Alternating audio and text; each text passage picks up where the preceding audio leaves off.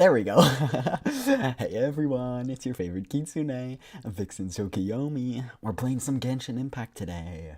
How are we doing today? How's everyone's day been? I'm on the left side, yeah. It's weird. Weird. Here, let me shrink myself a bit. I'm a little too big.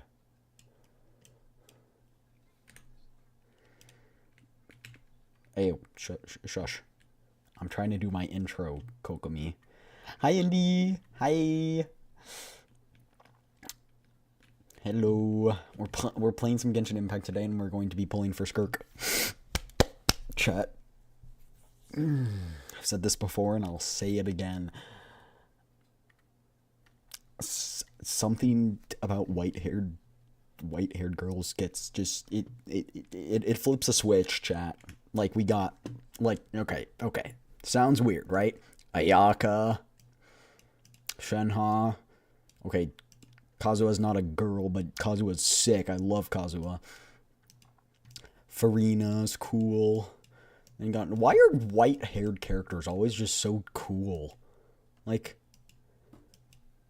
can you even blame me, chat? Can you even blame me? And it's Skirk. Like, come on.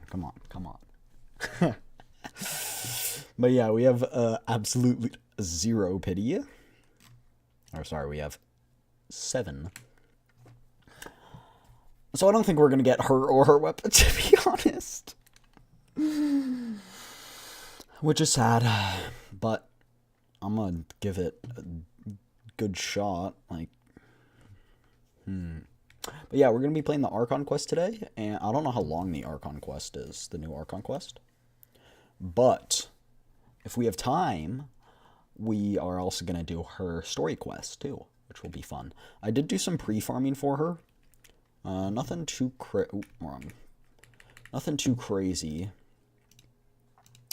Where's character ascension? Is this it? Yes. Like her things she needs for ascension, I got some of these in case we get her, so we can level up. And if we do get her, we will build her. So yeah, without further ado, I guess it's time to get wishing. Start praying, I guess. Chat, where should we go to do the polls? I feel like we need a place fitting for Skirk. Chat, if you were Skirk, where would you want to be? The Abyss is an obvious answer, but I don't even think we have an Abyss.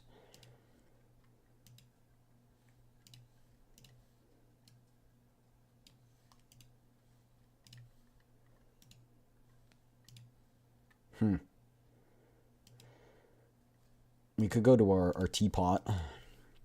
To the top of the mountain in our teapot.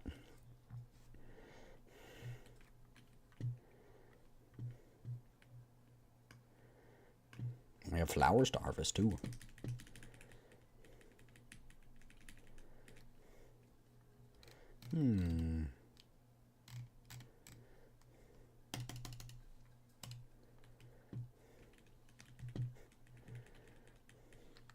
Harvest our plants. Should I rarely come here? I'm surprised they're even here.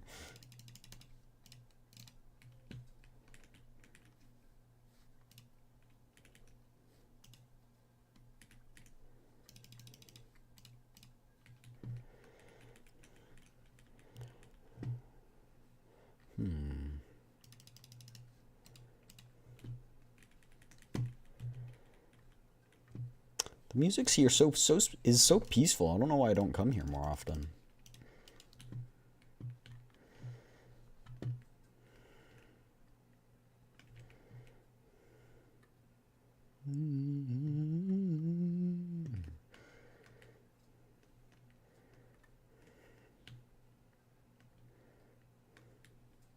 So we're gonna do half our polls here, and then I have another idea for where we should do our other half.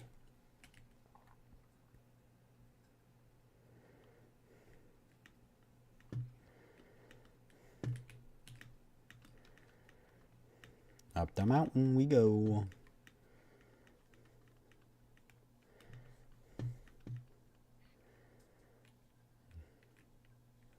Okay, chat, this might not be super fitting for her, but, like, come on. Come on. Come on. It's so pretty. Look at that. Chat, B1. B1 with Skirk. We have to... Okay. Okay. Chat, we'll do one looking.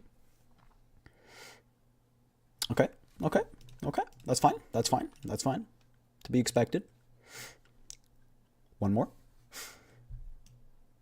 This time, I'm not looking, chat. I'm not looking. I took my headphones off. I can't even hear. I can't even hear, chat. I can't even hear. Did I get it? I don't know. We'll see. We'll see. We'll see, chat. Don't fail me now. I can't. I'm not gonna make a Candace joke. I'm not doing it. I'm not doing it. Ah! This one for sure, right? I have to redeem my woo-wop.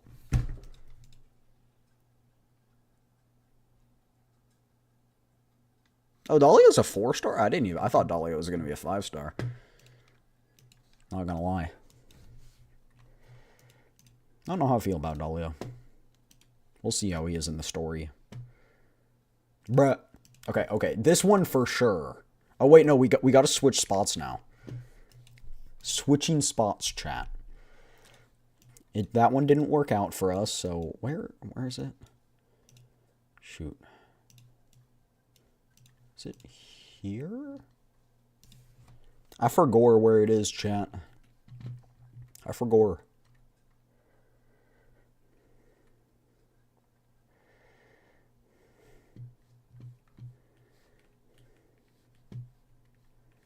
No, I don't think it's here. Hold on, I can probably find it. It's in the sky, chat. I forgot which waypoint it's by.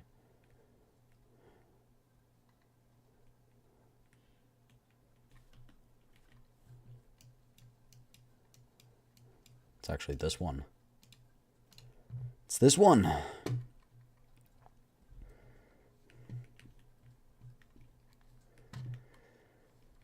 I think this is the highest point you can reach in the game. Like the tallest spot.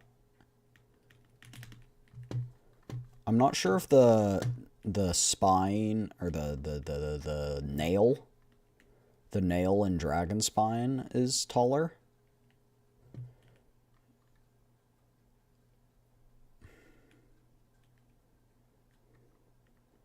Chad, if you actually hear those, bird calls right now. Oh, there's no.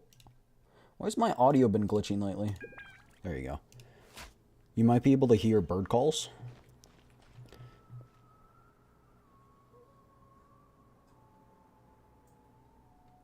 They're very quiet. Anyway, depressing fact, that's Zhao calling out to his dead friends. He does that every night. It's kind of sad. He's just a little guy. Literally, I think Zhao's the shortest male character, right? I think I got Zhao. Yeah, here. How tall is he? How tall is he, chat?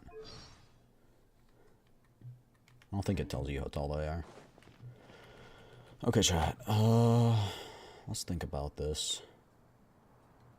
Actually, it looks to be that Fontaine is actually... I guess that makes sense, because Fontaine's got a giant waterfall around it. What would the highest point be? Maybe on this mountain, chat? Maybe on this mountain? Okay, yeah, touche. This is technically the highest point, but it's like in the clouds in a different dimension. I don't count that. I don't count that.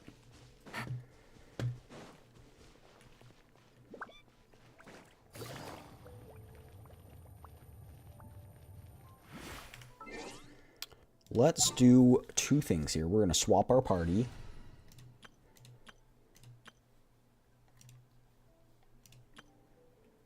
Chat. I love the Yaimiko. I love the Yaimiko. She's great. But we're going to have to use Maoika Archon here. reporting for battle. Oh, I didn't even set it as my party, because they can, like, scale walls really fast. For whatever reason. Burn it down. Her motorcycle done climb walls. It's kind of crazy.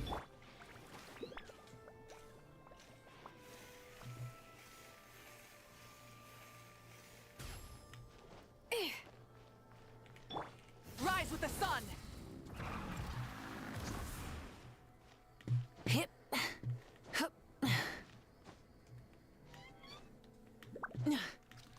Hip. Hup. No! No!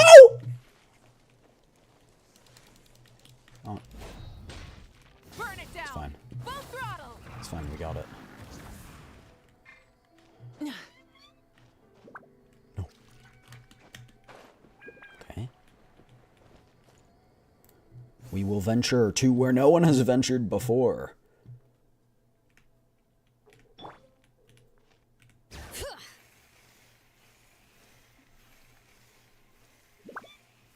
To scale the mountain.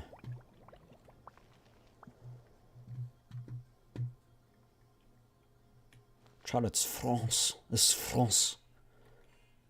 Oui, oui, je vais te frapper à la tête avec un poisson.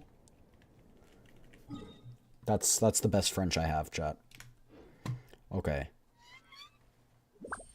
I don't know, but I'm fixated on getting to the tallest point. If we can't actually make it to that mountain. That mountain looks to be taller. The one that's all the way over there by the other rail system. This one? That's this one?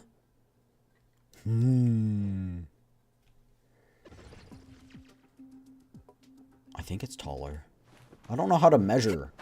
We don't have like a... Oh, I can't move. I can't move! Shut it. This makes entertaining content. I know you guys love seeing me climb mountains. It's peak.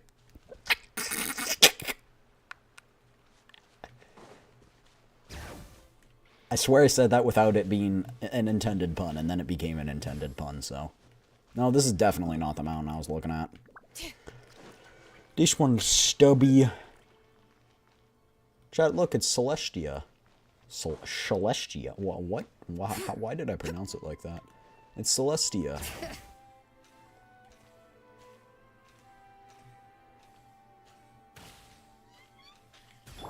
Rise with the sun.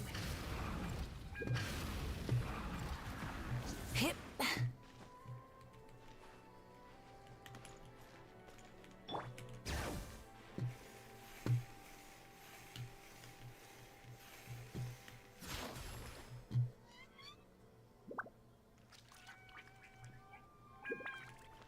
Oh no, chat, we're going back to where we were in Leeway.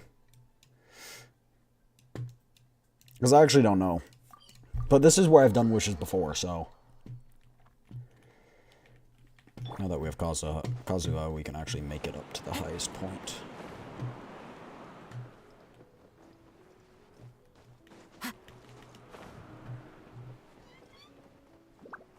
Let me on.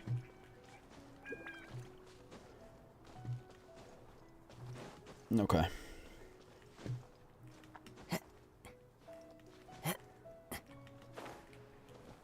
May I please get on top of the building? There we go. Alright. Here we are. Check, that music's so pretty.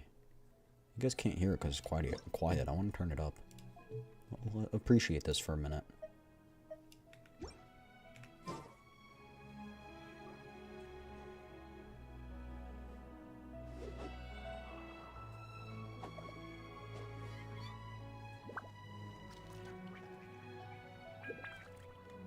Beautiful. Beautiful. Ah! Flashbang.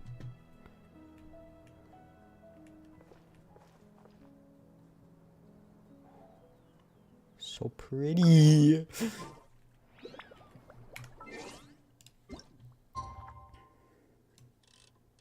Okay, we're gonna wait until sunset.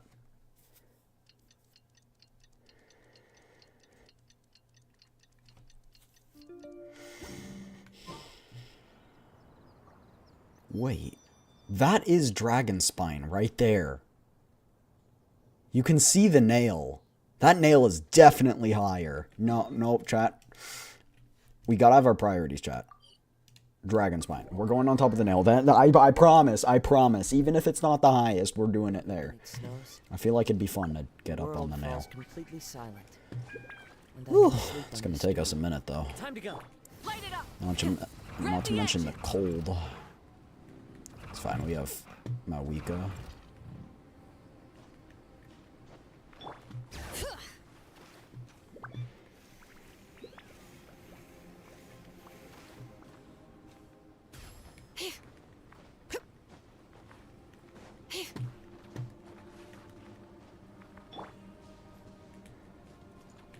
Wind strider. Yatta! No! We barely got him. Faced first into the platform. Don't ask me how her motorcycle can fly. I do not know either. I do not know either. Ask Shilonen. She was the one that built it.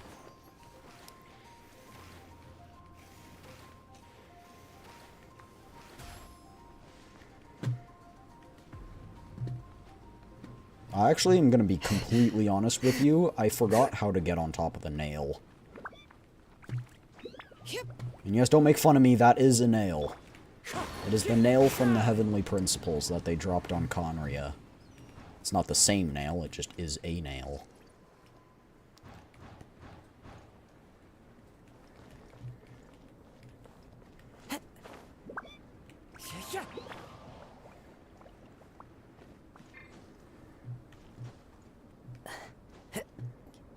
I just remember, I think you can sit up here.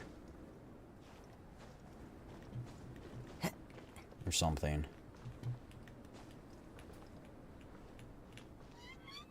Look at that.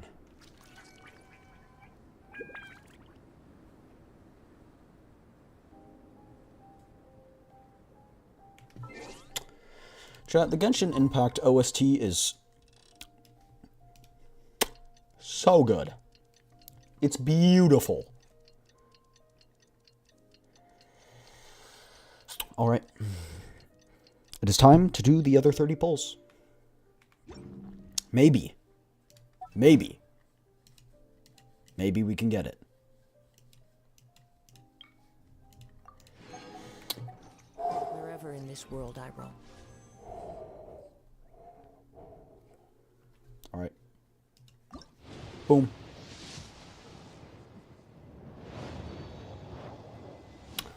Sag. Chat, we're looking for gold. We're looking for gold. Here.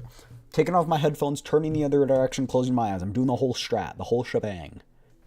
Works every time.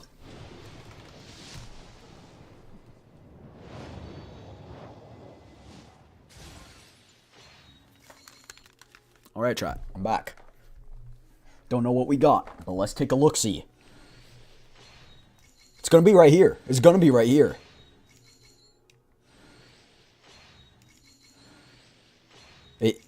It's coming, I swear. It's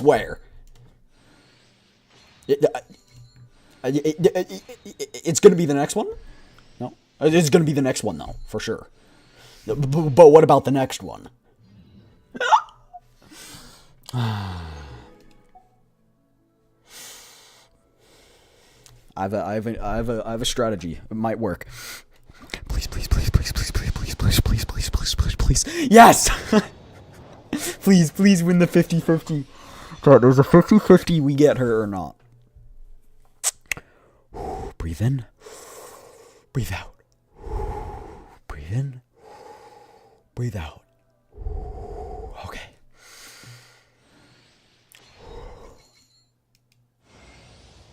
Let's go! Disciple of Sertologi, the Foul. You've proven your strength to me along your journey, and earned the right to speak to me as an equal. Now, let me witness how your fate unfolds. Let's go! Beautiful. Absolute peak. But chat, just wait.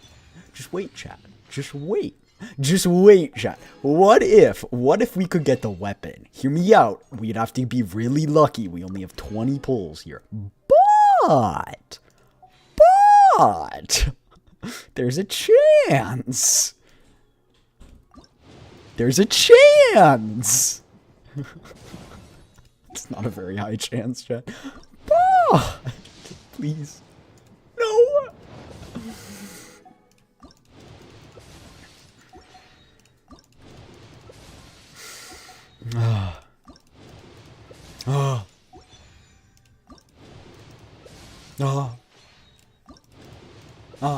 We didn't get it. It's fine.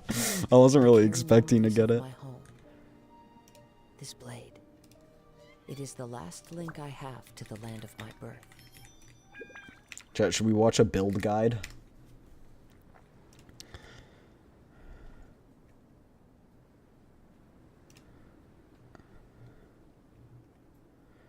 Should we watch a build guide to learn how to build her?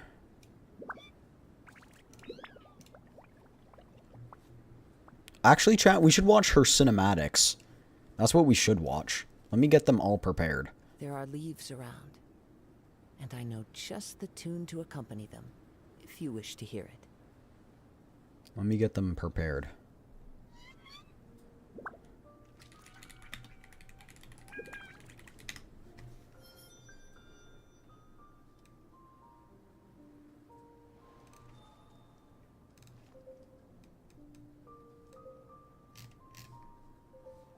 What's beeping? Oh. The thing that's about to say I'm about to freeze to death. I gotta put it on the pause menu 1 second. Okay, hold on.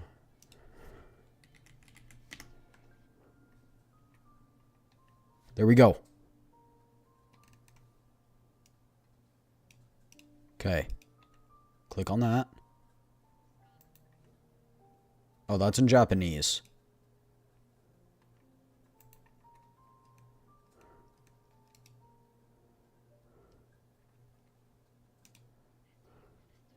Okay, we got it. I got it. Here we go.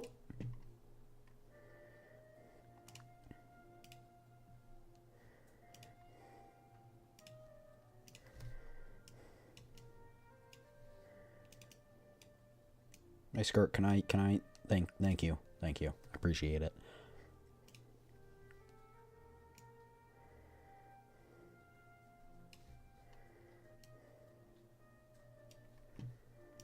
There we go.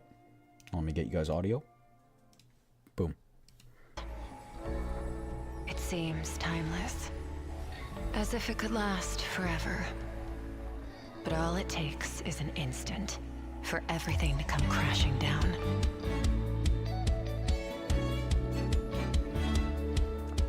The only choice is to forge ahead.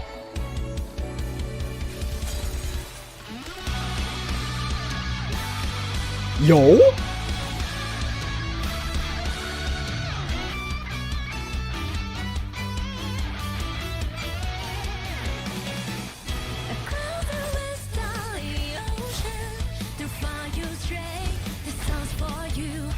You survive. You endure.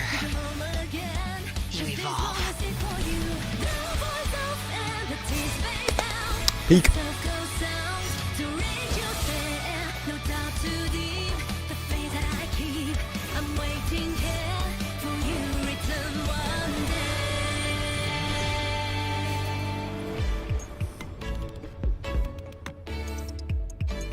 She's so pretty.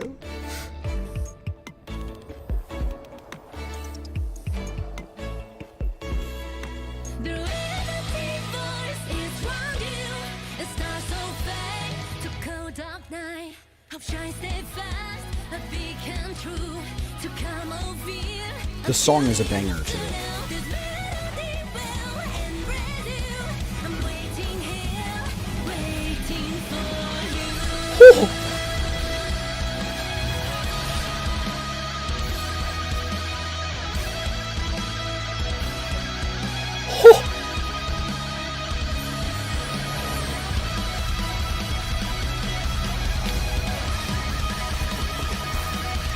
What? They cooked hard. Chat, hold up. I'm sorry to interrupt, but this is crazy. Watch this.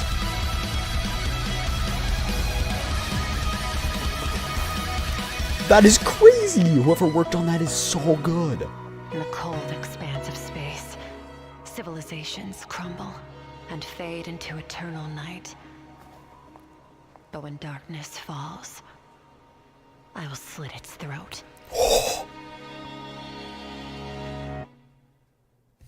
Beautiful.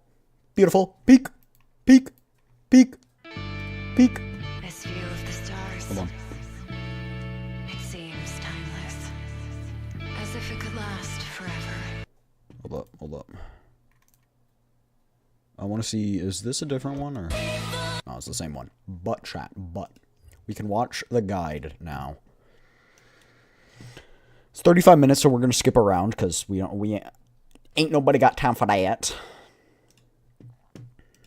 Hello and welcome to my channel, I Win to Lose Gaming. This is how to Skirk build her. has skirted around to become a playable character in Genshin Impact. In today's ultimate guide video, we'll go over everything you need to know about Skirk. This video was filmed on the Creator Experience server. Yeah, these are so ADHD.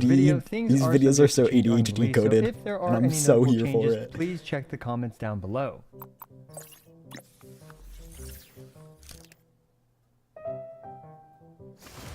Strong cryo DPS with not just one, not just two, but 3 different playstyles. You've got your sustained normal attack mode, your quick swap burst nuker, and a skirkuational hybrid playstyle where she's doing both like it's a part-time job. And with how complex her kit is, she might just be the queen of skircumstantiality. As usual, we'll go through her entire kit, her artifacts and stats, her weapons, her constellations, teams, some additional showcases, and finally, my opinion on Skirk at the end of the video.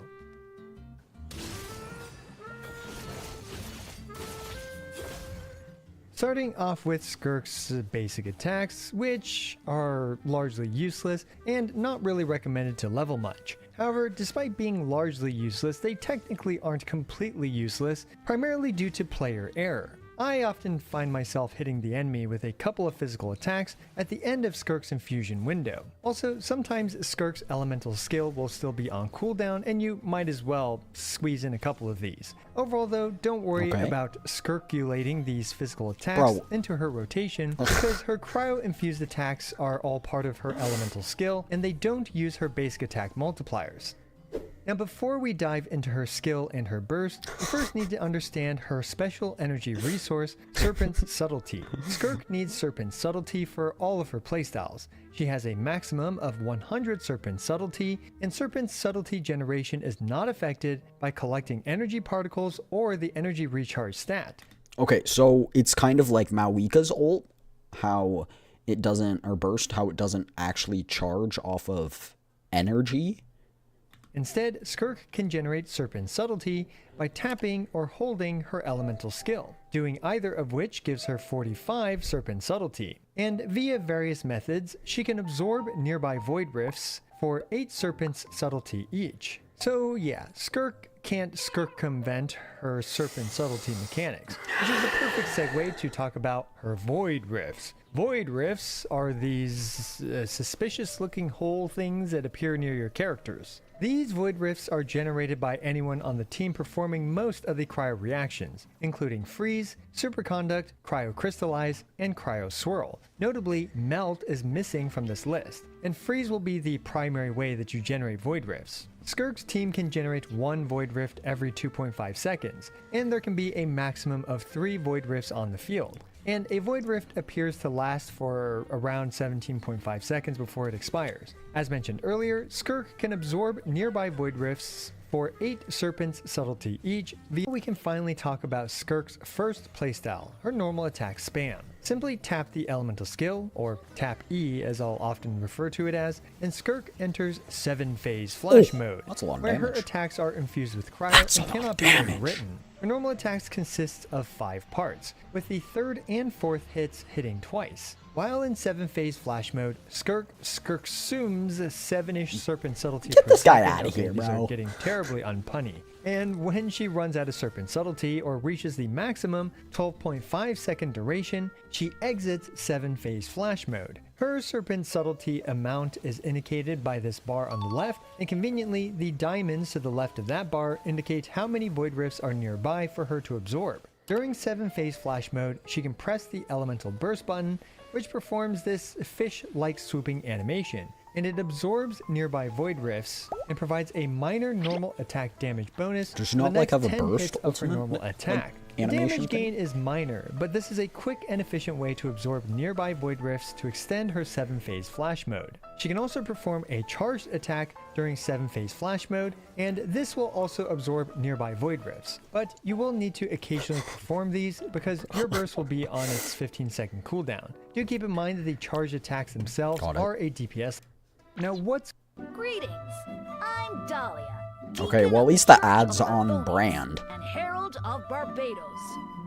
At least the ad's on brand, chat. Like, I mean, we're playing it anyway. going on with Death Crossing stacks? If a Hydro or Cryo character on Skirk's team hits an enemy with Hydro or Cryo damage, not including Skirk, each Death Crossing stack improves her normal attack multipliers significantly, with one stack dealing 10% more damage, 2 stacks dealing 20% more damage, and 3 stacks dealing a whopping 70% more damage Very than nice. 0 stacks, making this a crucial passive to fulfill. So yeah, that about covers it for her normal attack spam details. Let's put this all together and go through a simple example. First, set up all your support stuff, hold then on. press E with Skirk, and then perhaps Q to absorb nearby Void Rifts. Then you can perform a bunch of N5s, What's a which good is normal weapon, attack chat? 5 a couple times, and then use her charge attack to absorb There we the go. new rifts.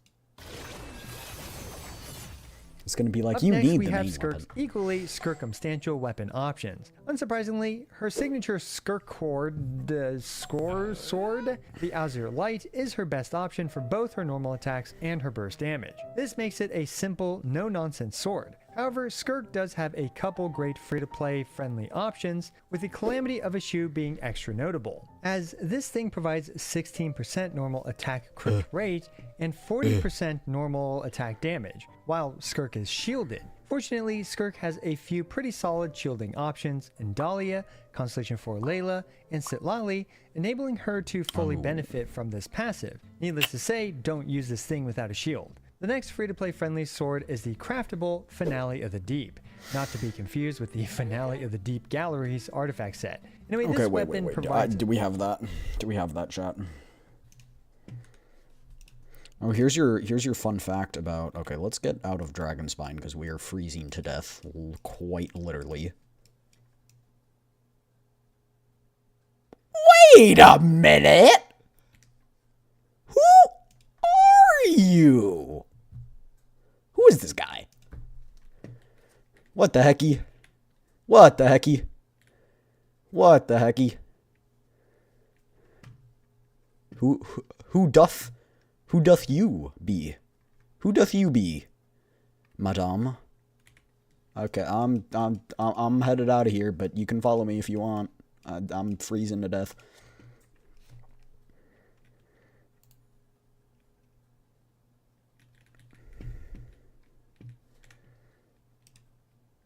This is a phenomena.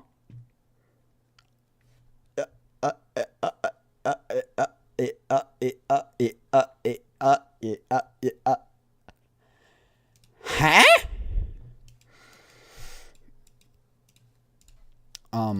This is interesting. Who might you be?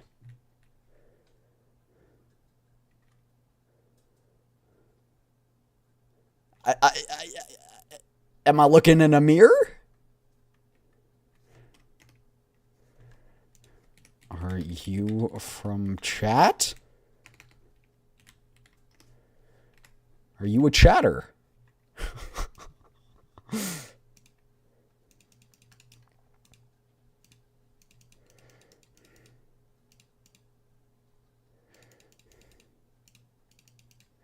Can upgrade her.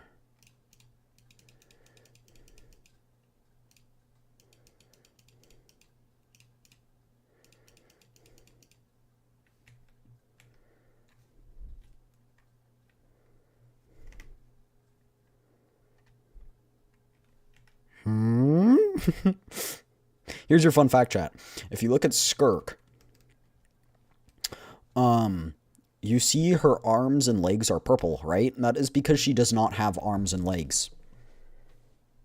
She uses abyssal energy to form her arms and legs. Somehow, we don't, lore-wise, we don't know how, but she lost her arms and legs. Speaking of which, we should get a weapon. Put on this bad boy. Woo!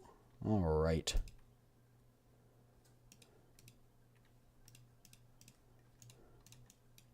I don't think we have whatever sword we're talking about.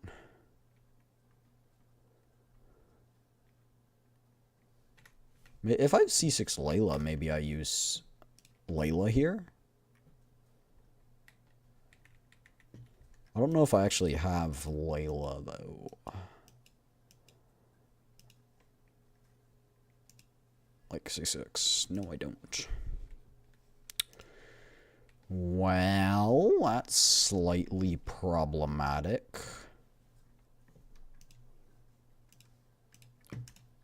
That's a great question to ask. Where did we come from? Where did we go? Where did we come from, Joe?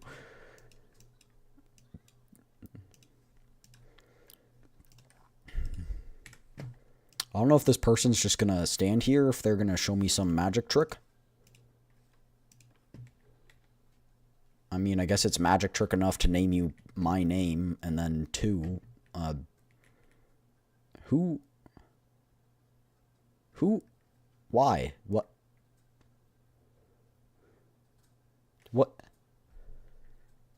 chat,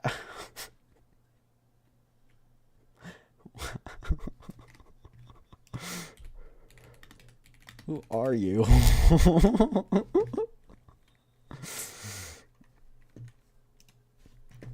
I don't know, chat. I don't know. I don't know who they are.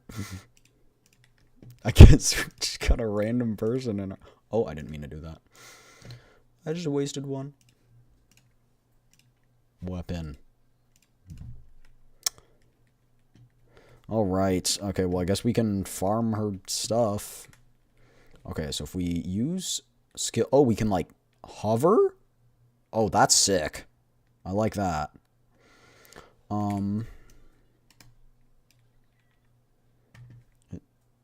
Are you just copying me? Is that what you're doing? Is this what this is? We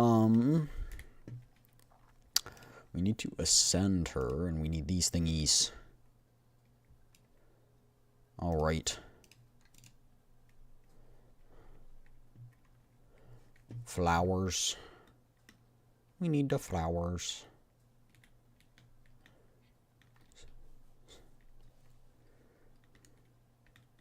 Oh, those are explosives, not flowers. I thought they were flowers from up there, from that angle.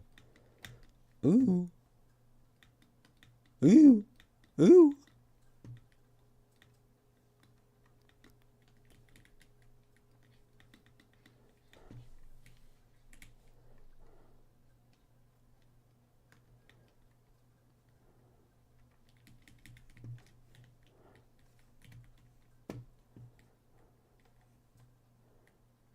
Oh, we missed some.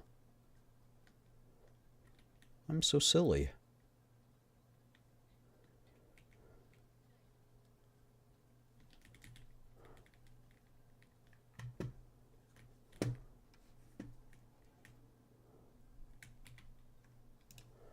Let's teleport back. We can go up the hill.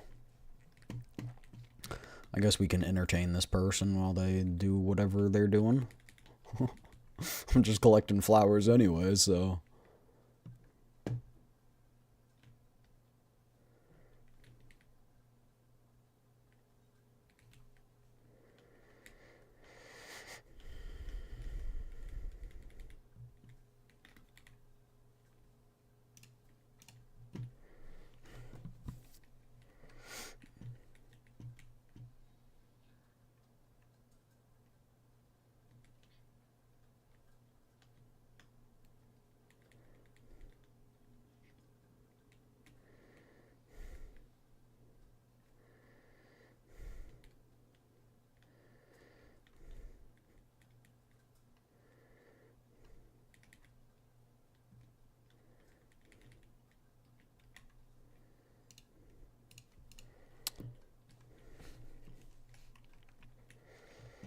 I've always wondered, how does collecting flowers make someone more powerful?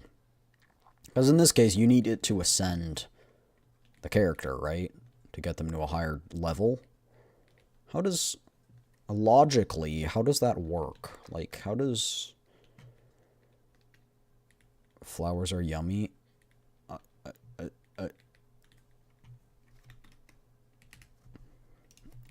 That's so true.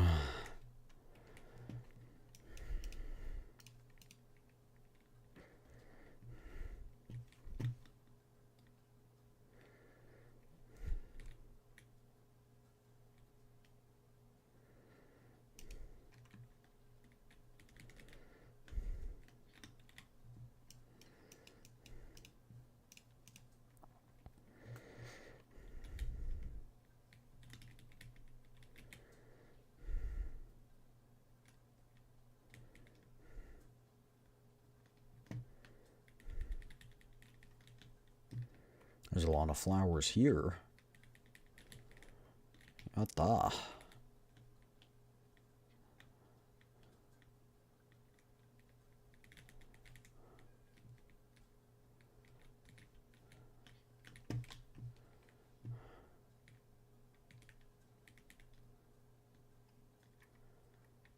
gonna steal it? Nah, I got it. I got it. It's mine.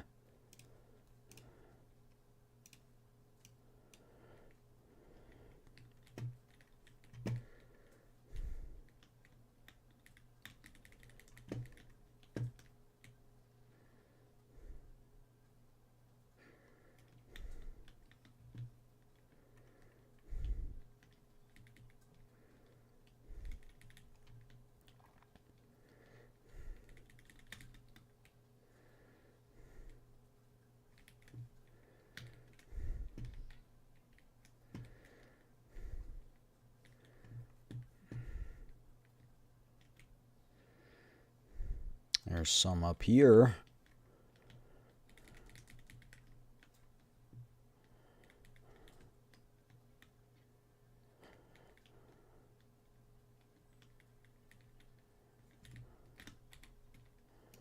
Are there even any more collection spots? Oh, there are. A few.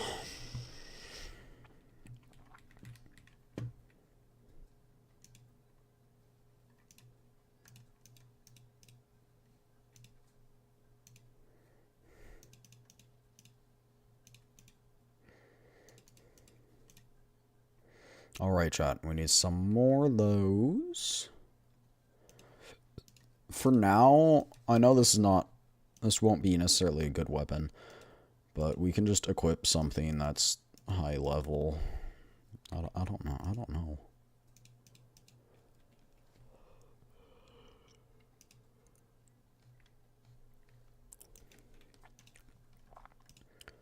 Is this a... Yes, this is an event.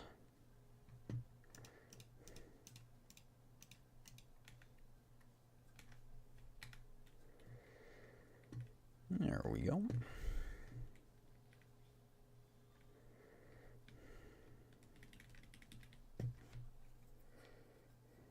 Oh, boulder.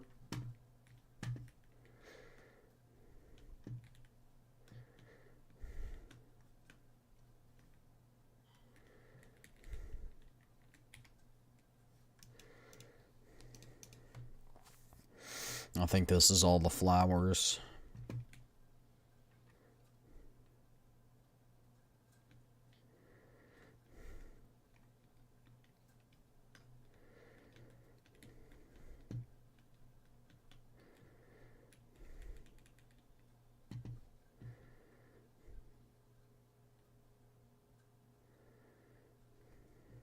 We are Dino. And there we go.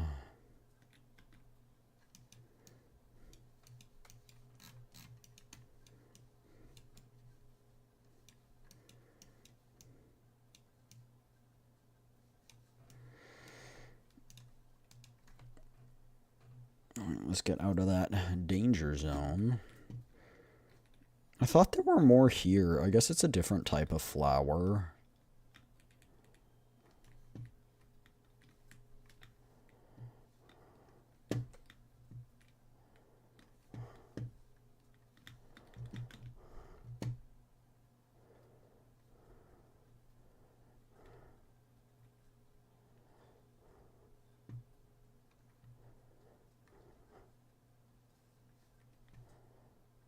Yeah, it's a different type of flower.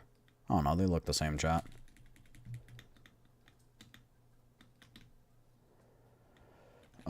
But yeah, let's... The domain, that's good for her too. We should farm that a bit.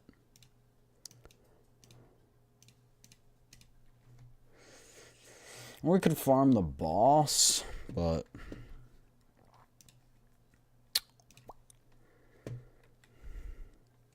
Do we have, if we sort by the... Oh, we don't even have any of the set. That's good. Alright, well... we have none. Literally none. Okay, okay. Why is it level 2? And not level 1? Alright. I don't know.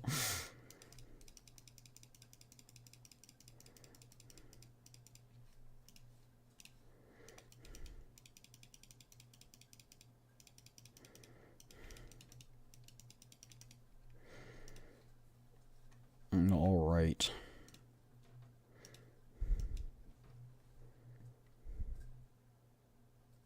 Oh, when all members of the party are either Hydro or Cryo, if there's at least one Hydro and Cryo character, your own party member's elemental skill levels increased by 1. I see. Interesting passive. What? What?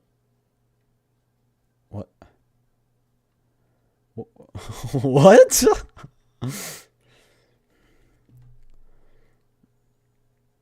Oh.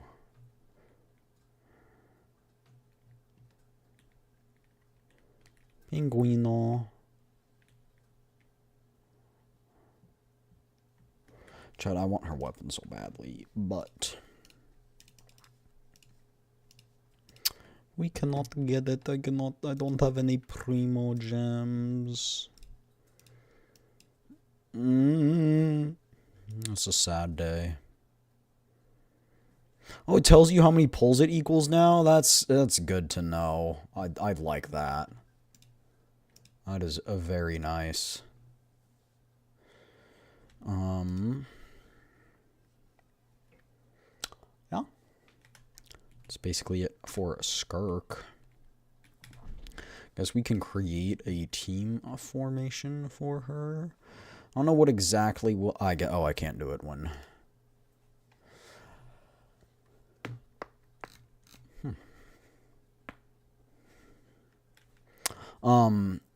I think that a team just like Ayaka, just replacing Ayaka with Skirk would be good. We also need to get more flowers. And we need to get... I don't think you can craft her artifact.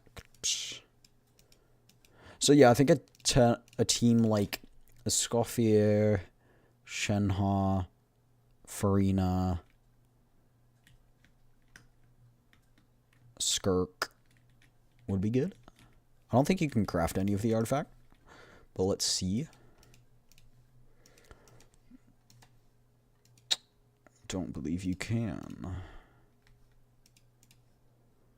Nope, you can't, which is quite sad. Oh, but I do need some of the gems, some of these. Boom.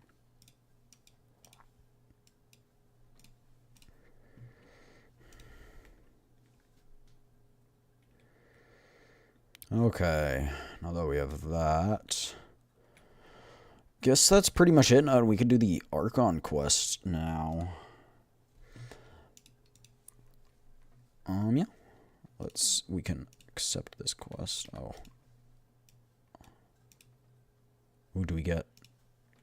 Oh, thought we might get some primo gems for more wishes, but no.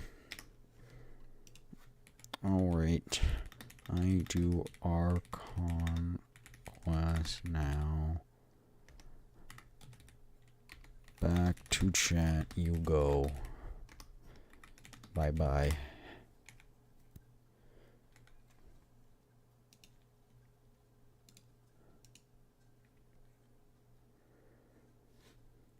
I don't know if they were a chatter or just a random person, but I give the experience a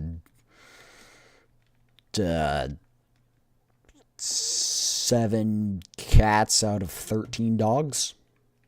I think that's a fair rating. Alright. Let us make a team. I think we can replace this one. Okay. We go. Boom, boom, boom, boom. Yeah, what exactly is teamwork? Oh, Finale of the Deep's a craftable? Okay. Where do you craft it? Is it Natlan? Oh, I didn't even equip the team.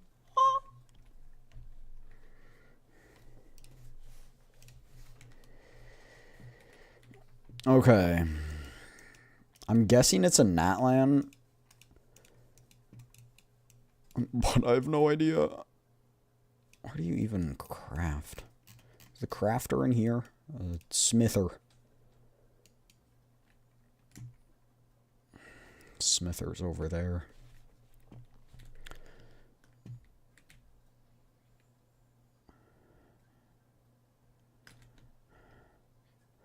I wonder if they updated it so you can give more things to the altar, this update. Because they cap it out. You actually can't keep going. There's a cap. Yeah, oh yeah, max level reach for current version. Even though I could get like 10 levels, which is sad.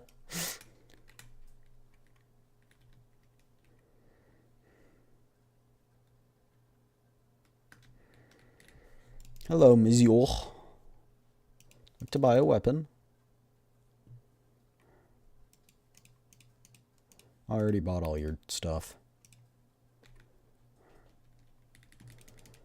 I'd like something made.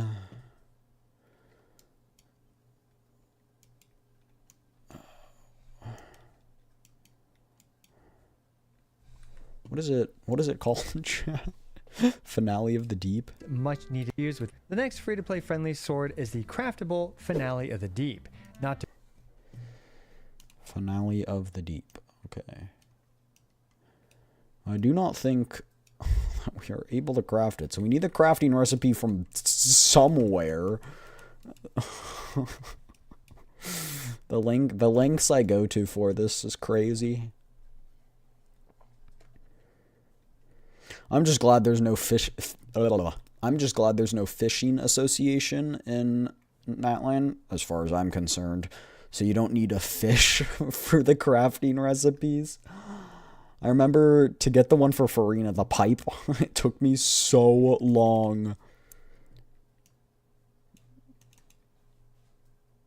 Finale of the Deep, boom.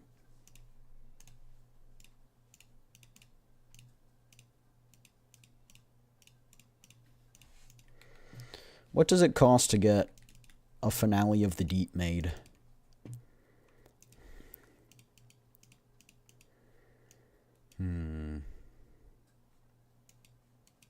No. Okay. Can't you, like, convert a regular sword blade to a Midlander one? I think you can do that. Let's test.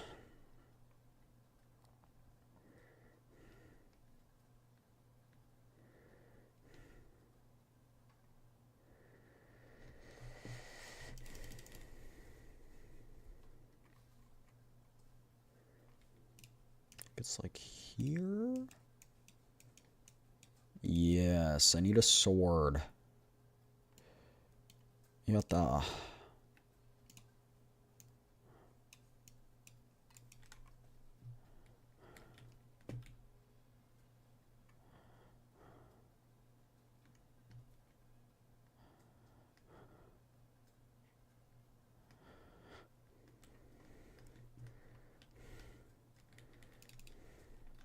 I would like you to...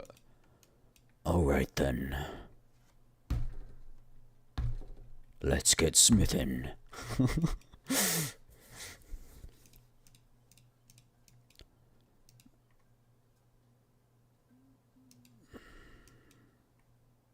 Whoa.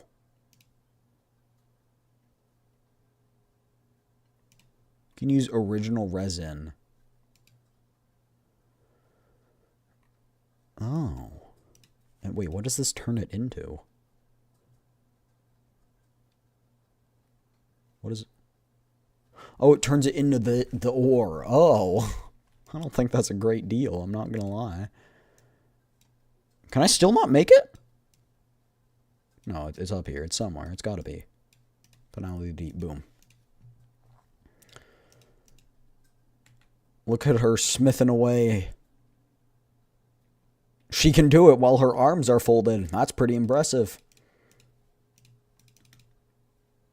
Thank you.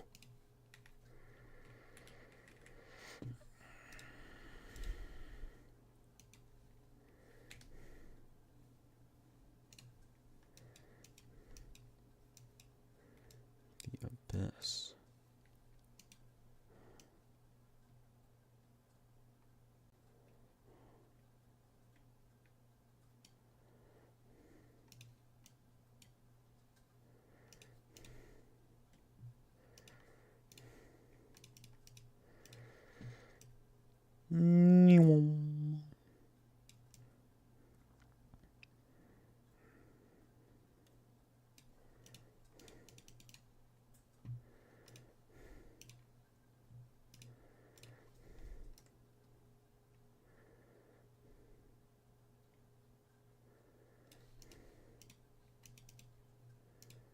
Oh, this uses Kiguchi handguards?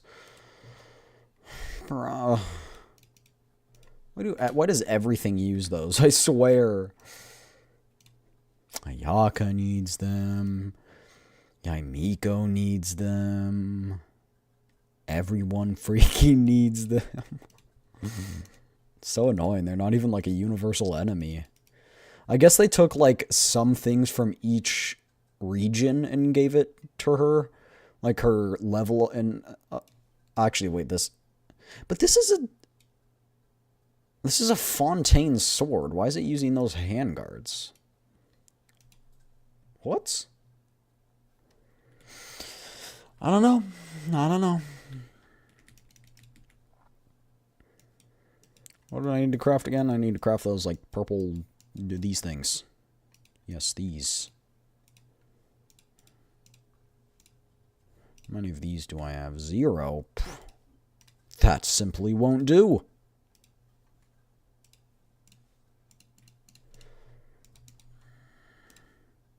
I don't know if I need... I think I need 4? I forgot.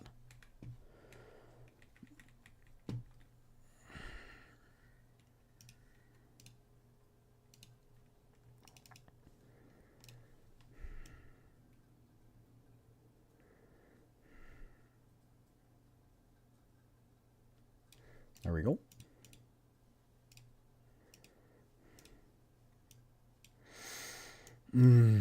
Okay, more handguards.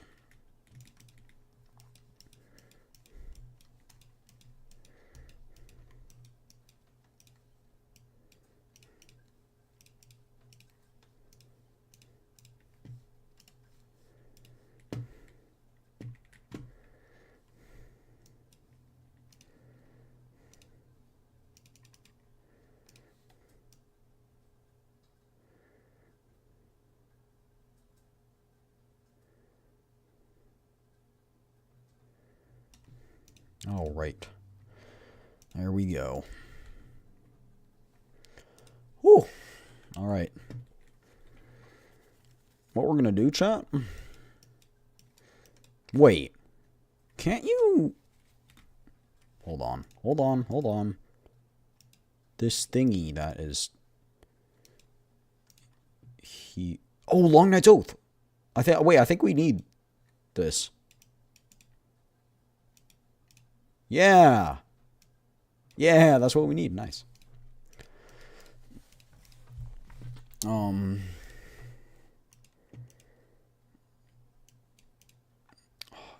Artifact transmitter thing. I need that. Use. Yes, this is what I need. So we go Goblet, main affix. I think Cairo, but just let me double check because some characters To be want. confused with the finale team and your Bruh. I got an ad. fighting specific. Well, you guys haven't been able to hear all this time. I'm a good streamer, chat. Don't make fun of me, okay? I'm trying my best.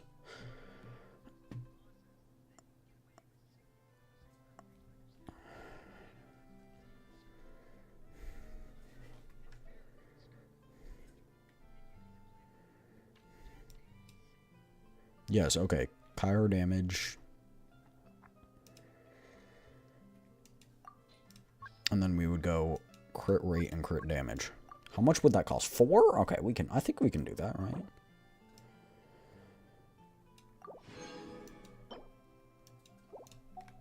Now we just need to get good rolls, chat.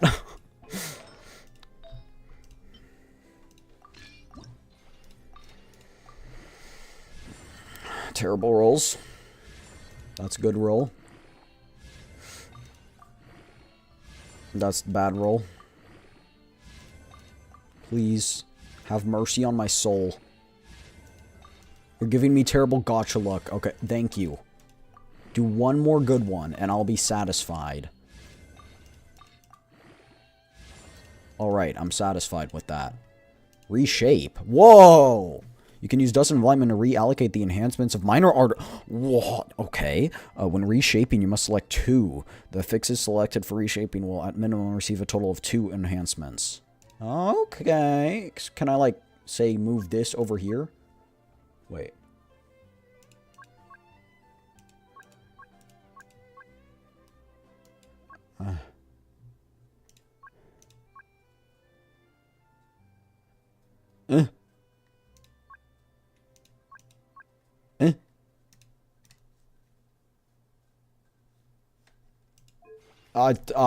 No, that's brain no work.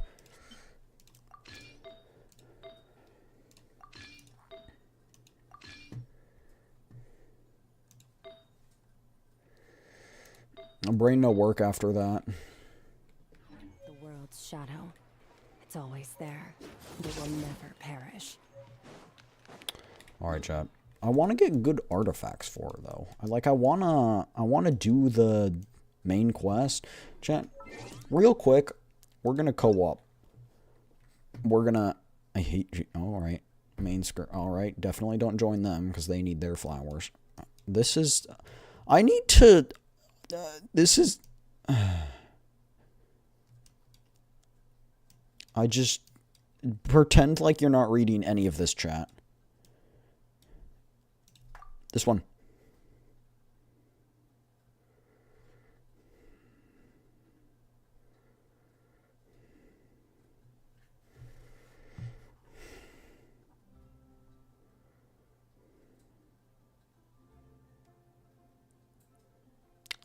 They don't want us there. Okay.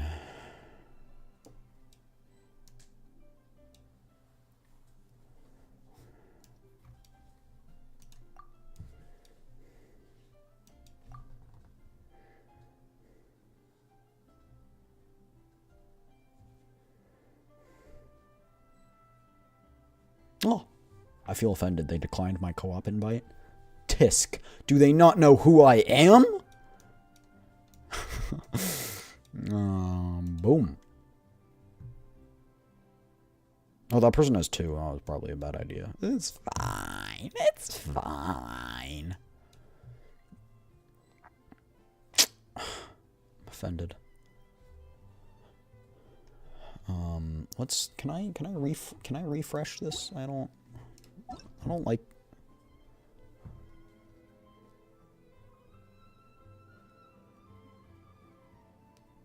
Chilling. This dude's chilling. Oh.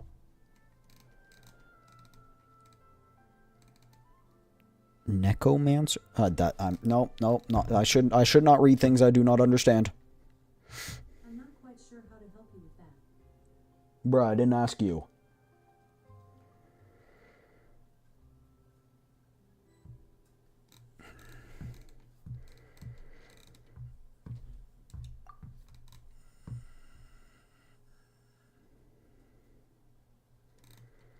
I need more.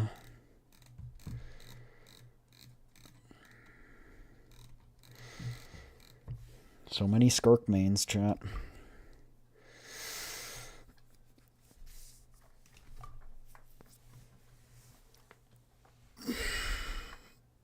Yes! We're going to McDonald's, chat. We're going to McDonald's.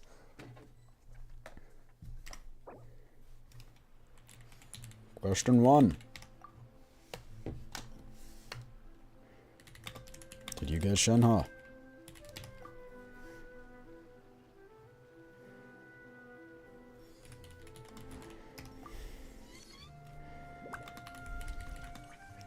That's sad.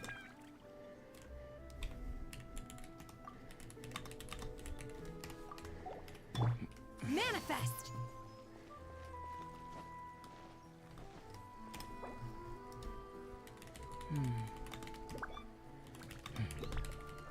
May I pretty please take mats for Skirk?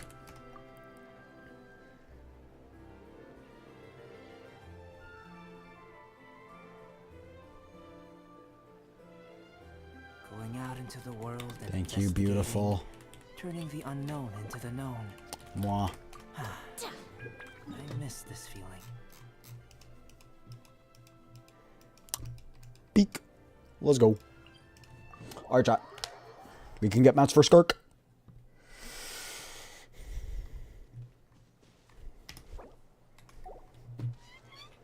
How many more do we need? That's the real question, chat. I think we need like 60 more. So we'll collect all we can from this world, and then we'll call it for the day, to be honest. Okay, now that we're navigating... There's some up here. Let's get those first. Fearless.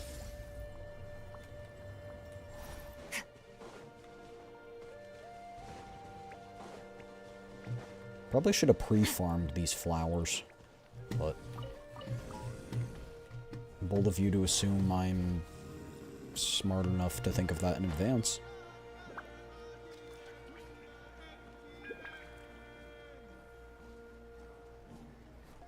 The more I go to other people's worlds, the more I realize that it is absolutely crazy the fact that I have 100% exploration on all regions.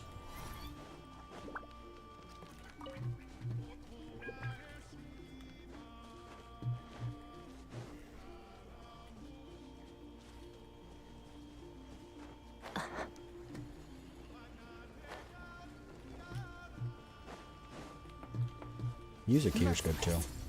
Not my favorite, but it's good. I personally like the more rhythmic tunes of like Fontaine. Fontaine had a banger OST. Ow. Ow. Okay, where did the rock go? I wanted to take shelter on the rock. Okay, it's fine. Ow. Ow. Ow. Don't mind me just walking in a lava. Oh, they're here. Of course they are.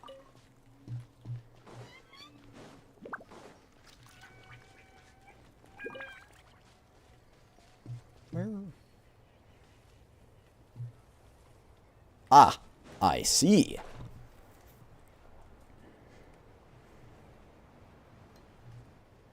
I do be seeing. All right. Let us go collect. Fearless.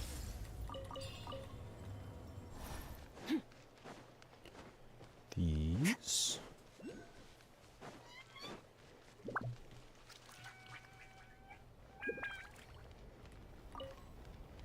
There's only one.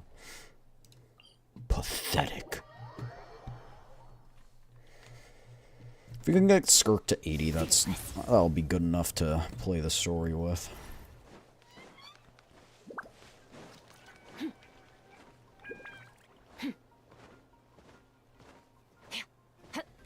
Fearless.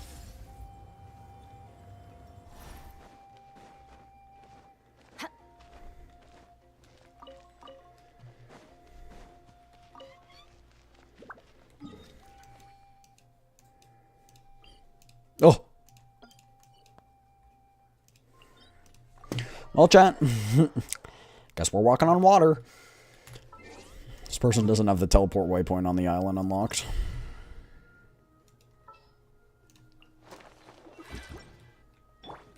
Strike a pose. Let's go. I would leave it, but I remember there being a ton over here, so.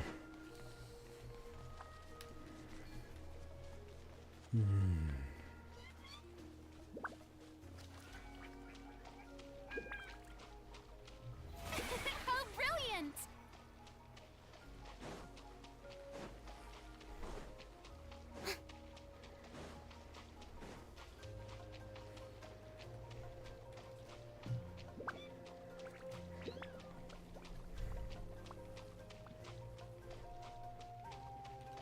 May I present?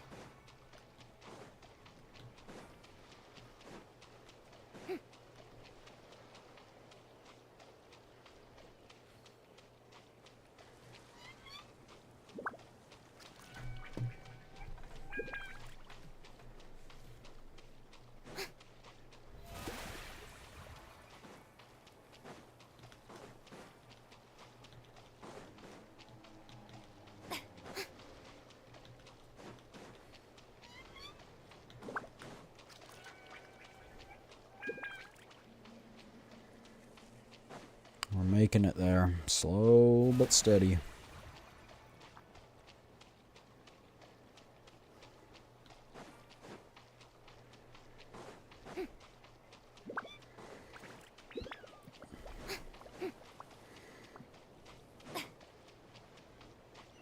There we go. I don't think I can unlock this waypoint.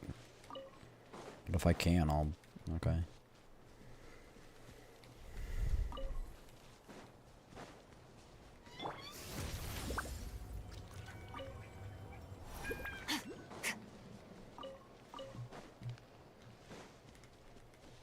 I missed that one again. Merciless.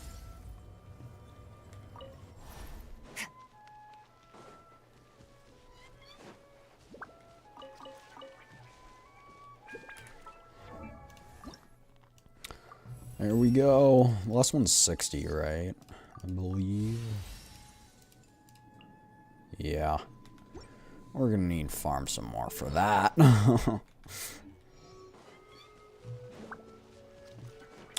Alright. Good luck on polls. Chat says hi as well. I'm going to do the Archon quest now. Where do we come from? And where are we going? Give them a second to respond, and then we'll dip. 07.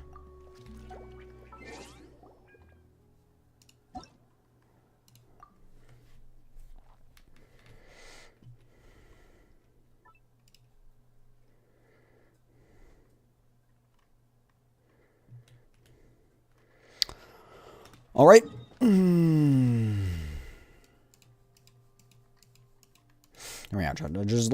We use our condensed resin for this domain, and then we'll do the quest.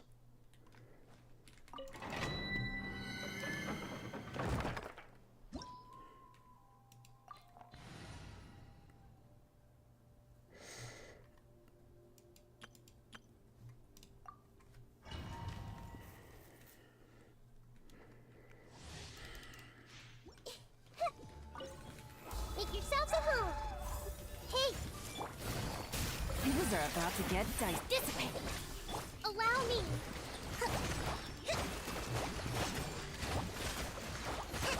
This might hurt. Only one enemy is quite nice. I mean, it's a tanky enemy, but it's only one, which is... I like. I approve. Whoa!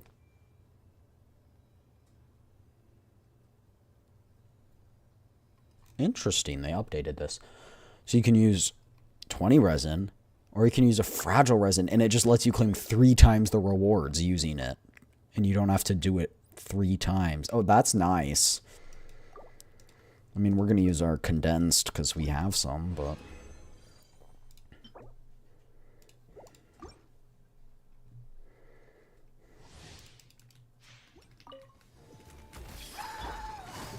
Here comes the catch. Hold the line. Torrent, bring refuge.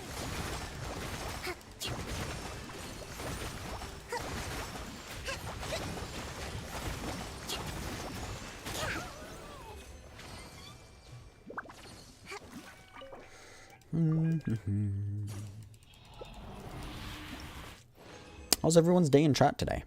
How's everyone's day going? That could be good. I could be alright.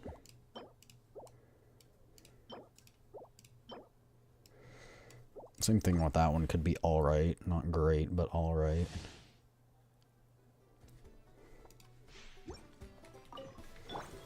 Share my knowledge.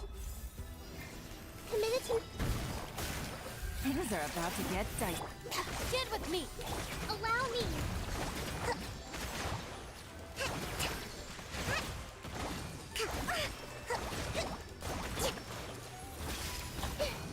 Well, it's because it usually shields. I forgot about that.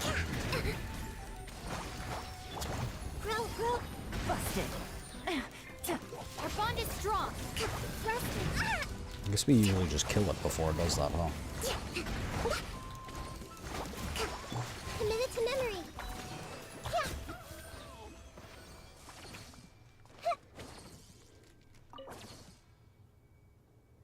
I'm gonna have to get used to that.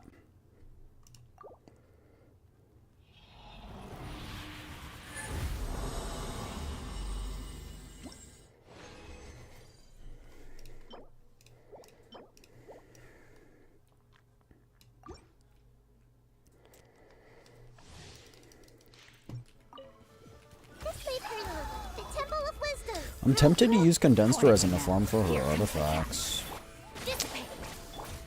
Or sorry, not condensed, fragile resin. Because you can just claim 3 times the reward when you clear it once. That is really, really nice. Gotcha. Game's up. Fun's over. Get with me. Grow.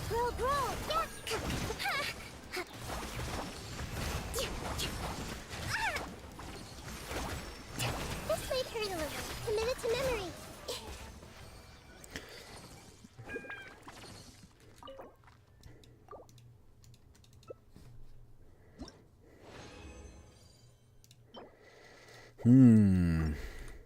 We'll do it again. Fragile resin.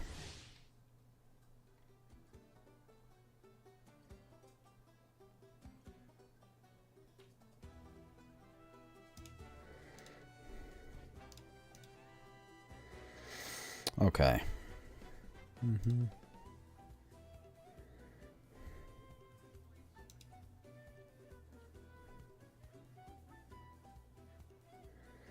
I'm trying to look what substat she wants.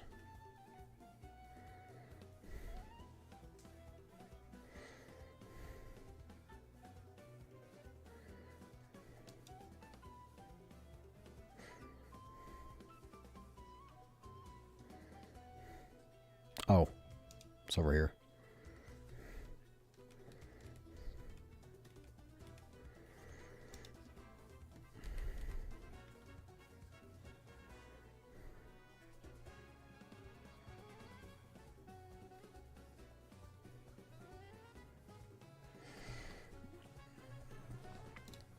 That's okay.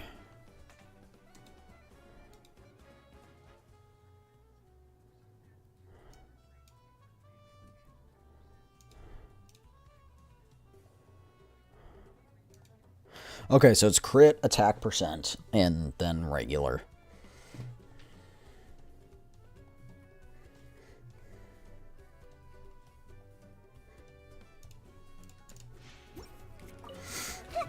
Make yourselves a home. Grow. Busted. I don't need to be perfect, I just need it to be viable enough to clear the story with. Covenants of the deep.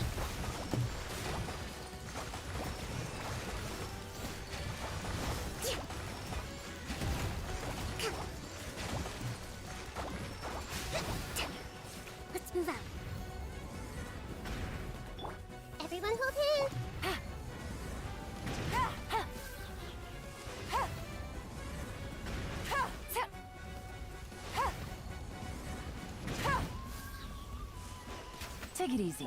Dissipate. Hold the line. Yeah. Commit it to memory.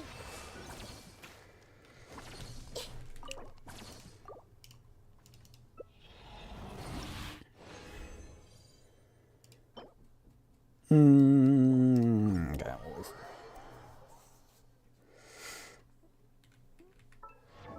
What does the artifact set actually do?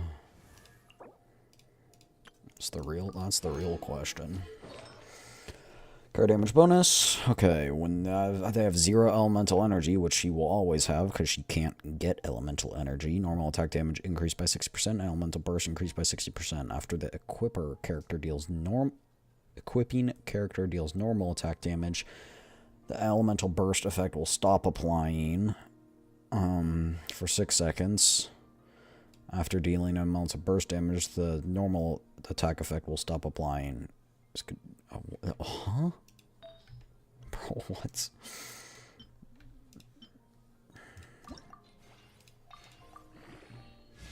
Okay.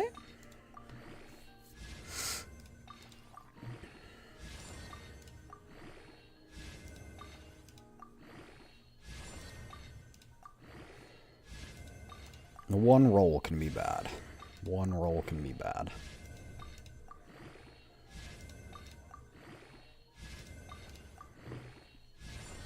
Very nice. Very nice. She doesn't have good sands, which is fine. She also doesn't have a good circlet.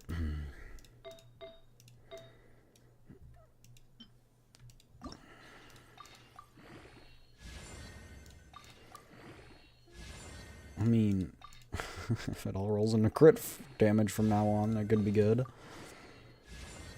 Nope. Alright, that's fine.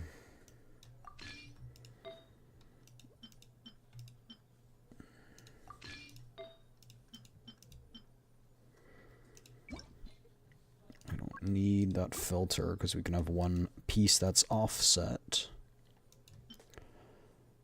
That's pretty good. Actually, she needs crit rate, probably. Yeah, 22 is... Yikes.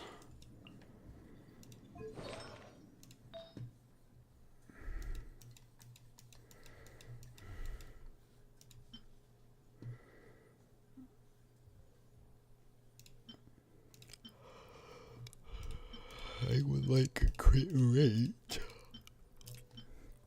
Please.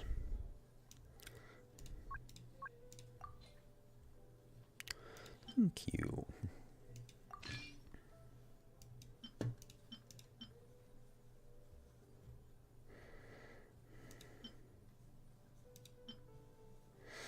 Alright, that'll be good enough for now. Yay, chat, we can finally do the Archon quest. Sorry that took so long. Hour and a half to pull and build. That's not horrendous. It's bad, but it's not horrendous.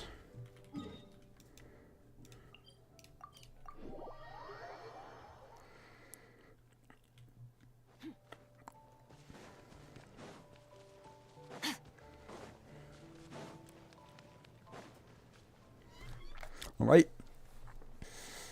Paimon's got a new VA, by the way, chat. Fancy that. I didn't expect to run into you two here. And I think Yansan also has...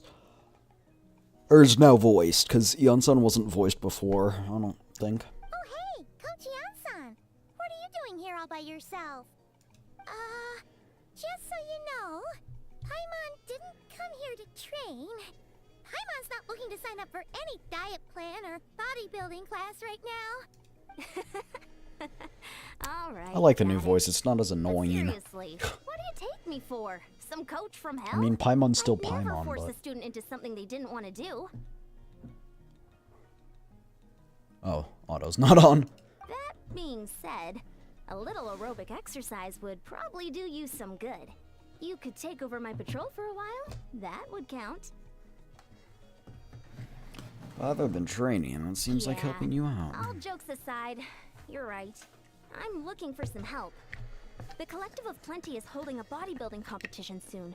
And so many people have been busy squeezing in their last-minute workouts that we've run out of staff for patrols. Oh, so you've stepped in to cover their work. But don't you have a last-minute workout to do too? I'm good. For one thing, I believe peak conditioning can only be achieved through consistent training over a long That is time true. span. That is true. Cramming in a workout at the last minute does next to nothing for you. That is true. That is But very. more I was gonna say that, importantly, but well, as you can probably imagine, yeah. I'm not able to compete in any of the most popular Eon weight sounds too classes, small. and there's no real competition in my own weight class. I thought she was the judge. That makes sense.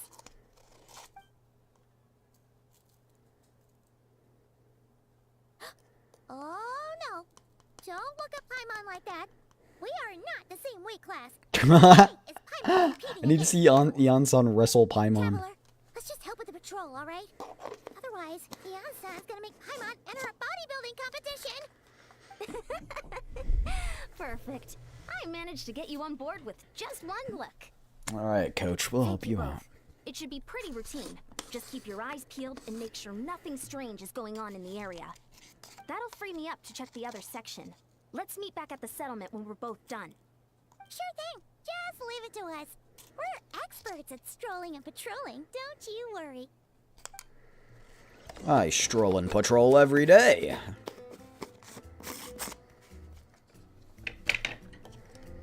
I'm making my drink, chat. My gamer sups. Merciless. Okay, so if you hold, you can't actually use the, like, enhanced attacks, so you have to just press to use the enhanced attacks, I think. Extinguished. Yeah. And then you can use it to move if you so desire. I'll have to go up there. You kidding me? Up we go. Bruh.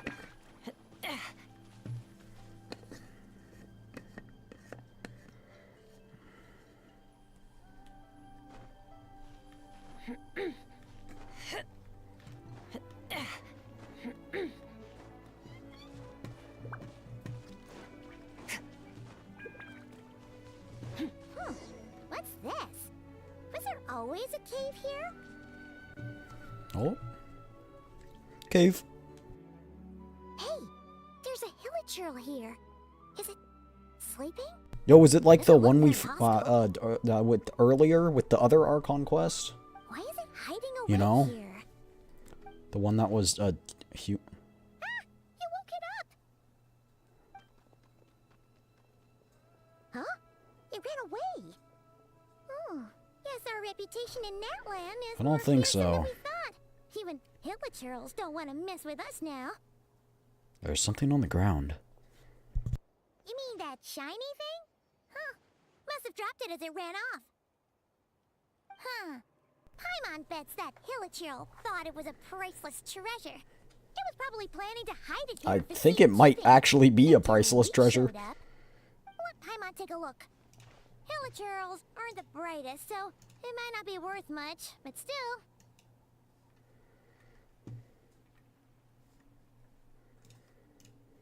What is it?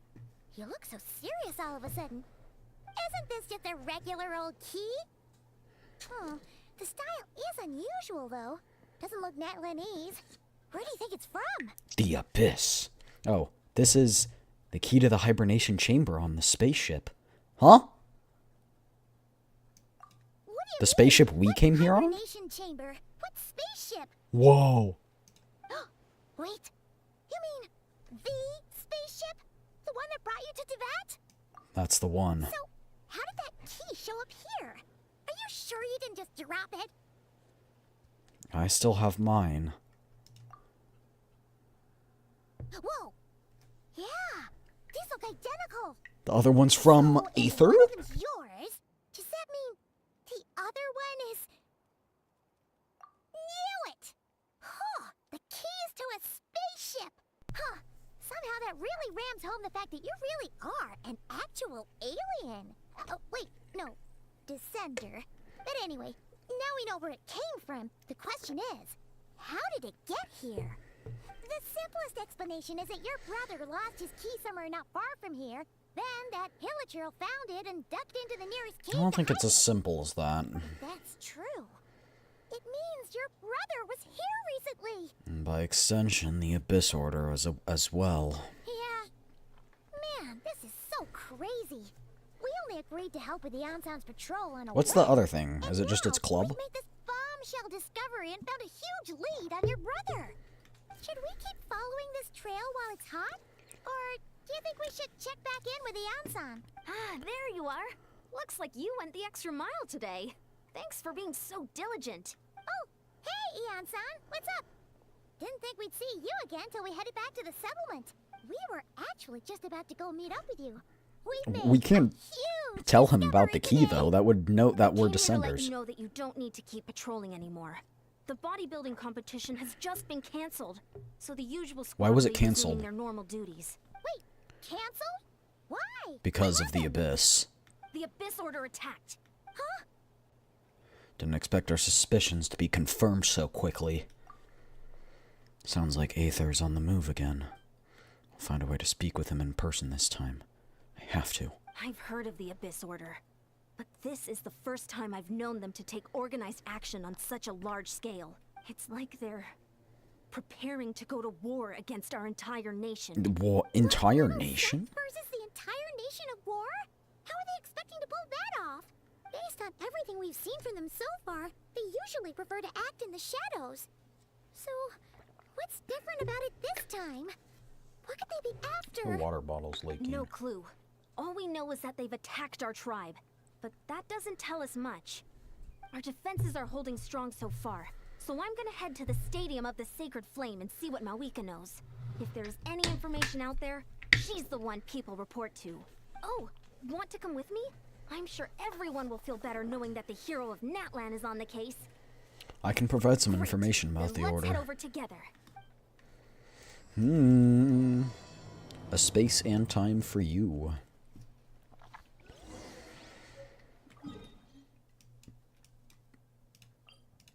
Chad, that's weird. That's weird. They just dropped that casual. I guess, like, what else would we have come here on? A spaceship makes sense, but still. I wonder what it looks like. So interesting.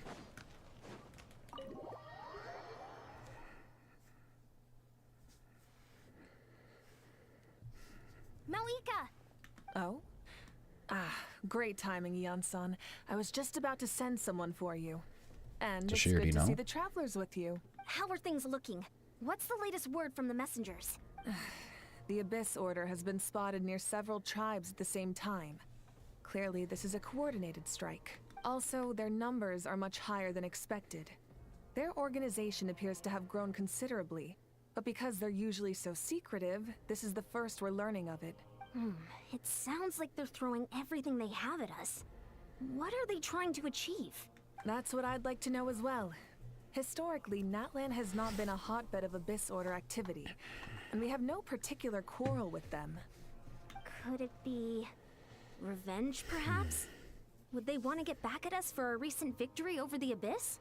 I feel like that's a different sector of the unlikely. Abyss. But then again, Paimon wouldn't put anything past the Abyss Order. It's too early to say anything definite.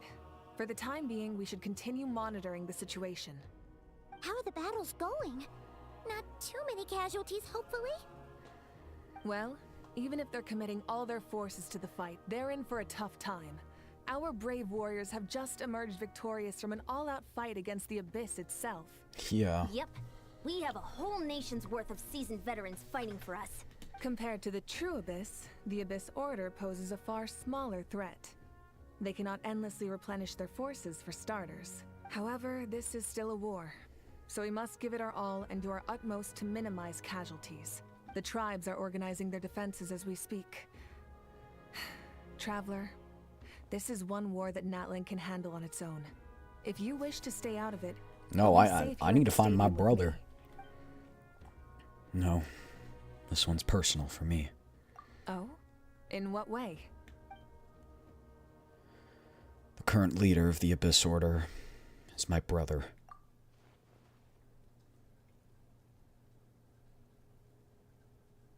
Yep, that's how it is. I didn't think we'd drop the bombshell just like that. I see. My goodness, that is very personal indeed. If you don't mind me asking, do you have any idea what his goal could be? That's what I want to know as well. Safe to say, they're not exactly on the best terms at the moment. Ever since Paimon met the Traveler, she's been trying to track her brother down and get some answers. But he's been avoiding her. I see. So you two have fallen out. Huh. A pretty common occurrence between siblings. Not when you're thousands of years old. That may be. But the stakes are a little higher where these two are involved. They certainly are.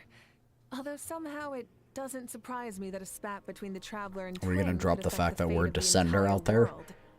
Just so I'm clear, you're still on Matland's side, and you have no idea what your sibling is after. Is that right? Absolutely. I might even hate the Abyss Order more than you do. Well, that's a relief.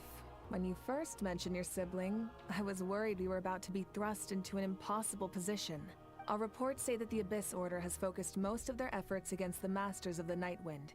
If you don't plan on staying here with me, I'd recommend going there to lend them a hand. Sounds good. I'll join you. Right now, the Collective of Plenty isn't facing a serious threat, so we should support the other tribes. Many thanks, you two. Anything you need, send word to me right away. Let's go help them.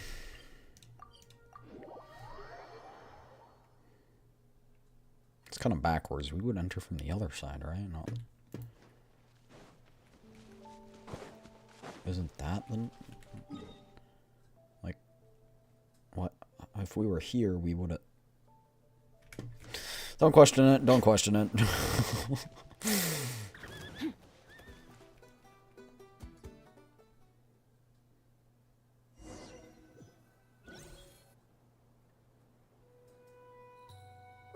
it's Eulalie.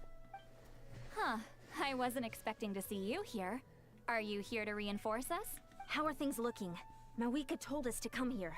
Oh, the situation must be pretty dire if it's managed to get Lolly out of the house. Dire? No, I wouldn't go that far. It's mostly just irritating. I heard we're being hit the hardest out of all the tribes. What are they trying to imply? They just think we're pushovers or something? The more I thought about it, the angrier I got. I couldn't exactly concentrate on my novel after that, so... well, here I am. So, that's how they earned the ire of Granny Eatsley, huh? They call themselves the Abyss Order, yes? Ugh, so tasteless. It's exactly the kind of two-dimensional name a clueless writer picks because they don't trust the rest of their writing to persuade the reader of who the real villains are. She's saying your brother has poor taste. I'm just glad I'm not the only one that thinks that. Wait, what? Are you saying her brother is a member of the Abyss Order? The leader, I only in said that fact. because I was mad.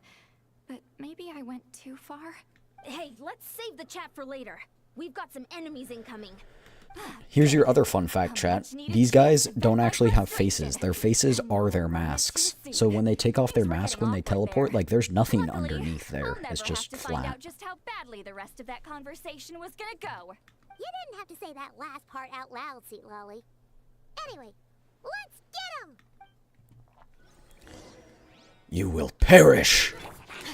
Obey! Okay, maybe I should hold off on using... Fulfill our pact!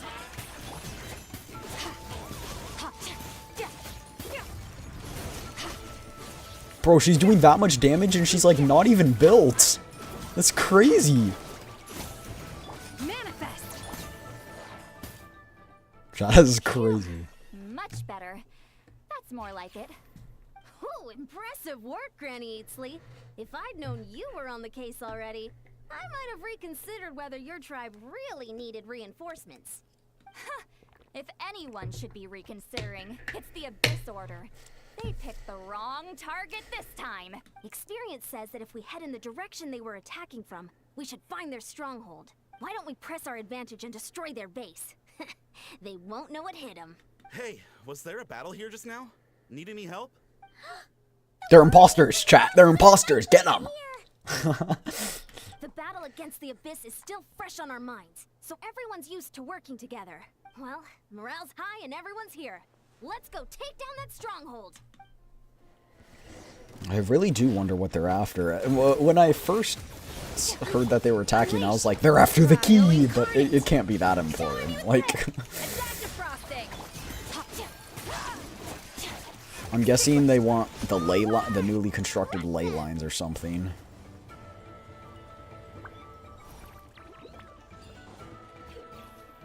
Dark candlesticks, created by believers in the Abyss and Chaos, will constantly absorb nearby characters' elemental energy and convert it into void wards. Destroy these wards as quickly as possible to retrieve the converted energy.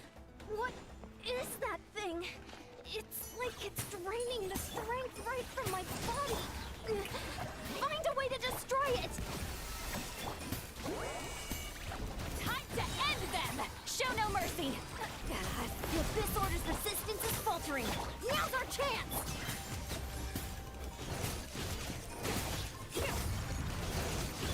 A burst of flavor! Warriors, attack! After them! Get 'em! Get 'em, chat!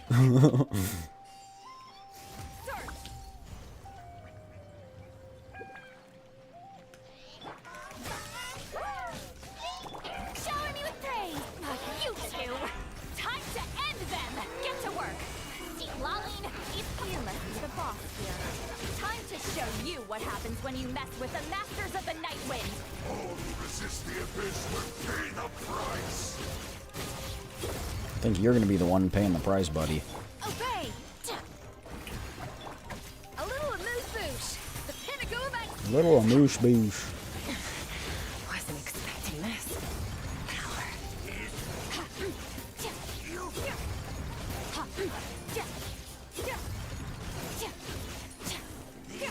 Unleash! Got him. This stronghold is neutralized. Good work, everyone. Huh. The Abyss Order's all bark and no bite. To be honest, this was anticlimactic. I was hoping for a personal apology at the very least. And ideally, a whole speech acknowledging the I don't think their superior might of the intelligence is Masters capable of the enough for Night that. Wind. Well, whatever. I'll just have to make up for it with some extra wine at the victory feast. With the stronghold cleared, this area should be safe for the time being. But Yeah, still, it couldn't have been that something easy, tells chat. me This is we the can't Abyss we're afford to let talking our guard about. down yet. Maybe it's just me, but an enemy under siege normally defends their stronghold at all costs. The fighting gets more and more intense right till the bitter end. But this time was different. With a few exceptions, most of the enemies here gave up and fled the moment that... well, I don't know, but it seemed like they sensed something. Me. Huh? Because I'm built different. Not sure I follow. They did a tactical retreat, that's all. It's just a different strategy. I'm not convinced. Don't forget, they're radicals who chose to wage war on an entire nation. Yeah. They don't do things in half measures. It seems out of character. If they're to gonna cut their commit, they're losses gonna and run commit. like That's that. basically what So you're Yonson's saying. I agree with it. there's more to this than meets the eye? Absolutely. I'm saying we don't know enough to be sure of anything at this stage. So let's stay alert and keep our defenses at the ready. So we're no wiser as to the Abyss Order's objective. Back to square one. If only I could get Aether to talk to me, I could get answers for all of us. I'm heading back to the Collective of Plenty. That key is our only lead so far. Paimon had a hunch you might say that, but you're right. If we can somehow use that key to track down your sibling, maybe we can end this war before things get serious. And maybe you can finally get some answers. Wait, you're leaving? But I was still debating whether to invite you to the first victory feast. Go ahead, you two. See, Lolly and I will take care of things here. Sorry, Seat Lolly, you got a dip.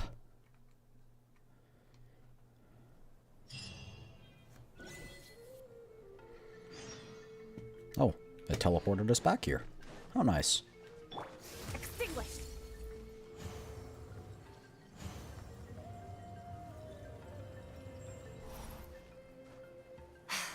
Skirk is so pretty. I love blues and purples and whites, chat. And black. Those are like peak colors for me. So Skirk is just like amazing, because it's just combination. Chat! We didn't give her a glider. Whoa. Use the original appearance of the character's equipped weapon.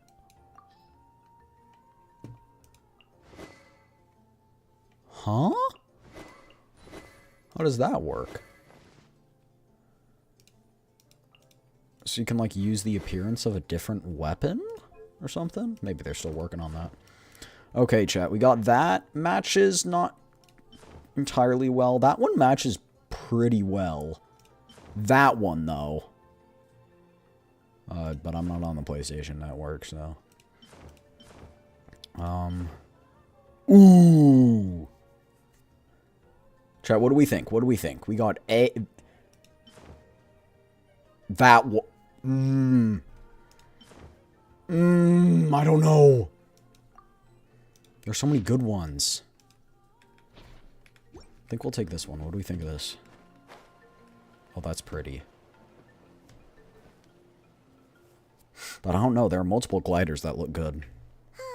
And we're back where we started. That Hilichurl probably found the key nearby, right? Let's look around for clues. There's no time to waste. The Archon and Lally are waiting for us.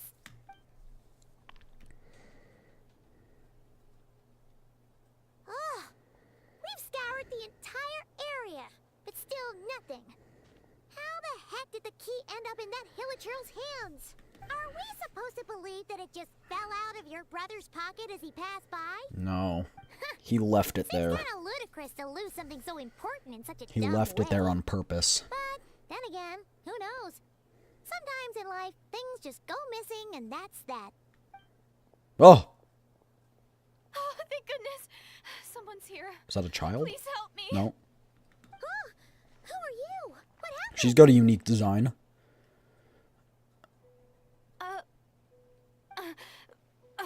No, now isn't the time. Please, you've got to help me. I'm being chased by monsters and I can't keep running. Can you do something? You've come to the right person, but... Where are these monsters you speak of? Where are they? Paimon doesn't see any monsters behind you. Huh? I'm sorry, I don't quite understand. They're almost here. This really isn't the time to be joking around. We're not. We're completely serious. We don't see any monsters. But how? Ugh, there's no time. They're coming. We gotta run. Where do you intend to run to? What's wrong with that girl? She must be seeing things. Huh? Oh no! It looks like something really hit her. Maybe she was right. Quick, let's see if she's okay. What's wrong? Are you hurt? What was that? The monsters! They're right there! You need to get out of here. It's too dangerous. Let me help you out first. Huh? What? They're blipping in inside of reality? Huh? Oh, now you finally see them. Well, it's about time. I nearly kicked the bucket just now. Sorry. Great. Thank you, Savior. Savior? What? Monsters can blip in and out of reality now? Off to the freezer. So maybe what they're looking for, the Abyss Order's what they're looking for, we can't actually see.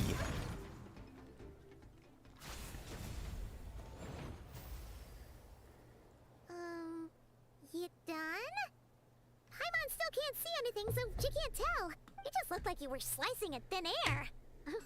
Kind of funny, actually. I don't know what's going on either, but I could only see them once I held her hand. Oh, really? Let me try it one more time.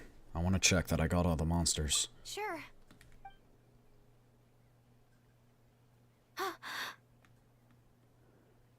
Huh? What's wrong? It's nothing. It's okay. I can see they're all gone now. No need for you to check. I didn't think much of it when the monsters were breathing down our necks, but now that I've calmed down, holding hands with you like this, I'm just a little Tsundere! shy, that's all. Oh, sorry, I didn't mean to make you uncomfortable. Huh? Have you never never shaken hands with someone before? Chat, she doesn't look like she's from Natlan. Where's she from? Anyway, I haven't Deidrith? had the chance to introduce myself yet. I'm Deirdith. Deirdith. Thanks for saving me just now. Deirdith. I'm really Okay. grateful for your help. No worries. Where does she Paimon, come Paimon, from? and this is the Traveler. With her around, you'll be safe It from gives any me monsters. Conrian vibes. As long as they're visible. So, what was the deal with those monsters just now anyway? Your guess is as good as mine. I could see them the whole time, so when you said you couldn't, I thought you were making fun of me. Whoa, that must have been scary. The idea that we'd stand by and laugh while some poor girl was being hunted down by monsters? I'd never do something so horrendous. Don't worry, we aren't like that. When we say we can't see something, it's because we really can't see it. But more importantly, did the monsters hurt you? How bad is it? It's nothing serious. But I did sprain my ankle back there. I won't be doing any more running for a while. Let's go back to that cave. Good idea. We'll take you.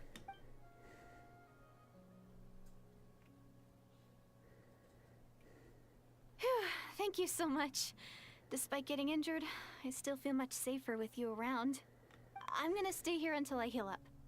Don't want to risk running into any more monsters. Yeah, you already took a big enough risk coming out here all on your own. So, where are you from? Maybe she traveled through time or A small something? village, far away from here. I walked for what seemed like forever and lost my way, so... Yeah, I have no idea where I am anymore. Maybe all these trials and tribulations are part of the journey. The savior? one said What finding a is going savior is gonna be on? easy. Huh. That's the second time you called the Traveler a savior. What's all that about? Oh, sorry. It just slipped out. I was caught off guard. The resemblance is so uncanny. She from the abyss? Anyway, let me start from the beginning. There was once a sage who passed through my village. People got the sense that she was truly omniscient. The sage said that doomsday was coming. But as that day approached, a savior would reveal themselves to us. The day of disaster is almost upon us. So my grandmother begged me to leave the village and find the savior before it's too late. Doomsday? I've heard people talk about the savior since I was a kid. Growing up, What? it really made an impression on me. The description is practically etched into my mind.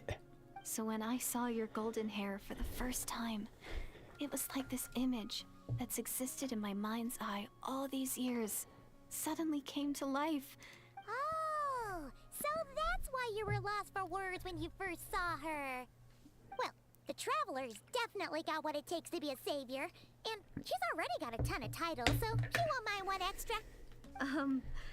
Actually, I don't think it's her. What? But didn't you say that everything matched? Everything except the gender. The savior That's- was described as a young man. Okay. Oh, for goodness sake. There are gender requirements to be a savior? There's someone out there who matches all the requirements. Oh, of course. If it's not you, then it's gotta be him. Who? Who is it? My brother. You have a brother? Well, then that's it. Oh, it's him. It has to be. Oh, thank goodness. Please, can you take me to see him? No. I don't know where he is. Haven't seen him in 500 years, and he's pretty evil, so... Maybe, if you're lucky. It just depends if we can find him. Huh? But isn't he your brother? Sorry. Looks like Paimon steered this conversation back to the fallout between you two. It wasn't on purpose, but that's the reality, so it's hard to avoid. Okay, fair enough. But since you're looking for him anyway, why don't we team up? We might stand a better chance if we work together. Have you always believed that the doomsday would Yes. come? Everyone says that the disaster is inevitable, But where is she from, Chad? What small village is this? I don't believe. but the savior will rescue us all from our pain and suffering. I've always dreamed of meeting the savior. Do you really buy this whole doomsday thing? Seems kind of far-fetched. So did the reality we just... we just saw, not being able to see the monsters. Maybe it's another lie spread by the Abyss Order.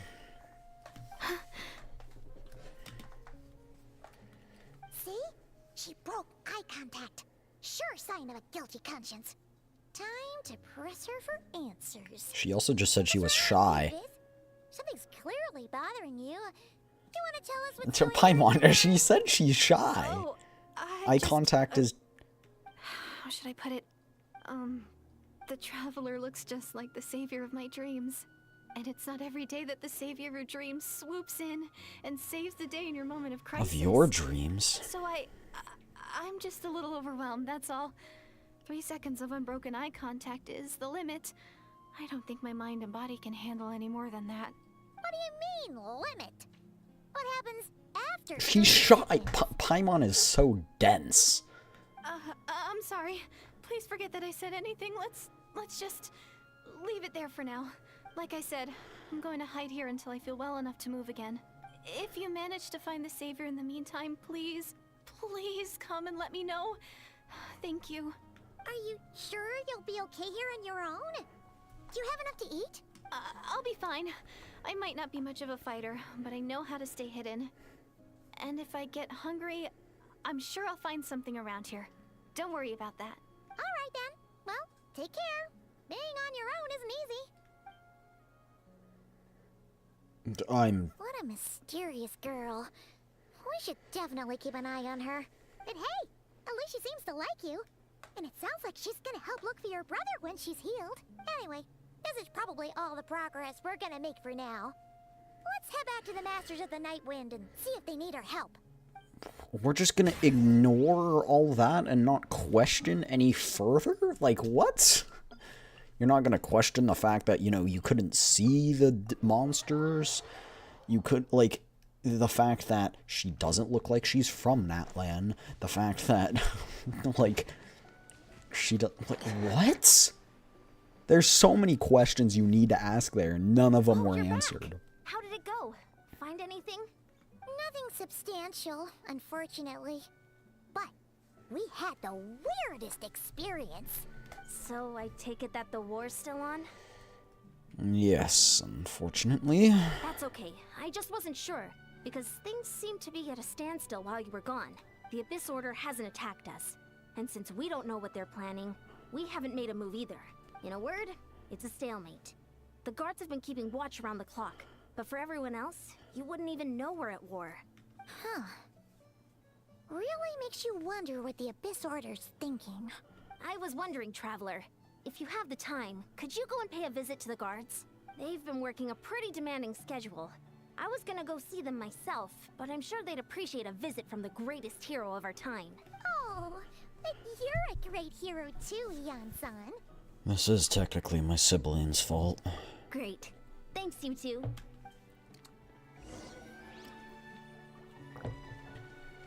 I don't like our sibling. There gotta be a dang good justification. Wow! Tumaini, our hero. We've actually fought together before. You probably don't remember it, though. Of course I do. You do? Then it's truly an honor to serve alongside you once more. I don't. Thank you for standing guard this whole time. It's all good. Honestly, it's not been that much work. Haven't heard a peep from the enemy. Have you seen anything out of the ordinary? Nothing that would indicate an impending attack. I've spotted a bunch of Abyss Order operatives, but they weren't acting hostile, just hanging around. There were even moments when they seemed to be meditating. At least, that's what it looked like to me. Maybe it's part of their religion or something. Out of an abundance of caution, I asked some shamans from the tribe to take a look and see if there was anything nefarious at work. But they didn't sense anything untoward, so we just put it down to religious ceremony and left them to it. Huh. Interesting. Oh well, the more time they spend meditating, the less time they spend trying to beat us to a pulp. Could this be related to their true objective? Well, the shamans didn't raise any concerns, so how bad could it be? As far as I'm concerned, so long as they don't pose an active threat, they can do all the cult worship activities they want. Touche. Besides, as soon as everything's in place and we're ready for an all-out offensive, there'll be no match for us. Huh. Sounds like morale is pretty high. Yes, there's strength and confidence in numbers. Let's keep going, Traveler.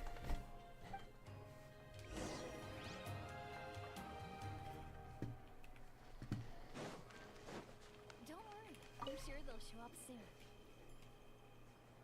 Huh? Is that Tumaini?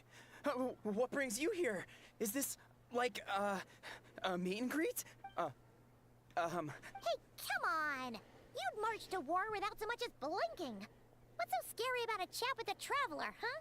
It's not the same thing at all. There are plenty of chances to go to war, but a one-on-one chat with our great hero, that could be he's fanboying, chat. lifetime opportunity. How can I not be nervous? What if I say something wrong? Or No one's here to judge you on your posture. all right then. I'm sorry, great hero, but I have a small favor to ask. Let Paimon guess. An autograph, right? That's easy. May I challenge you to a fight? What? You're gonna lose. So audacious and so You're gonna lose. time. You're challenging one of the like 8 descenders. It's all just an act. No, of course not. I just figured that if I don't ask now, I'll regret it for the rest of my life. But I am still on patrol, so please, Great Paimon. He called her Great Paimon. He's gonna get on her good side. For just a few minutes. Ugh, again with the sheepish audacity. Just pick one or the other, will you? I think it's a fair request. Sparring. I don't know what bro thinks is gonna happen. He's about to get pummeled. Obviously, I never expected to One win, hit, but one kill. Until now, I didn't appreciate just how great the gulf was between us. I'll be bragging about the day I got to spar with Tumaini for the rest of my life. Today's really my lucky day. At least he's a good sport about it. Paimon can't keep up with you. Your tone has changed all over. Once you again. spar with Now someone, you're you have a foreign connection traveler. with them. What gives? Well, some people See? connect through Boo. conversation, but Chat. we warriors bond by sparring. And now that I've had a bout with the hero, we're no longer strangers. Nothing to be nervous about anymore. Okay. Well, to each their own. But Paimon's still gonna stick to conversation. Have you noticed anything out of the ordinary? Not at all. We haven't spotted any new enemy movements. As Paimon expected, nothing here either. Let's do another lap and get back to Yan-san. You're back. So, did the guards find anything? Nothing much, no. Someone mentioned that the Abyss Order has been doing some kind of meditation or prayer, but apparently it seemed harmless. Paimon wants to lodge a complaint about one of the guards, though. His name Why are you trying to complain about him? Ignore Paimon. Traveler? You're back already? No one thought to wake me up, huh? In fairness, you look pretty hungover. Can't imagine anyone wanting to wake you up in that I almost just spit out my water. I'll have you know I'm perfectly sober when I'm hungover. Okay. Wait. I'll admit that sounds strange. Yeah, I was... But regardless, what I meant to say is, I heard something about the Abyss Order engaging in meditation. Yeah, that's right. Does that mean anything to you, Siglali? I sensed something strange in my dream. It was vague, but it seemed as if some noise had found its way into Natlan's ley lines. Oh, what does that mean? Hard to say. Chat. I think it had any I tangible literally effect on the predicted Night it. Kingdom or I on said our it's ley going lines, to have to but do with still, something with the ley it's lines, the like newly created ley a lines. signal that exists on a different dimension of reality. It might not And it's interfere with something we ours can't see. or I pose literally any predicted detectable this. risk, but I just get the sense that something strange is going on. Oh. So even someone as familiar with the ley lines as you can't tell what's going on. They're trying to connect to the ley lines. I literally said that. No wonder the shamans that Satura called to the front lines couldn't sense anything. Ian-san, I think we should go talk to the chiefs. There's no point dragging this out. We need to take the initiative and drive the Abyss Order out of Natlan for good. If that's the Council of Granny Eatsley, I'm sure the chiefs will agree. But it will still take us some time to gather the required force. In war, adequate planning and preparation is the key to victory. Sure, but the finer details aren't my concern. Anyway, I'll leave you to it. Just remember to come find me when you're ready to talk to the chiefs. Since you're here, I might as well ask you one more question. Oh? Sure, what is it? Have you ever heard of monsters that are only visible to certain people? Huh, you mean only select individuals can see them? Now that's a strange one. I guess they could be manifestations No, but of like a they're disturbed real. psyche? Or extreme negativity embodied in physical form? It could also be a simple case of dead monsters whose souls got stuck here somehow. Well, I say simple. Things quickly get confusing when you start looking into monster souls. For starters, trying to figure out which classification system to use is a real pain in the... Alright, we get it. Granny Easley's learning and wisdom knows no bounds. But could we just get the short answer? Hey, I was just thinking out loud. You really think I was just trying to flaunt my knowledge? Anyway, the short answer is... there are many potential explanations for the kind of phenomenon you describe. That said, Weird. it's not something I've ever Chat, encountered prediction. in We're gonna all go back my to the years. cave and the girl's not gonna be there. Oh, wow. Okay. Well, if Granny Easley's never Watch. seen it, it might as well not exist, right? Hey, I'm not that old. I agree. It's hard to say what it was for sure. Care to elaborate on what happened? This all sounds rather mysterious. I'm not that old. You tell the two about what happened. Really? You had to hold her hand to see the monsters? That sounds a little contrived. Huh? That's the part that bothers you? Maybe the point is more that it requires direct She's physical jealous. contact, whether that be hand-holding or otherwise. But that's neither here nor there. What bothers me is, it sounds like she's convinced that your sibling, the leader of the Abyss Order, is a savior. That really makes me question whose side this girl is on. Hear me out. Whether what she told you about her background is actually the truth. Chat. You can clip this if you want. She is from the Abyss. Somehow she wandered here. Those monsters only available with the ley lines on the other side of the Abyss or in the other reality or whatever.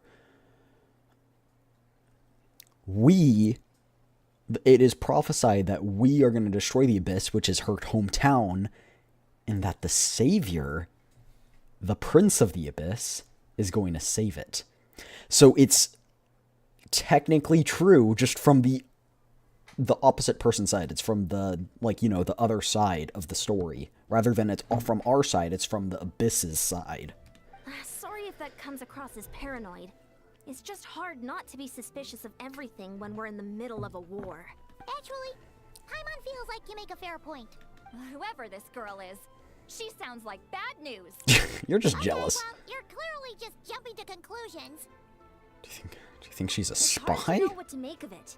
A young lady all by herself, lost Exactly! in the middle of nowhere, sees monsters that no one else can. Finally, calls the we leader have the people of Abyss Order her reason. savior.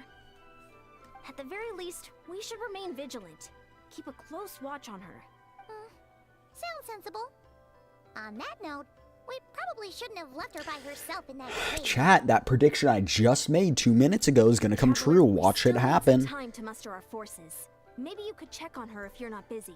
Just be careful. Might as well. It's settled then. Let's go check on her. She's going to be gone, chat. She's going to be gone. Watch. Watch. Witness this.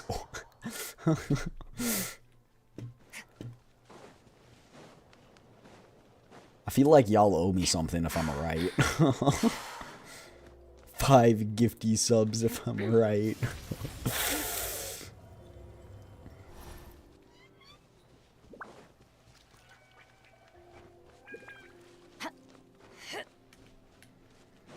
Merciless. Told you. We are. Dear will still Told be you, there, chat. right? Told you. Someone, 5 gifty subs right now. Right now. Right now. We agreed. So quiet. We agreed. We agreed. Uh-oh. Uh-huh. Mm-hmm. What if Right Yonra now. was Right now. right? I'm watching. Come Maybe on. she never intended to stay here at all. Just stay quiet and move in carefully.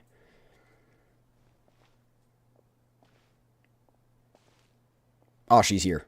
Never mind. I guess I owe you guys 5 goatee subs. Shoot, maybe Deirdre it really is. She's probably just scared. Oh, sorry. I didn't know it was you. I heard a noise and I thought... I knew that bat was gonna come in useful chat. I was like, why is the club still on the ground? Did I hurt you? Oh, I'm so sorry. I wasn't thinking straight. If I thought it would hurt, I would have tried to dodge. Phew. That was scary. Paimon thought we'd walked into a trap. Maybe we shouldn't have sneaked in without announcing it. Then you would have known we weren't monsters. To be honest, I've been really on edge since you left. I just have this constant feeling that any second, the monsters are gonna come back and get me. And it's not like I can run from them. There's also no way to cook here. It's good you got back when you did. Another hour and a half and you probably would have found me starved to death. Huh. That's weirdly precise. Though, it does explain why your attack on the Traveler was so weak. Wait, if you really thought you were gonna starve or get killed by monsters, why'd you promise that you'd be okay here on your own? I just didn't want to lose face in front of my hero. She already saved my life once. That's more than enough. I just don't want to come across as a... Chat, you like her now, but it's sus. It's too sus. Girl, unfamiliar clothing, came out of nowhere. Like, it doesn't make sense. Something is not adding up. Huh. For someone on the brink of starvation, you're pretty preoccupied with your image. What's the real reason? What? That is the real reason. I'm kind of bearing my soul here, you know? Could she really just be an injured civilian? Anyway, so, could you make me some food now? You are unbelievable. Sure, I know the recipe only takes an hour and a half. Oh, I'm getting hungry now too. The joke is that she's gonna starve to death in an hour and a half. You can join us for dinner.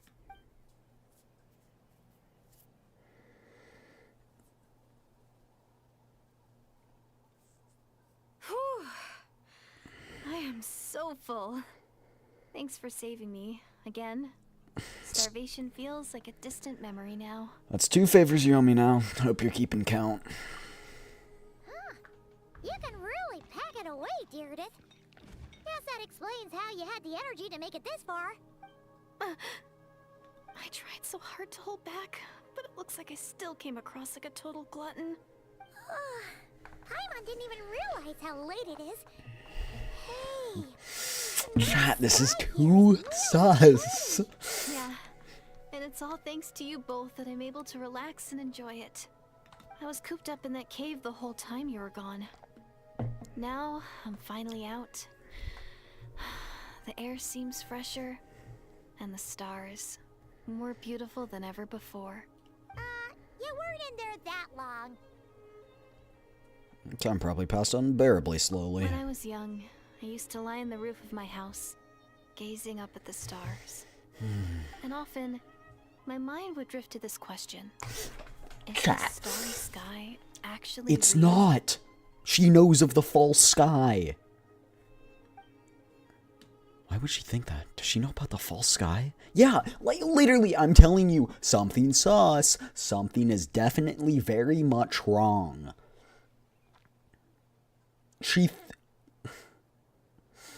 But my grandma would tell me, the answer to that question doesn't really matter. Think of all the people in our village who spend their entire lives here, she'd say. To them, that little village is their whole world.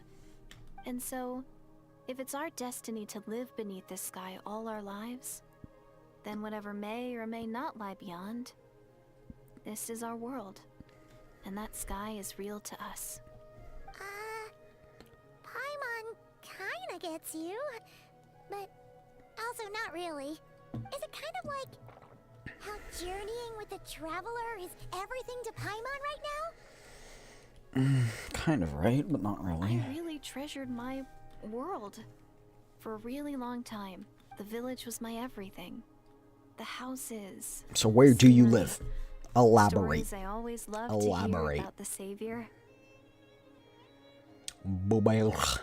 But I could never bring myself to agree with Grandma. Even if the village was my entire world, I still had to know what lay outside its borders. Yeah! Go you! So, I finally ventured out and set off on my journey to find the Savior. I'm going to make my world bigger, one step at a time. And I'm not going to stop until I've seen what's beyond the stars. You're gonna have to fight a few gods before you get there, but... Maybe then, I'll finally get an answer to the question I had as a child. Beyond the stars. Who knows? Maybe one day, I'll be sitting and chatting just like we are now, but with someone from another world. Hey, yo, she knows too much, chat. There ain't no way, ain't no way, ain't no way, ain't no way. Someone from another world. Well, you're speaking with one of the 8 descenders right now, so... Yeah. Yours true. One day. Oh, if only we could tell her. But it's probably best not to open that can of worms right now. I need to find the Savior and protect my world. Then, I can make sure it continues to grow. That's the most worthwhile thing I could think of doing. So I've been giving it everything I've got. You know what? That's pretty cool. Paimon kinda wants to root for you now. Sorry. I got a little carried away. I always get chatty after a hearty meal. Ask Like my her grandma. where she's from. It's killing me. The more we chat, the more I'm convinced she's not a bad person. And it doesn't sound like she's been brainwashed by the Abyss. Maybe we can afford to trust her. Hold on. Shh. It's them. The monsters are back. Where? Oh, still invisible, huh? Okay, so guess we gotta try that trick again. Just do it. Can you see them now?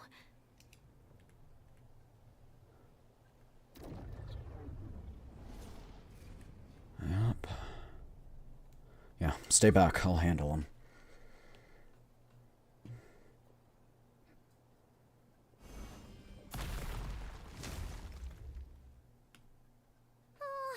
Paimon still can't see anything. I like how they added that detail that we're protecting them.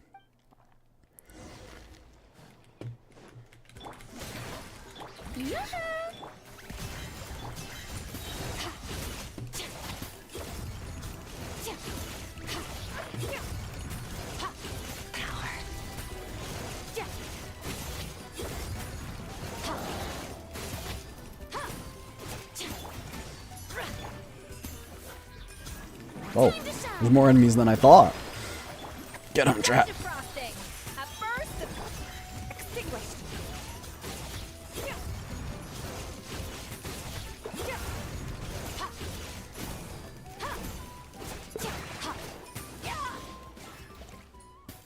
Huh? Wow, that was fast. Did you get all of them? Oh, Paimon's slowly but surely getting used to the sight of you floating in thin air. You doing all right, Deirdith? Deirdith? Hey, it's okay. There's nothing to be scared of anymore. Oh, I'm fine. I just spaced out there for a moment. You spaced out?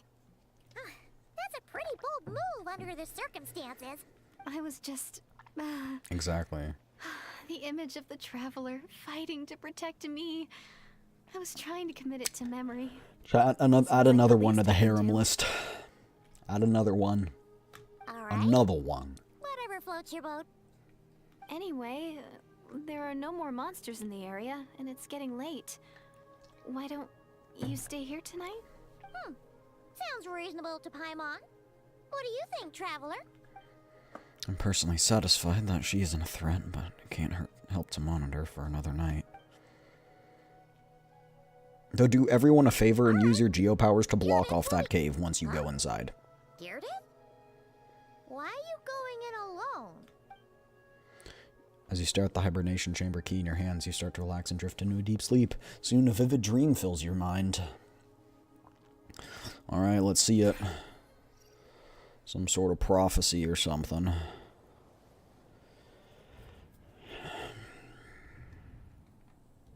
Is this the Night Kingdom? Aether. I'ma get you, boy! Turn around. Face me. 1v1 me, brother. Yo, it's the flower. Aether and the Lord of the Night? 1v1 me. 1v1 me. My head.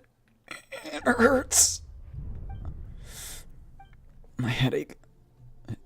It's gone. I think I hear a voice in the darkness. Doomsday. A fitting name indeed. Skirk? A blood-red sky. Wild beasts that slaughter all in sight. Endless pain. Take a look at their Terror clothing, and chat. Curse that cannot be reversed.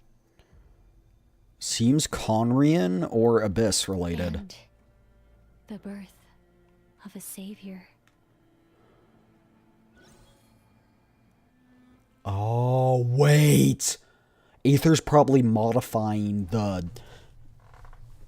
the Night Kingdom's, authoring the ley lines in the Night Kingdom to make it so the prophecy is different than it actually was. The dream I just had. Hey, yo!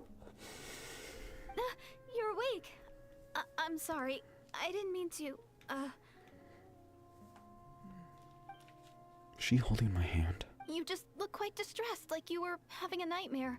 I thought if I took your hand into mine, you might find it soothing. At least, that's what my family always did when I had nightmares. She's very sweet. I still don't trust her, though. Seemed to work on you. In fact, I think I made it even worse. I'm so sorry. Oh, is that right? Huh. You better not be trying to pull a fast one on the Traveler. What? Don't be so... I have more self-control than that. Self-control? What does that have to do with it? Still can't remember anything. What did I see in my dream just now? I think I saw Aether in the Night Kingdom at the very start, but I can't remember what happened next. Never mind. If the memory's gone, I can't force myself to remember it. I'm gonna go back to sleep. No way is Paimon getting back to sleep after this. Why? You go ahead. But for the rest of the night, Paimon is staying up to keep an eye on this young lady. Paimon, she wouldn't be able to kill us even if she tried. Aww. Do I really seem that shady to you?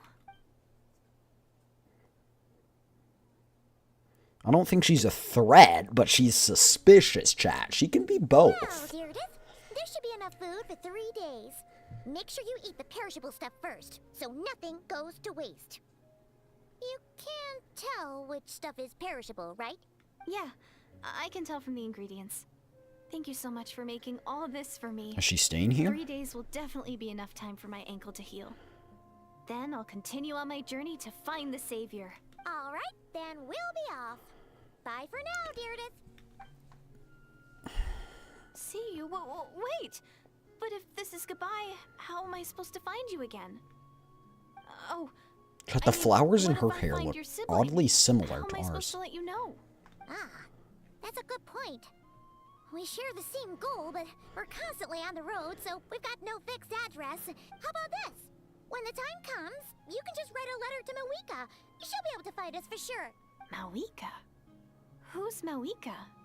And you're just figuring this out now. I think I see something over there. Abyss! It's the Abyss Order! They're here! But it doesn't look like they're marching to war. More like they're... running away? Where? What are you talking about? A bunch of Abyss Order thugs! You don't see them? They're heading right this way! Wait a second. That's strange. I guess it's my turn to not be able to see the monsters. Tried and tested method will allow you to see them. You're right. I see them now. You weren't joking after all. So this is what it's like. What a weird situation. What is We are in making these 2 monsters different invisible? realms, Is it chat. Judith? Or the monsters themselves? Well, might as well mow these ones down, just so they can't pose a threat to the tribes.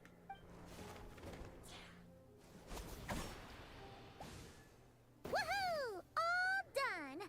Their morale seems super low. Guess they really were on the run, huh? So there's no more of them, right? I still can't wrap my mind around this. Why couldn't I see them until you took my hand? Believe me, I'm as baffled as you are. The plot thickens. Turns out there are also monsters which I can see, but Deirdrith can't. Any ideas on why those monsters might have been running away? Maybe something went down on the front line. Oh, Paimon's getting a little worried about Eon-san and the others. Let's head back to the Masters of the Night Wind right away.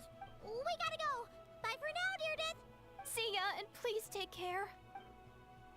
You never told her who Mawika was. Like, they're plot holes, chat. I noticed them too easily. It's a blessing and a curse.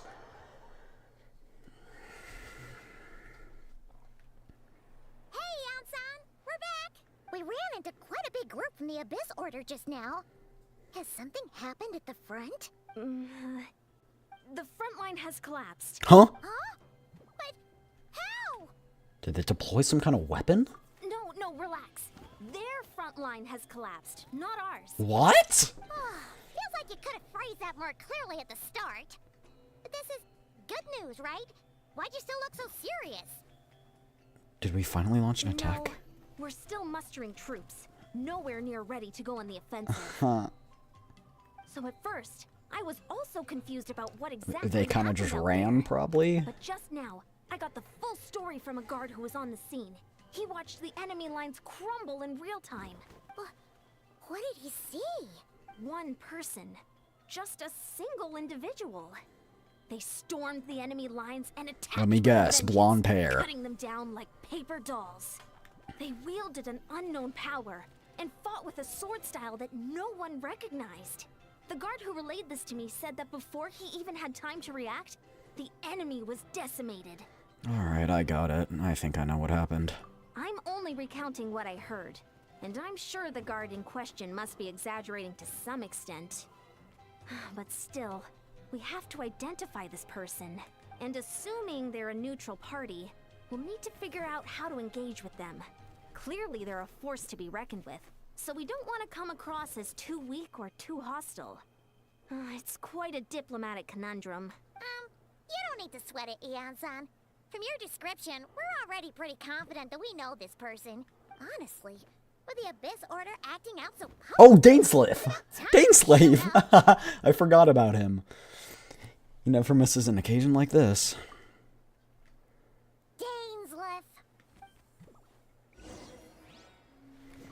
Daneslave. My homie. I love Daneslave. He's a cool guy.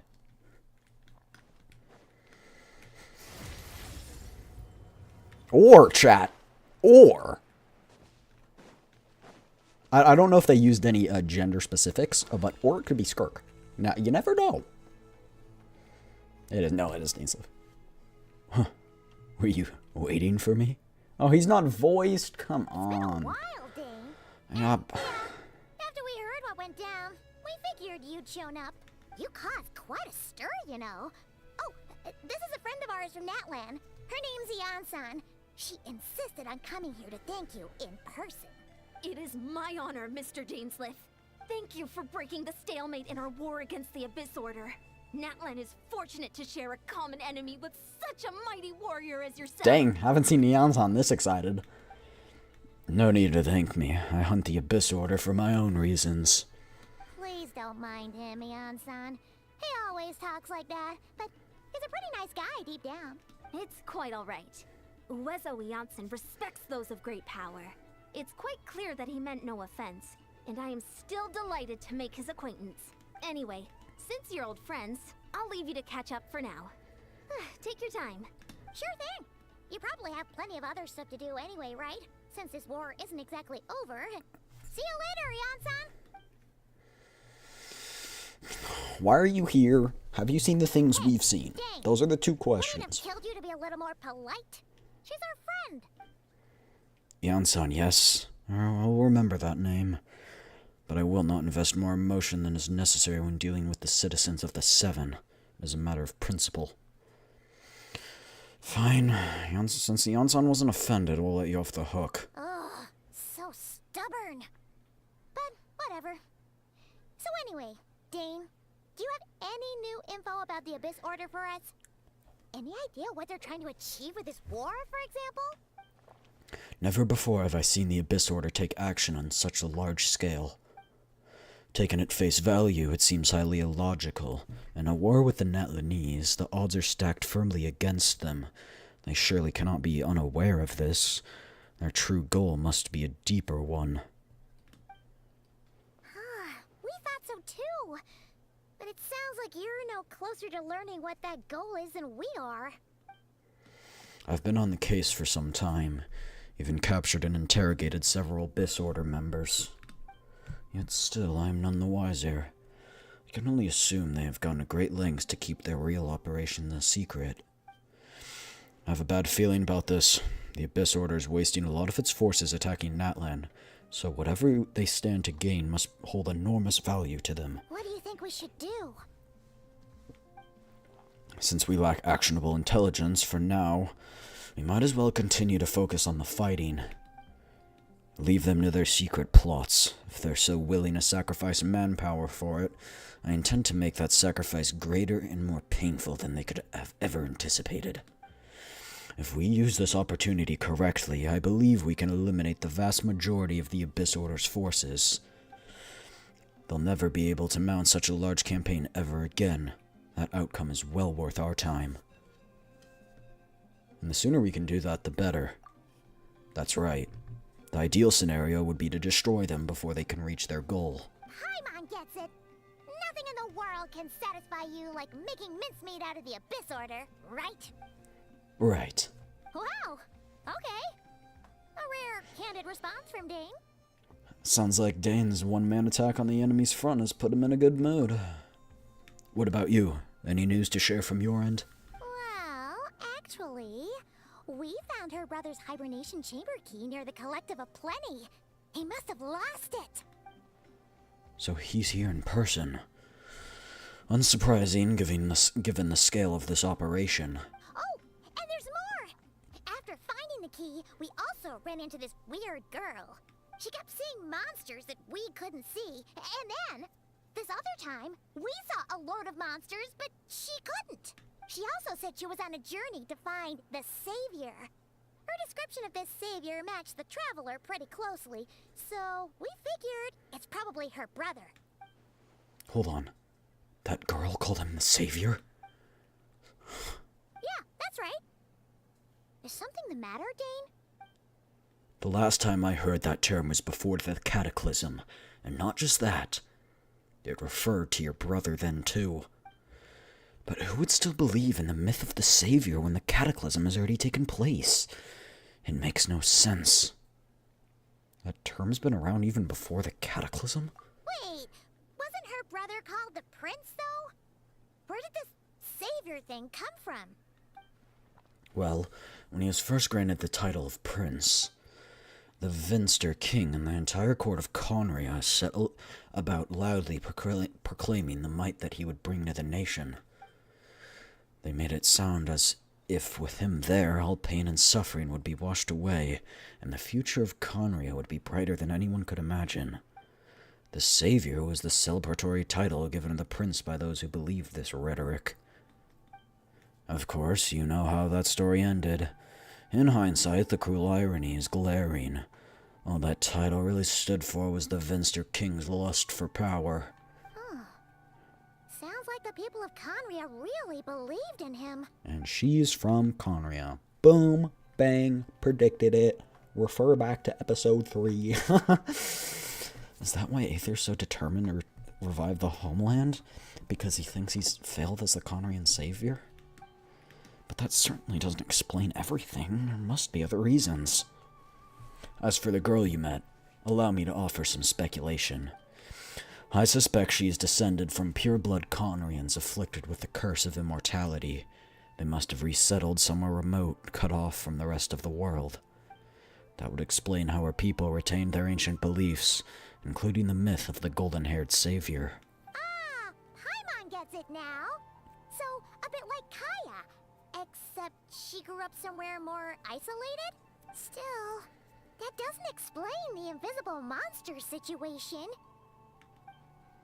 If she can't provide us with any more valuable intelligence, I suggest we shift our attention back to the Abyss. Sure. Also, Why don't you stay with us at the Masters of the Night Wind for tonight? You must be tired after all that fighting today. I will consider it, but we must discuss our next step first thing tomorrow morning. We can't give the Abyss any more time to regroup. Alright, chat. I'm gonna go to the bathroom. I'll be right back. 1 second. Behave yourselves.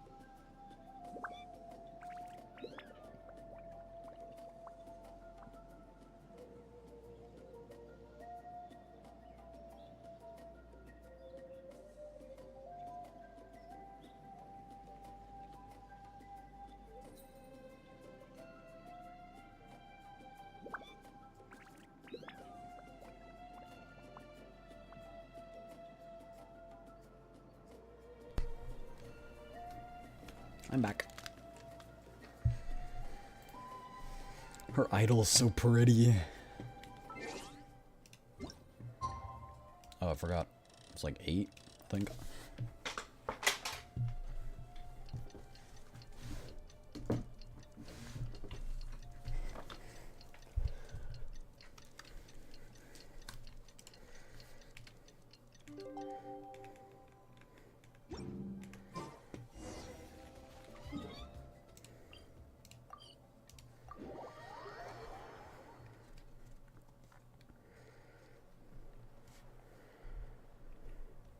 No, we can't give them that much time.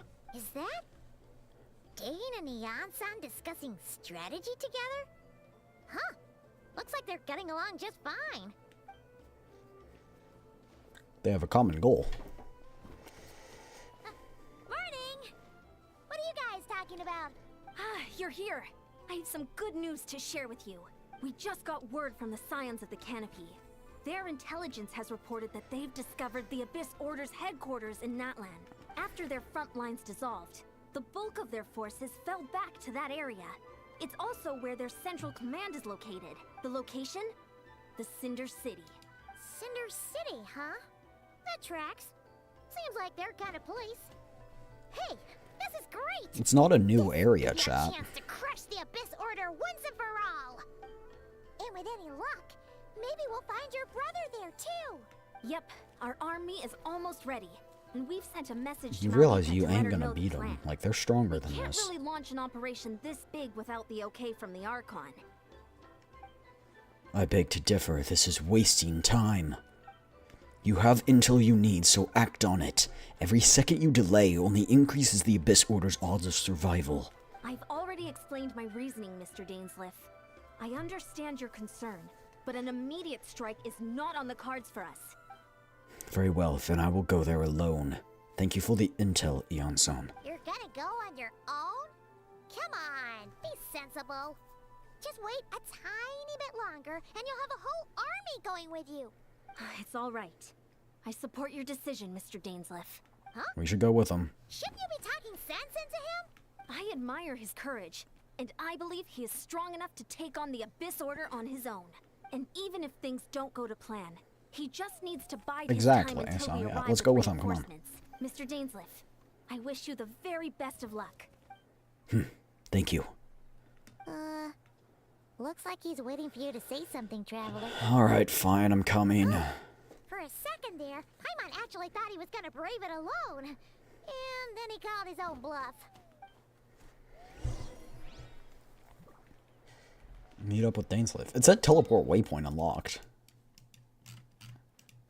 Oh, is this what that area is called? Oh no, it's called Ultra Canatland. Right, but I don't know. Nice. I like the rain.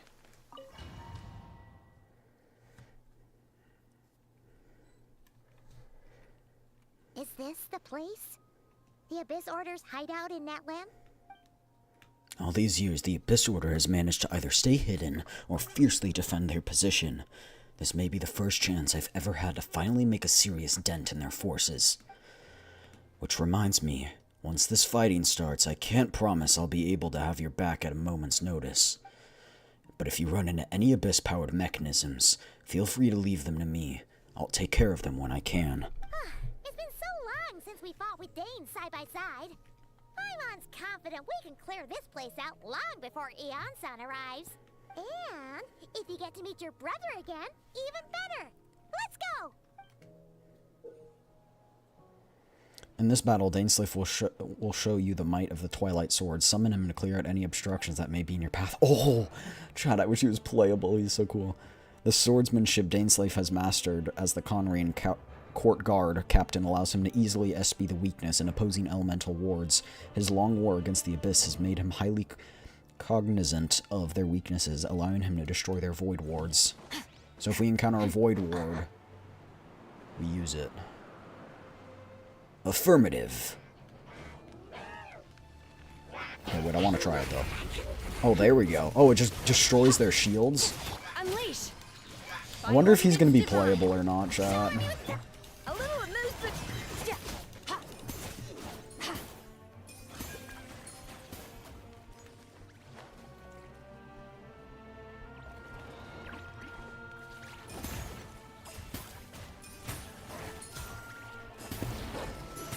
I used it.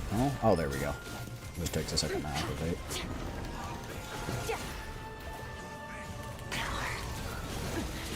Ow. Going. Manifest. Do your master's bidding. Off to the freezer. Goose on the loose. Ha, ha.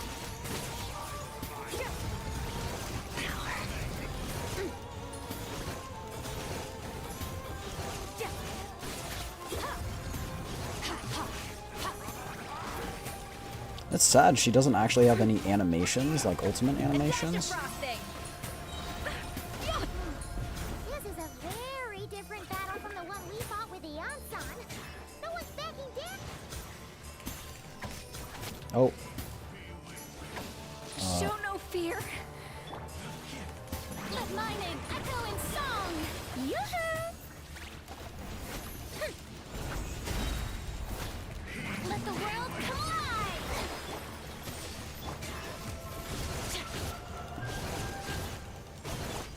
By ordinance divine. Off to the freezer. A burst of flavor. I need to get a Scarfair a little bit better built. Because my heals aren't going entirely well.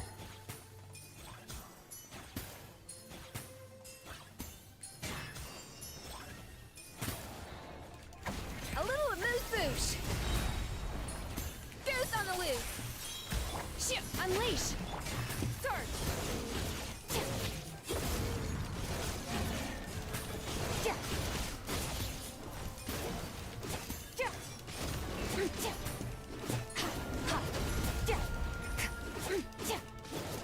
Extinguish.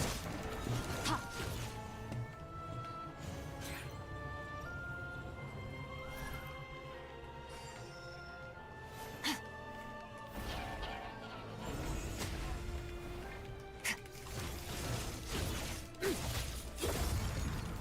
James, the relentless spectre that haunts us. Oh. The Abyss is all present. To flee is futile. To resist is vain. This Herald Arrows can actually talk. It's crazy. guessing ice wasn't the best for this.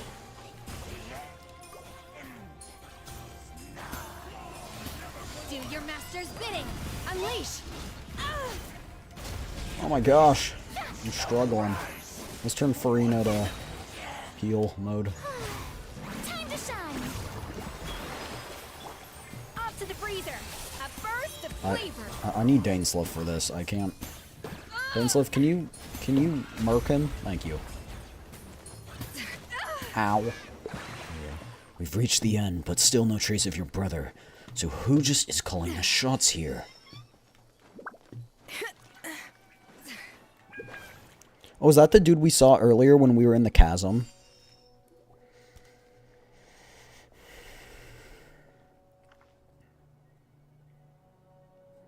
Twilight Sword Dainsleif. Is this really what you want? It is indeed.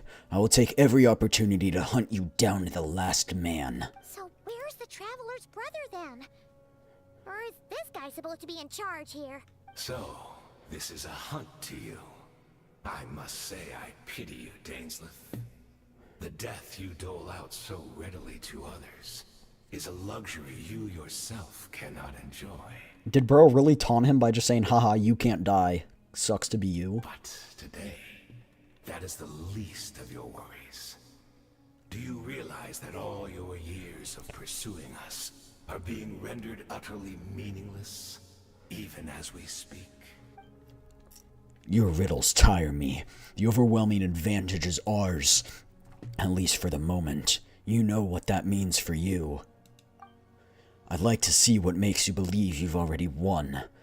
Or can you still turn the tide of this war? Then allow me to be frank. As far as we are concerned, our prince has already won by other means. And I do not merely mean this battle. No. His Highness has achieved something far greater.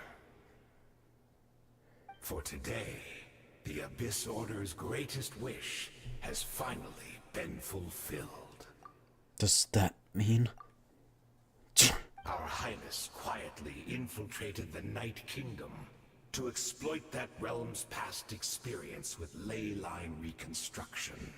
Oh, of course. Knew it couldn't be so simple, chat. Used the loom of fate to reweave the ley lines of Conria. Hi, Pointy. How are you? What? He used the Loom of Fate? Wait. Does this mean the attack on the Masters of the Nightwind was all a smoke Yup. screen to give him some cover? Yes. Oh, no. I said this from the start. This makes too much sense. Correct. As of now, our homeland has been revived, and all of my comrades that you have slain, Dainsleif, they shall forget the struggles that have beset them these past 500 years, and begin their lives anew in a Conria restored to life. What a load of drivel. Your falsehoods are riddled with flaws. My ears tire of your tedium. Isn't there more to reviving a homeland than just reweaving its ley lines? Right. You still need a few steps after that, such as finding a place to host Bro, the ley lines you just don't be an idiot. blew. They're gonna take over Natlan and make It that. wasn't really so easy, but we and the captain would have had a way easier time during the war. I have one simple question. If Conria has indeed been revived as you claim, then where is it? Oh, you poor fools. Clinging to delusions. It's right here in Natlan. Come on, like, we got this. Come on. Step it up. Revealed to you. Think back on the past few days. Have you truly not noticed anything amiss since the start of the war? Are there signs that I could have missed? Yes, the freaking different dimensions. Sense something strange. Oh my in dream. gosh. It was vague. Don't you hate it when you figure out the plot Seemed as points if sooner some than noise the main had character? found its way into Natlan's ley lines. Oh, what does that mean? Hard to say.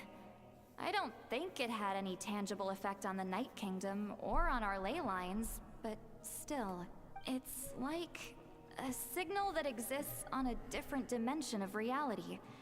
It might not interfere with ours or pose any detectable risk. I literally pointed this out. I don't know if anyone clipped it, but you can go back to the part where I literally explained everything that was going to happen, and it is all lining up exactly with what I said right now, or with exactly what is being said right now. I also vaguely remember seeing Aether in the Night Kingdom facing the Lord of the Night. Wait, that's not all. There were other signs. Meditation.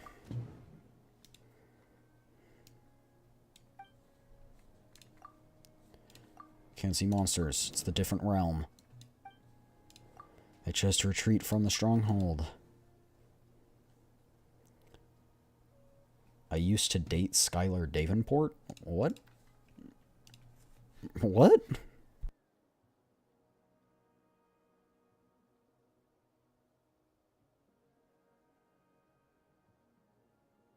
What,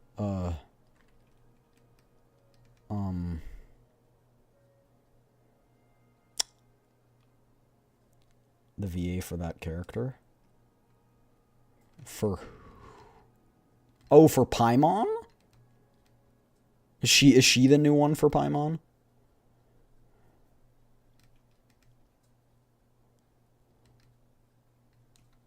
I know she's March 7th. Oh, for Seatlali. Oh, right. Okay.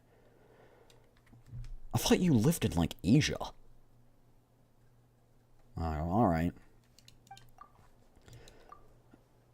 Assuming he's right, then another possibility arises. Maybe I'm in a different time and space from Daedrith. If she's Conrian like Dane suspects, then that means... Psych? Yeah, thought so.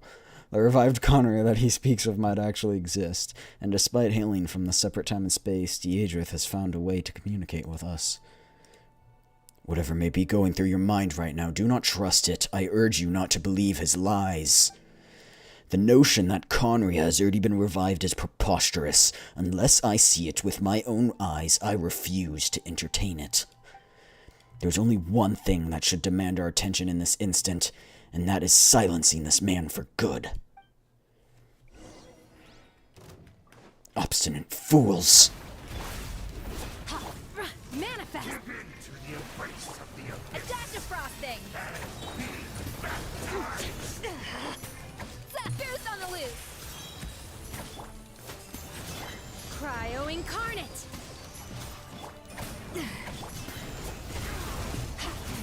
Mine to wield. Chat, it's crazy that Skirk is doing this much damage and we just got her today. One of these days I'll say Snow is white and you won't believe me anymore. Well, I didn't really believe you when you said you dated Skylar Davenport. It's like you don't even live in the same country, brother. The Abyss Order's headquarters in Natlan, but somehow that didn't feel satisfying at all. He didn't die. Are you still thinking about what that guy said? You look really worried. Daedrith is the only potential lead we have. I understand. You think she might be from this revived Conria, yes? Traveling is a thing? It's just unlikely.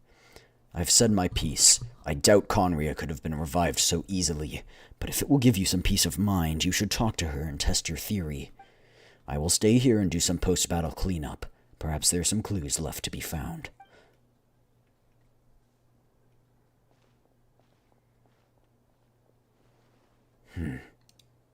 Dude's still kicking.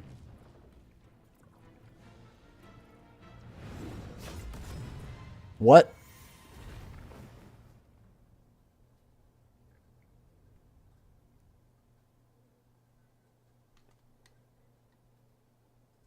Huh? I thought your voice and attitude seemed familiar. My mistake. I should have made sure you were dead earlier. The curse of immortality has struck you too, then, Hayden. 500 years on, and you still refuse to address me as master. So how's the stream been so far? I see you missed 3 hours. It's been good. don't forget. Didn't get her weapon, You but may I got. be the renowned Is that edgy looking guy Twilight playable? Sword, while my Not arm has currently. grown too feeble to swing a blade. But I taught you everything you know about wielding a blade. Your arrogance and malice cost you all of my respect long ago. Be that as it may, under the circumstances, I see no further reason for us to fight. The curse of immortality means neither of us has a way to completely destroy the other. Speak for yourself. I intend to kill you 100 times over.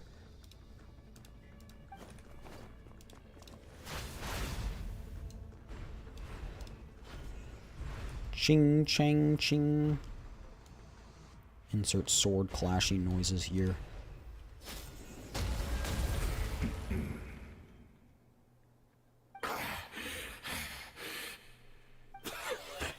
Have you finally had enough? You weren't joking then, huh? Never, in all my worst nightmares, have I experienced No way he's anything giving close up. to the pain of 100 deaths. Surely, there's no point taking out all your hatred on me alone. That was just for your actions in the Abyss Order. If I took into account what you did in Conria, you'd soon find out how much darker your nightmares can become. All right, I believe you. Still, aren't you at least a little tired now? Why don't we sit down, perhaps? Chat a little. What? Not a fan of reminiscing about old times? Well, I suppose you don't have many fond memories to look back on. I never thought you'd side with the Abyss Order, Hayden. You could have easily blamed the Prince for his betrayal. Indeed. When the cataclysm first struck, everyone prayed for the Savior to deliver them, but he was nowhere to be found. Yes, we knew that the great abyssal power within him had been divided up, yet we still despaired at his choice to leave us. Still, I believe that everything he's doing now, including his regret over what happened, comes from a genuine place in his heart. Not everyone deserves second chances. And besides, who else can we place our faith in? We are proud Conrians, are we not? I mean, we can hardly turn to the gods. Suppose you have changed a lot over the last 500 years. Otherwise, I'd never have expected you to forgive him. Had you been so generous during your time at the Knight Academy as my instructor in Black Serpent blade work, I might have not come to loathe you so much. Is that so? All my good deeds were cleared in the spirit of the Academy's code of chivalry, yet I received corporal punishment for being restless and brash. As much as it pains me to bring up his name, even my co-student, Sertologi, was prosecuted for following the spirit of knighthood. He even lost limbs over it. Wait, Sertologi's Skirk's master. Right? There's little point in discussing it now, of course, but all of this was your doing, wasn't it, Hayden? You wore a mask of benevolence as you viciously suppressed the next generation of knights, all to bolster your own position and reputation. What? Too cowardly to admit it. Oh, I'm sorry, Dainsleif. I would apologize to you for those actions, truly. But the fact is, I don't regard him at all. The fact is, I honestly can't remember them anymore. Look at me. Look at what has become of me. Only by the Abyss's grace have I managed to maintain this physical form. But as for the rest, memories, spirit, emotions, personality, They have long become eroded, fragmented beyond recognition. Even if mine was a past steeped in sin or in shame I once longed to hide, I would wish to remember it. Without my history, I fear I will become another person entirely. I would like to apologize for any misdeeds that are mine. This is sus. So please, tell me everything. Tell me about the Conria we once called home. No wonder why your personality struck me as different. Memories are indeed a crucial part of a person's identity. So, the Conria we once called home. Dainsleif slowly closes his eyes. Countless memories of Conria flood through his brain. All the sights, memories, and feelings, everything etched into the heart and mind, are gradually brought back to life. Simply recalling everything seems to take a long, long time. You remember much. Could you tell me more about it? About our golden age? I'm not interested. I have neither the time nor the sympathy. Is that so? What a pity. But this will be quite sufficient. As long as the They're using it to revive Conria. I could not. The Loom of Fate. What have you done? Tell me. I'm afraid I owe you yet another apology, Dainsleif. You were right. I lied to you earlier. Your wits are too sharp. I shouldn't have told him all that stuff. Me. The homeland hasn't yet been revived. In fact, even the ley line weaving is not yet complete. Think of ley lines as the collection of memories concerning a given place. To reweave Conria's ley lines as they were 500 years ago, we would somehow need to retrieve almost all the memories of Conria from that age. The Loom of Fate cannot weave without an abundant supply of memories. And so, we relied on everyone in the Abyss Order to provide what they could. Even though fragments are all that remain in most cases, the more we all share, the more that can be restored. So, the Loom of Fate is running as we speak, and the so-called meditation your members have been performing. Its purpose was to supply the Loom with memories, wasn't it? Indeed. Told you, chat. I literally said that. I didn't say the memories part, but I told you it was connected to the ley lines. In the future, we'll weave our homeland anew and bring the nation of our dreams back into the real world. Ah, what a glorious undertaking. What a shame it had to take this long. After 500 years, most of our memories have faded, and a world woven from broken memories shall itself be broken. So that's where I'm supposed to come in. You look for assistance from your mortal enemy who has sworn to hunt you down? Precisely. For you possess a ring left to you by your elder Oh, brother, that's how he cannot turn into a monster. Resets your body's condition. Of course, your memories are susceptible to erosion just like ours. But of all Conrians who remain, Oh, is he gonna turn evil? are sure to remember. I don't think so, but, you know, Genshin can whip out whatever. We had to obtain the memories in your mind, whatever the price. Even if it meant sacrificing our entire army as bait. Which gacha stories do you like the best? Definitely Wuwa. Wuthering Waves is definitely my favorite. So this was your true goal, to lure me here, guide me into a state of meditation, and access my memories. So be it. A few of my fading memories for your entire army? That strikes me as a fair trade. I appreciate your generosity. You're gambling everything you have on the Loom of Fate. This could be a costly mistake for you in the long run. Perhaps, but that is the gamble our highness has chosen to make.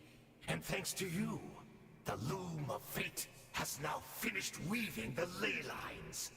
New Great. Conria is complete. Dainsliff just screwed us over. Enough about your beloved leader. You said you would pay any price for my memories, did you not? In that case, prepare to be slain another 100 times for your deception. I hope it was worth it.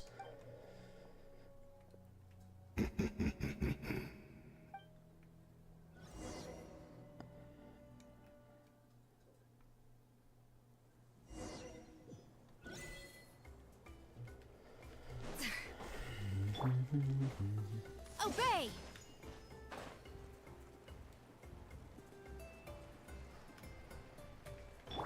Fearless. Genshin's is decent too. Definitely not the best though. Zenless is also good. I'm not really liking Honkai Star Rails. Nikkei's is pretty good, but I haven't gone far enough in the story to know. She's still here. And then GF2 is also pretty good. I like GF2 as well. I just like all of them. I wouldn't be playing them if not. That's why I'm considering quitting Honkai Star Rail. What? Deidre, are you okay? Did something happen?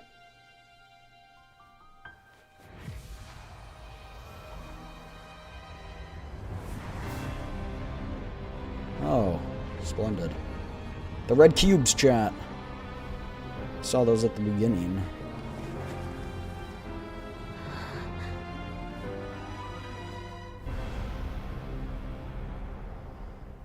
Oh. What is this? Could this be the Cataclysm? Is this where Teatrith is right now? So, she really is. We're not from the same world, are we? No. I come from your future. Wait, but that's great. That means the world isn't going to end. Your world In that case, is. Tell me, what happens to Conria? What happens to my homeland? No, wait. Don't answer that. We can only fight for our future. If the future is unknown, I still believe the Savior can turn things around. He's gonna abandon you. I'll carry on looking for him, even if you're not there to protect me. Although, in a way, You are already my I've savior. already found my Savior. It's you. Read like a You book. protected me, and I believe you can protect us all. You're the one who can change everything. It's just too bad that we're not from the same time or place. Oh, one last thing before I forget. I know how much you want to find your brother. Surely he must be desperate to find you too. So, is there anything you can give me as a memento? Proof that we met? It all relates back. We're gonna give him the That thing. way, when I do find him, I can convince him that you're also searching for him. A memento? Don't give it! Don't give it! Break the timeline. Do it. It'd be funny. Wait. Huh? What is it? Yes, don't do it. She's the hilly troll, chat! I told you it was someone's soul!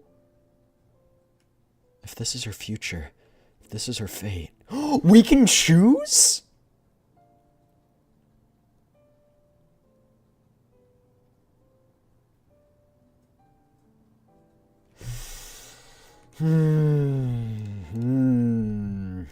What do we do, chat?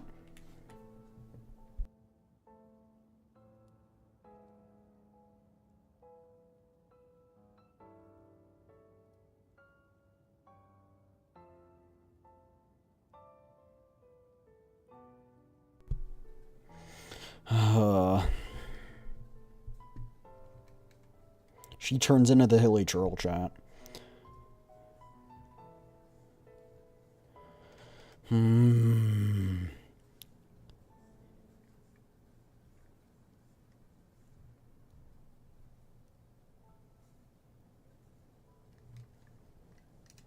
keeping it. I'm breaking the timeline.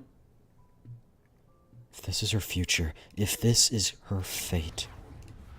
Oh!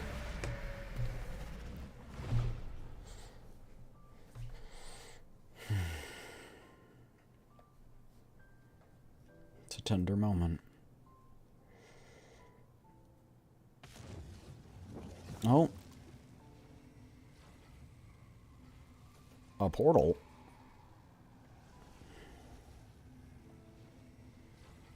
Huh? It's Aether?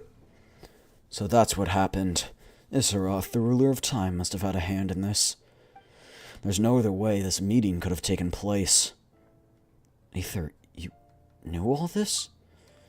I only knew the ending. I've always been curious about the events that led up to it. When the cataclysm first began 500 years ago, I, as the Prince of Conria, was preparing to do my part, to fight back with all my might. But then this girl, Deirdre, found me. The irony was that even as she desperately begged me to save the world, she brought me news of you. I was stunned, and I was suspicious of her claim that you were searching for me, but then she showed me the key to your hibernation chamber. So, she actually did it? We'd been separated ever since I awakened in Tevat. I searched the whole planet and found no trace of you anywhere. And then she brought me that news at the worst possible moment. I was faced with an extremely difficult decision. I desperately wanted to see you again, but Conria was equally desperate need of my help. I knew that no matter what I chose, I'd regret my decision for the rest of my days. So I steeled myself against the guilt and made my decision. I went to see you. And then? But when I found you, you were still in hibernation. Even the key to the chamber was still secure on your person. You're saying 3 keys existed simultaneously in that moment? I couldn't make sense of what I was seeing, but there was no time to think. I just grabbed you and ran. That's where we are right now, an intersection in our memories. The question has haunted me for the past 500 years. I never imagined the answer would come to me like this. So my actions 500 years ago in the future set everything in motion. Are you mocking me, Istaroth? Deirdre succeeded in bringing us together, but unfortunately, it is versions of us 500 years apart. She hoped that the Savior would rescue Conria, save the entire world, but instead, the news she brought led the Savior to make the complete opposite decision. How awful. Is that her fate? Is that how her story must end? Has Conria really been revived? Not yet, but I've taken a very important step. Now, the ley lines of Conria are complete. I'd always thought that the Tevat's ley lines were locked by the heavenly principles. No more can be added, and existing ones cannot be replaced. But then, I learned that Natlan's Night Kingdom appeared to be an exception to this rule, and has intrigued me ever since. So, I directed the Abyss Order to feign an attack on Natlan, buying me some time to enter the Night Kingdom and negotiate with the Lord of the Night. Unfortunately, for other reasons, even the Night Kingdom cannot host the new ley lines. The most I could get was some room to carry out the weaving process. The Lord of the Night did say that even she can only reconstruct Natlan's ley lines. It's probably for the same reason. Still, I received the Lord of the Night's permission and activated the Loom of Fate. Using Tevat as the base, I was able to grow a realm based on Conria 500 years ago, superimposing it over present-day Natlan space-time. The superimposition is what allowed you and Deirdre to cross paths. That's what I saw in my dream. He's not lying about that, at least. But what I don't understand is why did the Lord of the Night agree to this? After that, the new Conria was enriched with memories of the old, drawn from the Abyss Order's members in their meditation sessions. With those memories as raw materials, and the superimposed realm as a template, the Loom of Fate finally finished its work. What I now hold in my hands is the Atlas of the New World. This is the product of the Loom of Fate, holding within it the entire network of new Conrians' ley lines. With this, the nation once known as Conria can rise again. One day, I will find a suitable host location for it. Why is reviving Conria so important to you? Is it really just because of guilt? When I first arrived in Conria 500 years ago, my memory was completely blank. It was only after I had served as their prince for many years that I slowly began to remember everything, including you. Your memories were erased? But recovering old memories didn't simply ease the part of my life I spent in Conria. I still see it as my second home. That is why my guilt weighs so heavily on me. But even so, that only constitute as part of my motive. More importantly, if I wish to speak with the heavenly principles as an equal, I will need the might of an entire world behind me.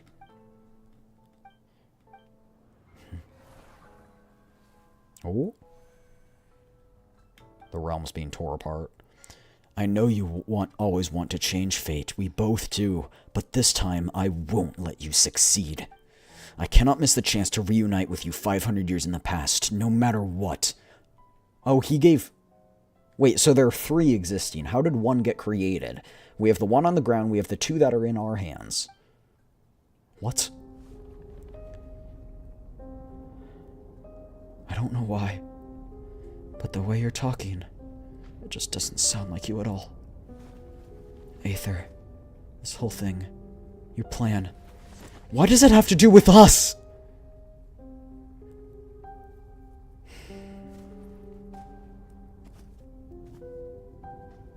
All along, it's only ever been about us.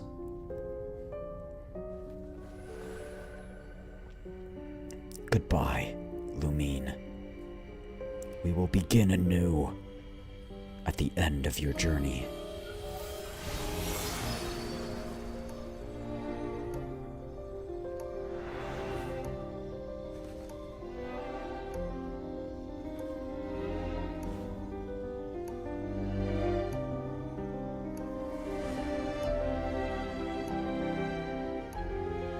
Oh, is he hesitating?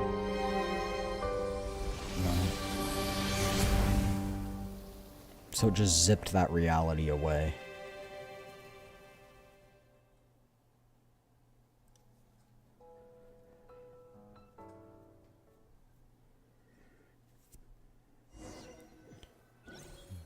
Crazy. Our hero is back. Everyone's been waiting for you.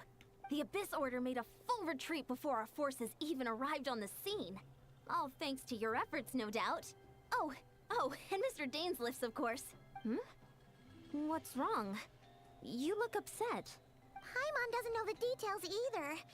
The traveler just disappeared after taking Deirdre's hand. It was like they got sucked into another world. Paimon was looking all over for her, and then she suddenly reappeared, right back in the same spot. But looking a lot more glum. It's fine. I need some time to take everything in.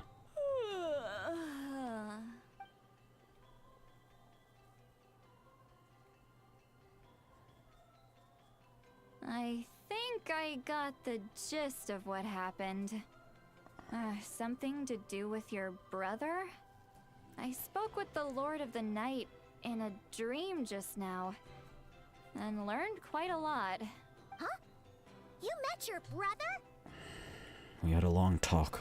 And you didn't think to tell Paimon right away? Well, never mind. Paimon can see that you're pretty down right now. But let's go over everything later, alright? What your brother accomplished? It all but defies comprehension. I was stunned when I heard about it too. But what surprised me the most was that the Lord of the Night actually chose to allow it. Yeah, why is that? The Lord of the Night did try to explain it to me, but in a word, it's complicated. During the war with the Abyss, Mawika had an argument with the captain. Mawika believed that we should fight to protect our culture and memories, while the captain believed the preservation of the ley lines should come before all else.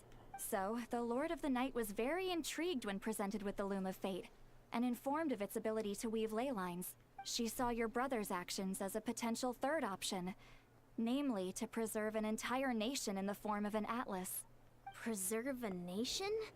You've definitely lost me now. You're not the only one. Paimon's got no idea what's going on either. With that in mind, The Lord of the Night gave the go-ahead once she was satisfied that the Loom of Fate wouldn't have any real effect on Natlan.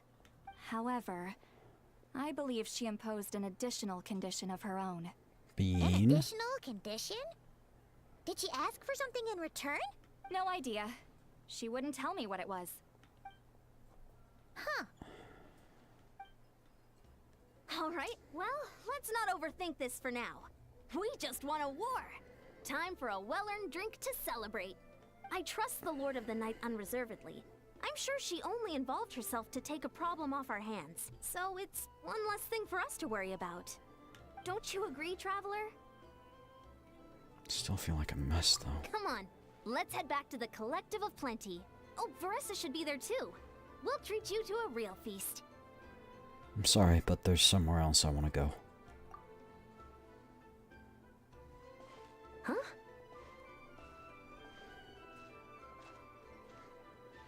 Eon-san, leave her be. This might be hard to understand for an extrovert like you, but some people need alone time to recharge every once in a while. Traveler? Return to the cave you were previously in.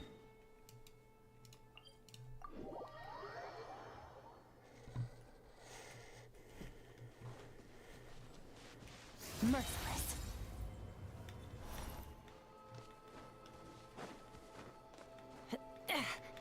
Oh, her ult's charged. I don't know how, but it is.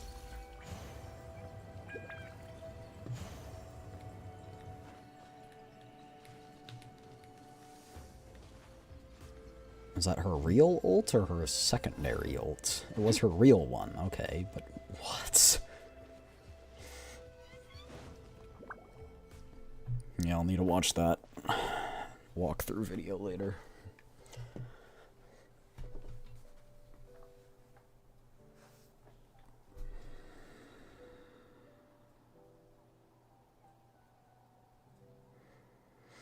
RIP 07.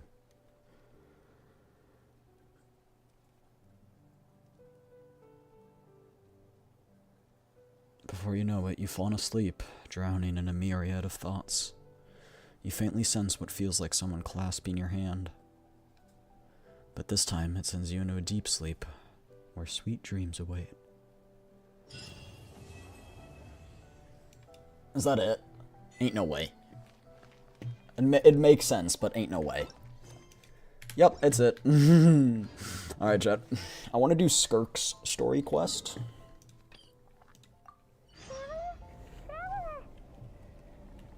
No?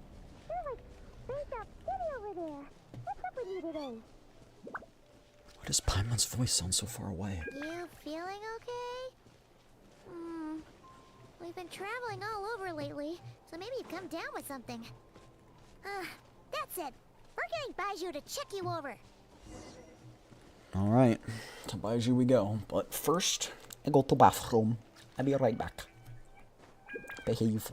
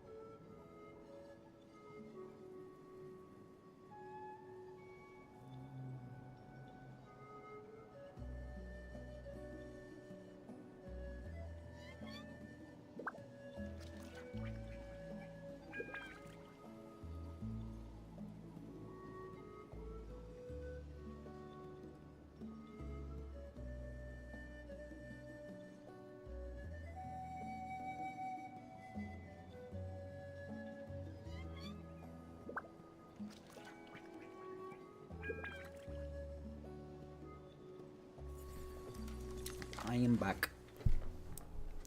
You still here, Pointy? What are you thinking of the game? And why do you hate Genshin so much? What's it about? Is it the community you don't like? Because I could get behind not liking some of the community. I don't think everyone's bad, though. Fearless. Unleash!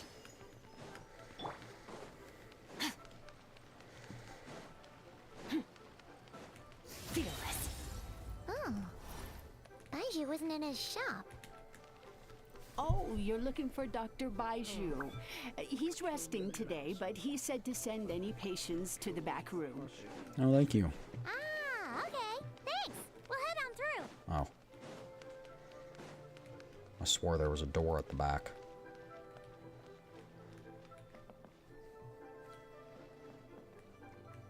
Maybe there is, and I just missed it. Nope.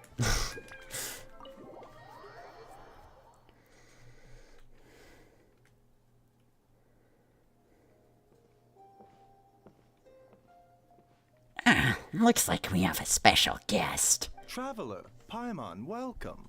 What can I do for you? It's the Traveler. She looks absolutely beat these days.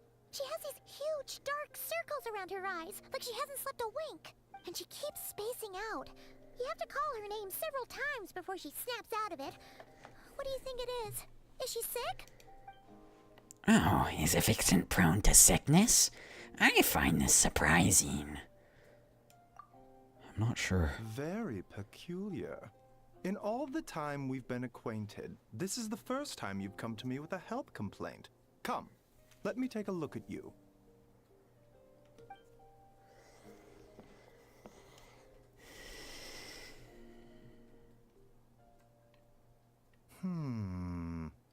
Okay, Paimon does not like that expression, Baiju. It's not serious, is it? No, he just doesn't understand.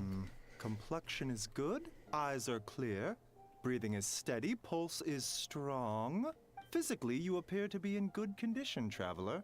In theory, your energy level should reflect that. You should be feeling right as rain. And yet I do feel that's like something's off. Hence my concern. A clean bill of health is usually a good thing, but in this case, it likely means your situation is more complicated. Physical illnesses come with detectable symptoms that can be used to diagnose, medicate, and cure the condition. But afflictions of a non-physical nature, they fall outside a doctor's realm of expertise. Psychologist would be more. Huh? What do you mean, non-physical nature? Curses, dark magic, it's hard to say. It could just as easily be a simple case of mental fatigue. Why don't you rest here for a bit? Whatever it is we're dealing with, clues to your condition are sure to reveal themselves in time. Once we know the root cause, we can administer the right treatment.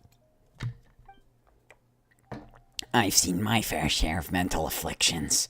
To start with, some calming incense, a good night's sleep, and a good meal would do you a world of good.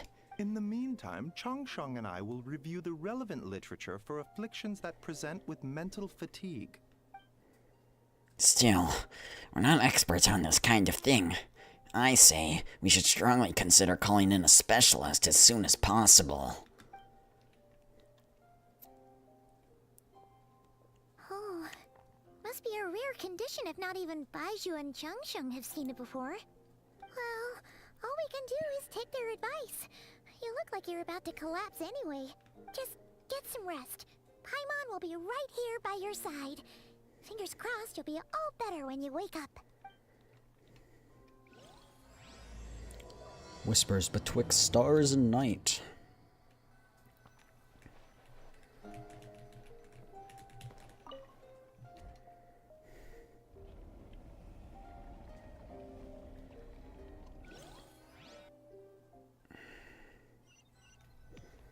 Dreams. Schizophrenia. Woohoo. Where am I? There's a thick fog covering my field of vision. This feels more real than a dream, but too chilling to be real life. My breath freezes on my throat before I can even exhale it. It feels like my soul has been wrenched from my body and thrust into this strange and unfamiliar place. Whichever direction I look in, there's no end in sight. And worse than that, I think there's something in the fog, following me like a shadow. If this is a dream, how long till I wake up? And if it's not, then where in the world am I? Is that Mrs. Ow. Something just pierced through the fog and stabbed me in the back.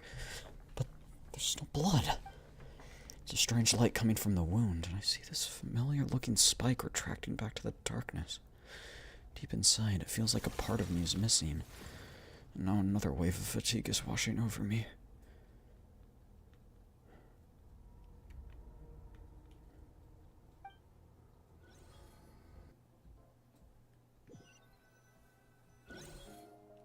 Traveler! Rise and shine! Time to wake up!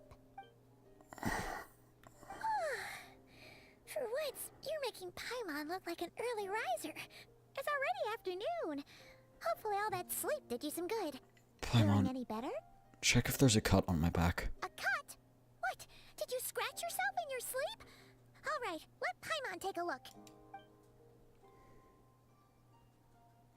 Nope, nothing there. Wait, did you have a nightmare? Okay, don't panic. Paimon heard that dreams tell us what we need by showing us the opposite. So, if you had a nightmare, maybe all you need is something to cheer you up. Come on, Paimon will treat you to something yummy. Chad, here's my question though. When and ever have we had one of those real dream type things and it been false? So like, just pay attention to it at that point. You and Paimon head to Wanmin restaurant. Sensing that something isn't right, Paimon orders a bunch of dishes to cheer you up. What? So, in this dream, you were trapped in a weird place with thick fog everywhere, and then a spike came out of nowhere and stabbed you in the back? Oh. Okay, well, that's a new one. Are you sure it was a dream? Because from the way you describe it, it sounds like you were really there. But then again, you woke up right where you went to bed. And you were definitely in a deep sleep this morning. I don't know what to make of it either. Then, it's decided. Paimon will stay up and watch over you tonight. If anyone tries to mess with you, Paimon will I like the new voice of Paimon. It's so much better. Or, wake you up first and then we can beat him up together. I mean, I don't know if I'd prefer Paimon even existing in the first place, but it's definitely better now. Paimon's smile is a way of putting me at ease. But what I just saw is still bothering me. That dream was so chilling, and it almost feels like there's something watching me from some corner of the world even now. Something stabbed me in my dream, but when I woke up, there was no wound. Still, if I focus on the area, I feel a vague aching. Almost as if deep underneath the flesh something is...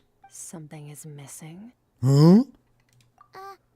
Did you just say something? You heard that too? The flesh remains whole, but the soul is incomplete. Left unresolved. Skirk! The mind will wither away along with it. What the? Wait! Paimon Skirk? remembers you? Your child's master!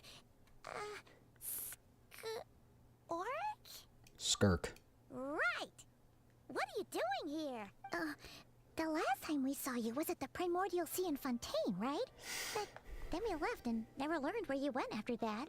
Child's been looking everywhere for you, by the way. What brings you to Wanmin Restaurant of all places? You came here looking for us? And were you the one behind that hocus pocus just now? Tell me, what is it that you saw? Tight-lipped, huh? I suppose that's fair. You, I'll take a glass of wine. Nope. Oh, I was of gonna course. force him. Coming right up.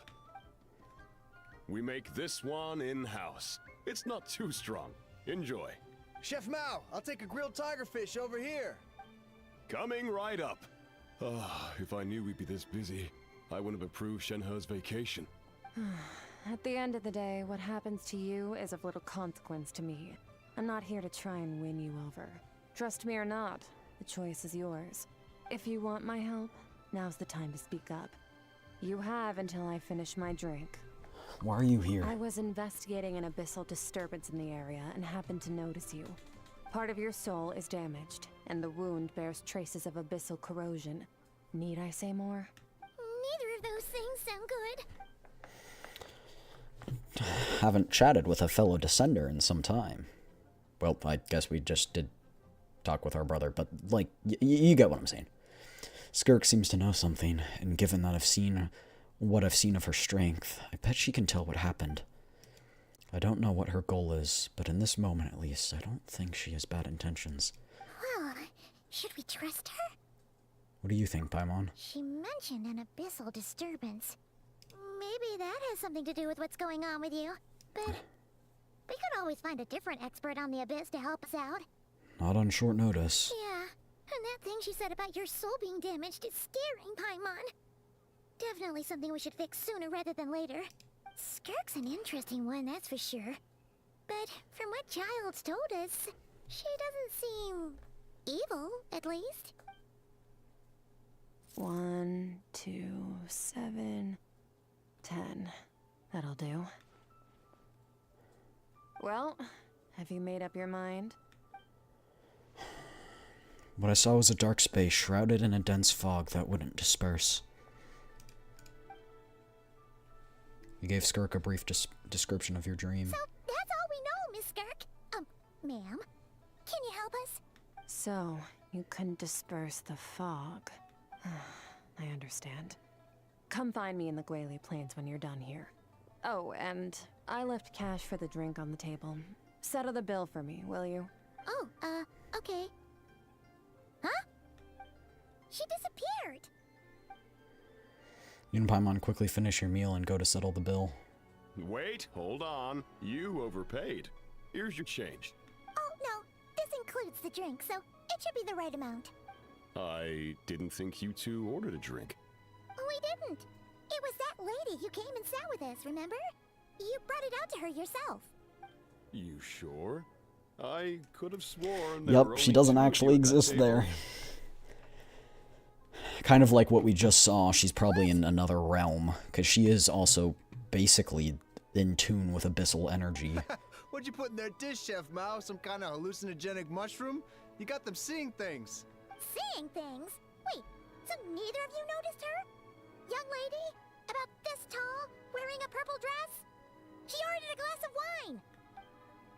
Oh, now you mention it, that vaguely rings a bell. And it looks like I did open the wine jar, so it must have just slipped No, my he mind. just wants the money. In any case, that settles your bill. Come again soon. Chef Mao, check please. Coming! Okay, what was going on there? It's like they didn't remember Skirk being there at all. Even Paimon was She half wasn't. convinced we hallucinated the whole thing. But that Mora she left for us was definitely real. Oh, this whole situation is giving Paimon Like the wine glasses. But anyway, she told Right us there. to head to the Gwali Plains, right? Let's not keep her waiting.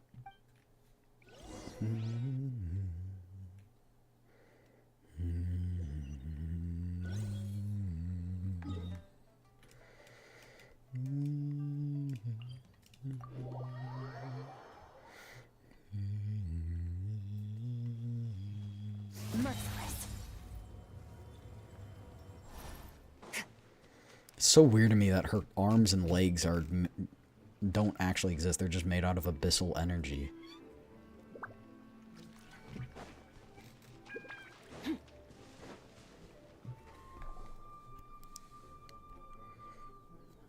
Whoa, what are all these rift hounds doing here?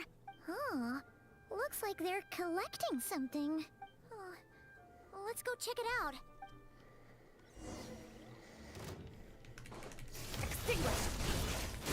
Manifest! Strike a pose! A dash of frosting! A burst of bleach! Ha! Yeah! Ha! Surge! Yeah! Skirk's crazy good. So much damage. This is what they were collecting. It looks kind of like... God remains? Yeah. What is going on here? From the moment they are born, all beings with great power have an impact on this world. Even if their body is sundered and their soul extinguished, their influence remains. Okay, talk about badass. Gods are the most common example of that. The remnants of gods who fell thousands of years ago remain buried deep within the earth, carrying within them a warped will and a dark curse. Together, these remnants form what you call god remains, and it appears that some of those sealed here were dug up and removed. There are traces left, but they're fading fast. Ugh. What are you doing? Nothing. Just wanted to make sure you were... Paimon's touching her. She's definitely not a ghost traveler. Paimon poked her, and she's solid. After you left the restaurant, the other diners acted like you were never there. Your life hangs in the balance, and that's what you're fixated on? Strange set of priorities. It was just a trick to avoid being perceived. If someone notices me, those memories are erased. Simple as that. Unlike you, I have no desire to establish a connection with the world. The weak and the lowly have no right to remember me. Oh, she's one of They're these lucky types. They only have a few missing memories to show for it. Now, can we please get back on track? Okay. Where were we? God remains. Right. The god remains. So, basically, there's now less of them here than there used to be, right? Isn't that a good thing? In our experience, god remains are 100% bad news. A lot of terrible things have happened because of them. Maybe it's a good thing by human standards, but power doesn't come from nothing, and it doesn't just disappear for no reason. The remains aren't just gone. They were taken. Like the part of my soul? Very clever, traveler. You aren't the only one who had something taken from you. There are victims like you everywhere. The only difference being, you can speak, and the remains cannot. So it went unnoticed. Something similar happened in Sumeru. Within the span of one night, countless consecrated beasts were slaughtered, and a large amount of the god remains buried in the desert went missing. Of course, god remains are just one of the targets. The culprit is chipping away at sources of power all over this world, including the Stella Fortuna above. Wait, you mean... the stars? Mm-hmm. 42 of them have died out in the past few months alone. Observant? In Conria, people believed that powerful individuals have corresponding Stella Fortuna. Even should that individual fall, their Stella Fortuna would not disappear, but gradually evolve into a new constellation. Yet now, stars are disappearing from the skies entirely, and it's not hard to deduce what's happening to the power they contain.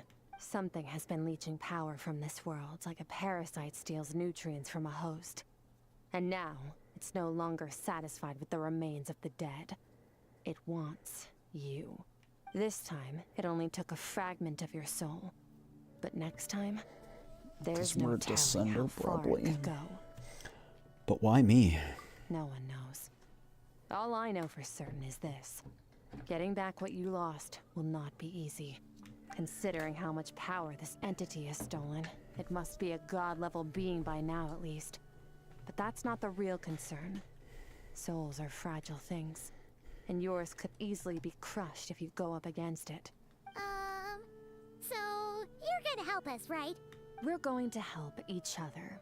You are my ticket to uncovering this thing's true identity. Well, great! You seem super strong, and you know a lot about the Abyss, so Paimon will take it. Thank you. Don't get all mushy on me. All I'm doing is helping you get back to normal after a sudden crisis.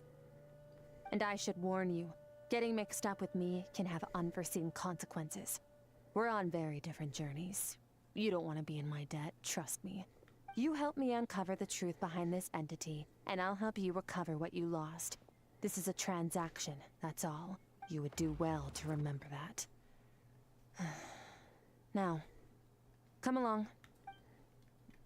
She's tsundere? Or maybe she just is like only transactional. Friendlier since she's agreed to help us. But nope, she's just like when we met her in the primordial sea. So cold. Well, whatever. If that's how it's gonna be, then she doesn't deserve our friendship. What she does deserve is a super embarrassing Skirk. nickname. Skirk. Ah, Paimon's Frosty the Lavender Melon. Frosty the Lavender Melon. Serves that ice queen right. Anyway, the important thing is that we get that piece of your soul back. So, Let's follow her and see what sort of plan she's got.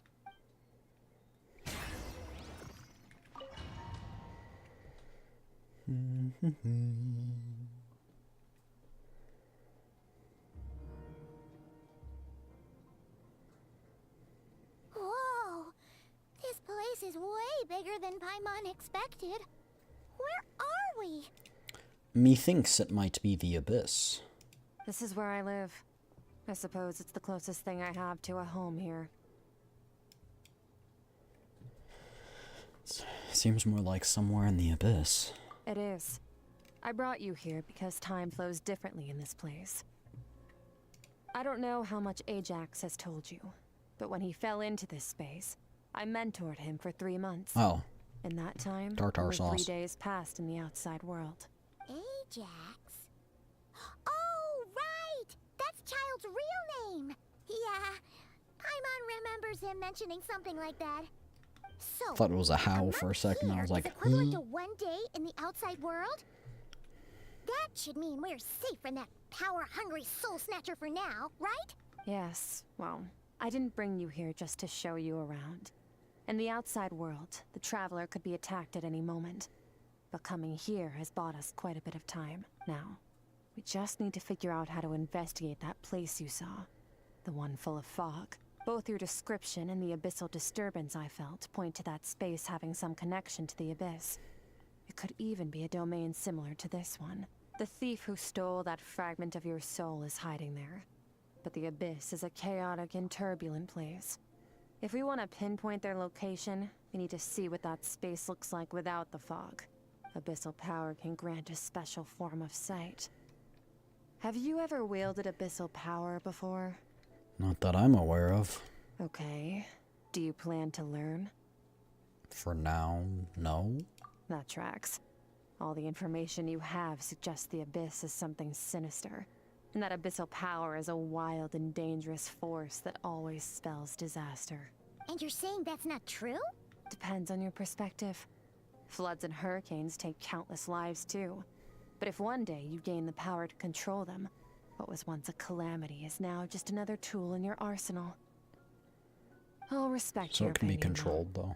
Just means we have to turn to the second best option. What's this? A little abyss crystal that contains my power. Wear it on your head, and we'll be able to perform dream mirroring when we fall asleep. Dream mirroring? It means experiencing whatever the other person is dreaming. Everything they see, I'm upside down. think, and feel. Since you haven't studied the art of using abyssal power, and have no plans to jump in the deep end right now, I'll have to do the investigating for you. With dream mirroring, every time you slip into a deep sleep, I'll see with my own eyes whatever scene plays out in your mind. Then, I can guide you through the dream environment, and we'll take back what was stolen from you. Huh. You make it sound so simple. Is there anything you need me to do? Tough to say. This is an unprecedented situation for both of us. Even assuming we do manage to find where this entity is hiding. Like I said, getting your soul fragment back won't be easy. To play it safe, I need to give you some special training first. Wait, you're gonna teach her some of your martial arts? Does that mean the next time we see Child, we have to treat him like our senior? Do as you want. For my part, I don't see you as my disciples. You're already a pretty good fighter. All I'm planning to do is build on your current skills, and train you for the specific scenarios that I think we might face. But that's enough talk. If you're ready to do this, then come with me. Time might be more lenient here, but that's no excuse to waste it. Oh, she moves fast. Paimon can hardly keep up with her. So, special training, huh? Kind of a rare opportunity. With your skills, there's not a lot of people qualified to train you. The last time something like this happened was probably anti-Raiden Shogun training, right? Oh, yeah. Oh, That was a feels like while lifetime ago. ago. Skirk seems pretty strong too, though. Remember how she said that the all-devouring narwhal was just her master's pet? Maybe we really will learn something here.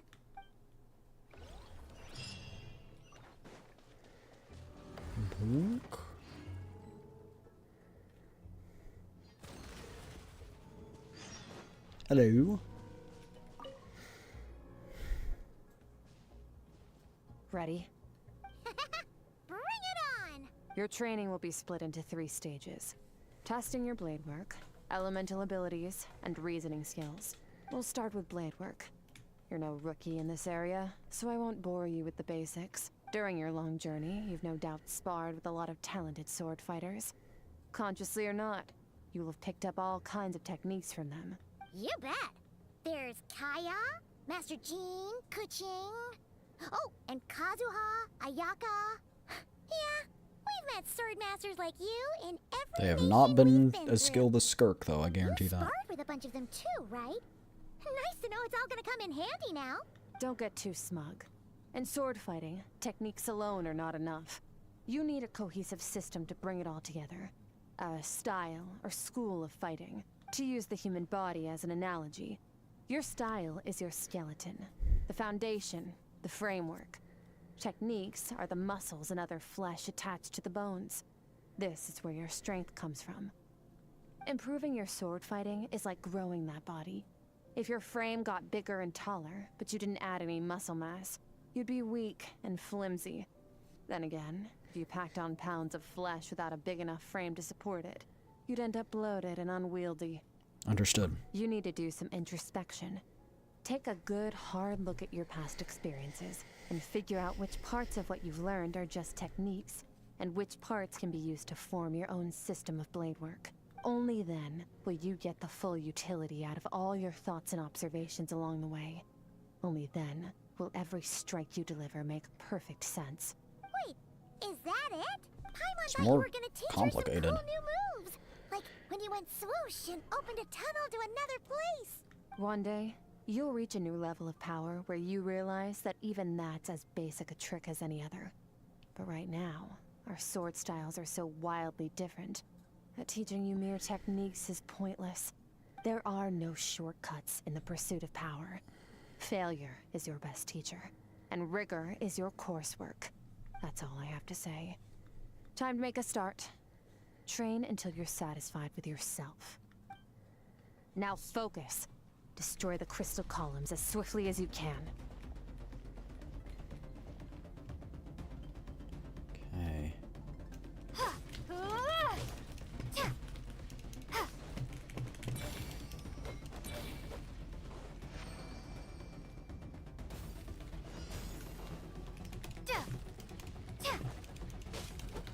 900? This is making Paimon's head spin. I think they purposefully made this impossible. I was like, I'm gonna do this until I get really good at it, but 900 is a lot of columns, that's for sure.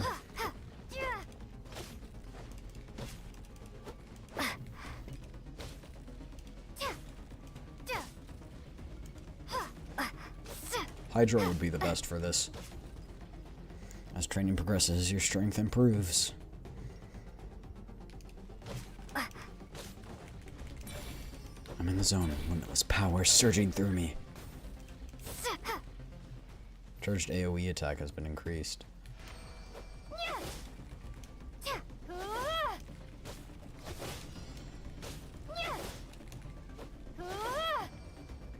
Stay calm.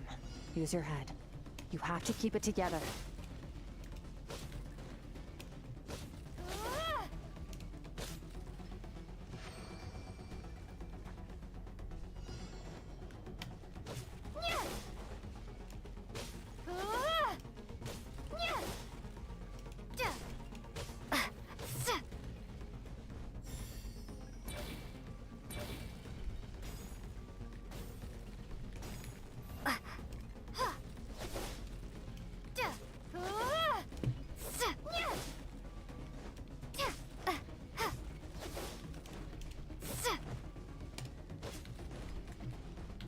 Walking in. Walking in.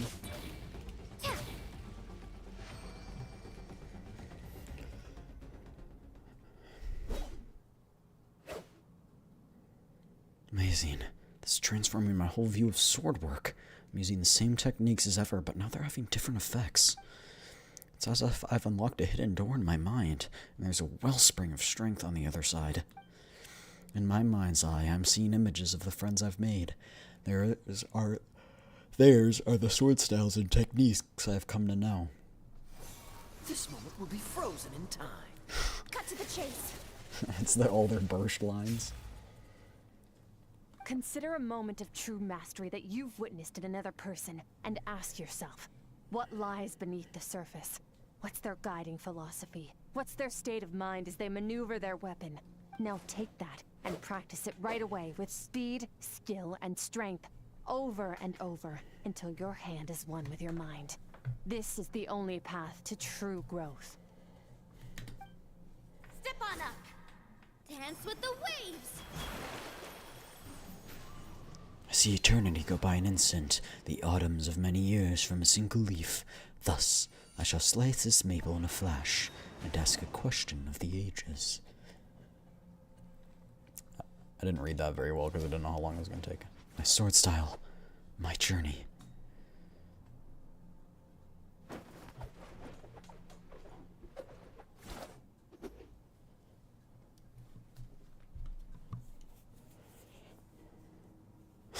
Paimon's asleep next to Yai Miko book, and If you start to tire, empty your mind, but do not stop. Stay in that frame of mind as you keep up the fight. Get rid of all redundant movements. Imagine your sword is an extension of your own body. Wield it just as you wield your arms, hands, and fingers. 'Twas on a deserted, moonlit night that the hero approached the vile dragon's limpid lair. Rain Cutter! Feathers fleeting wet. Yes. The white heron treads water. Beautiful. Ayaka. A sight without flaw. Master of Inazuma Kamisato art Tachijutsu.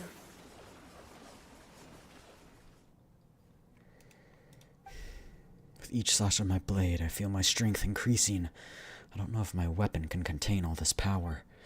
I'm in the zone, limitless power surging through me.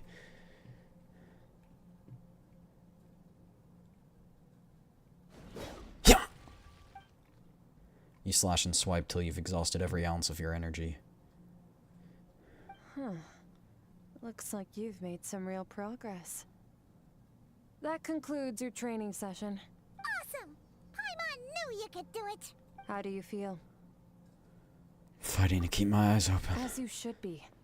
Time flies when you're training hard. You've actually been going for several days now with no rest. Yeah. Meanwhile, Paimon's had a whole bunch of naps. But you were so focused, she didn't want to interrupt you. Go get some sleep.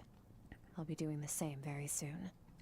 Let's hope you see that foggy place in your dream, so I can get this investigation over and done with. It's funny she acts like she hates us. I don't want to be here, not with you.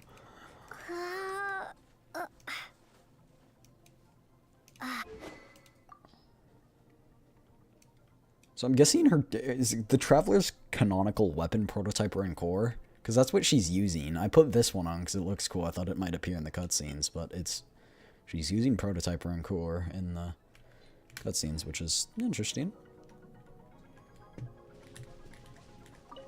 Sometimes you have to practice a single movement 1 million, maybe 10 million times before the breakthrough moment comes.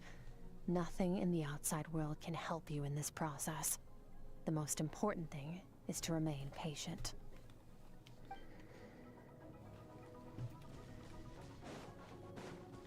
Boom.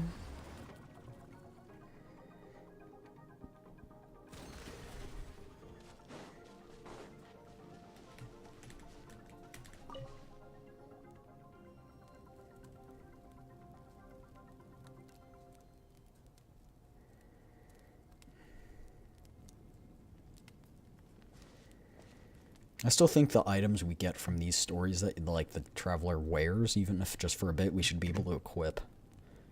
It gives such a more personalized touch.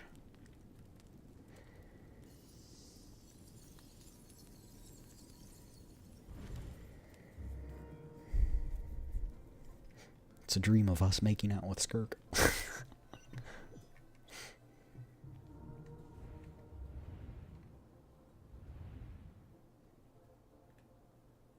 What is this place? Have I been pulled back into that place again? But Skirk said the dream mirror would kick in when I fall asleep, so why am I back here? No. Closer inspection, this isn't the same dream. It's dark and gloomy, but there isn't that chilling fog that made my hair stand on end. Hold on. If dream mirroring is a two-way process, maybe I'm seeing inside her mind while she's exploring mine? If this is her in our world, it's pretty bleak. I can occasionally make out the sound of a flowing stream, but other than that, it's so empty. Oh, a little guy. What's that? What a strange-looking creature. Where did it come from? I think it wants me to follow it. Might as well see where it leads.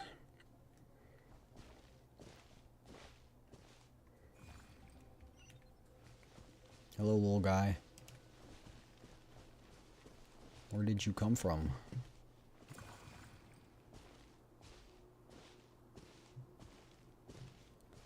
A glowy spot on the ground. Skirk, why are you skipping classes again? We've talked about this. 'Cause he's a crabby old man, and he's a boring old man. I don't like going to his classes. Excuse me. You shouldn't talk about your teacher like that. It's very disrespectful. All right, let's not get into a big fight about this. Skirk's learned what she needs. There's no point forcing her to sit through more classes if she doesn't want to be there. But I'd still love to hear about what you got up to yesterday. Why don't you tell your dad all about it? I went diving, and I saw this huge fish. I never knew they could get that big. It looked kind of dumb, though, with that stupid big fat head. I tried to shake its fin, but it just spat water at me. Oh, and today, I'm gonna go to that prairie up north. There's supposed to be this giant bird there that can spit fire. I think that's called a If I dragon. climbed on its back, it could fly me all the way to the stars. Then I suppose your old dad should get one as a pet too. Otherwise, how are you gonna hear me call you for dinner up there in the stars? When it's time to eat, I'll come back on my own, Zilly. Anyway, gotta go. Bye, Mom. Bye, Dad. Oh, little Skirk. Wait! Put on a coat at least. You'll catch a cold. I'm talking to you, young lady. You spoil that child, you know.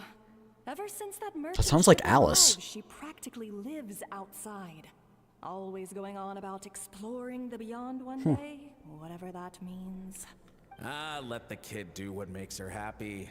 Besides, we both know you're all bark and no bite.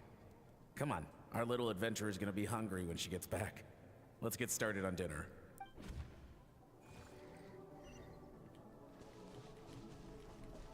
I'm out. I'm out. Peace. I'm just kidding. The weather's wonderful today. I'm guessing this is Skirk's thoughts. Boing. The Flashbang. stars shimmer high above.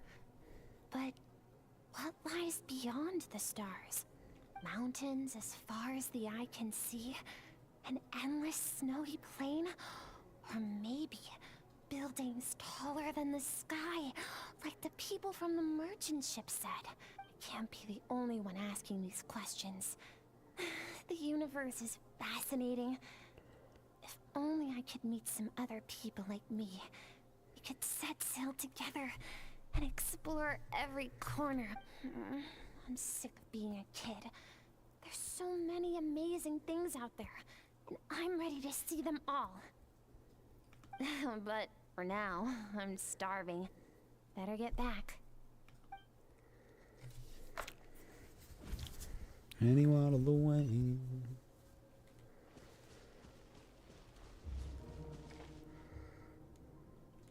Huh? What's over there? Oh. Controls like froze. Something's going on? And her parents are dead, and she becomes Batman.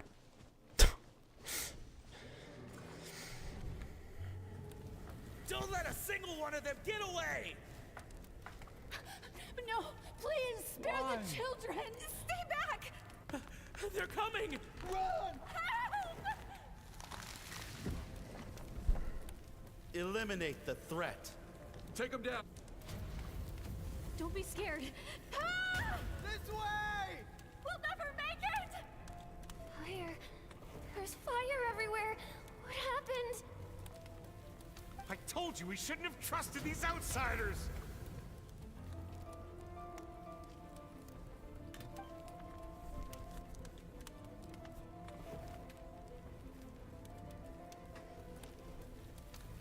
Why are you doing this? What did we do to deserve this?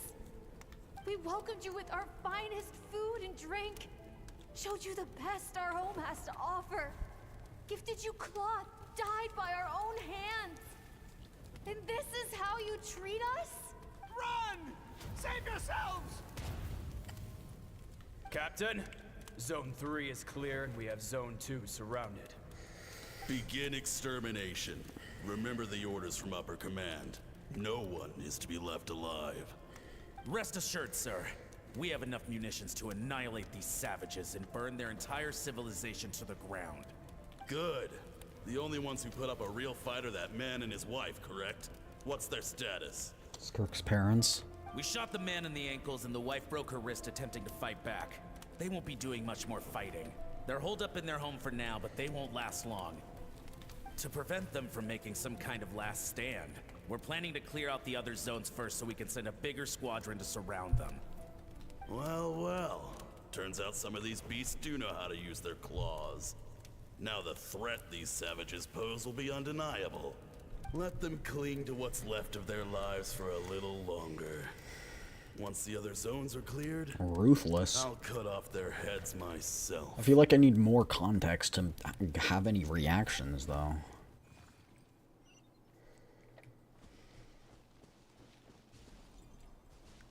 It smells like something's burning. What's going on? No. Dad? Mom? Skirk, you're all right? Thank heavens. I'm so happy to see you, sweet girl. But you need to go. It isn't safe here. They'll be back any second. What happened? You're bleeding a lot. Dad? Aww. This is the place. Alert all units. Prepare to surround. Run, Skirk! Run as far away as you can! Don't trust anyone! Your dad and I, we're not afraid to stare death in the face, but we need you to survive. My clever girl, so curious. You're already so brave. I know you're going to grow up to be such a positive light in this world. Whenever you miss us, just play this song. Remember, life is a gift. Don't let darkness claim it. That song's playing right now? It's quiet.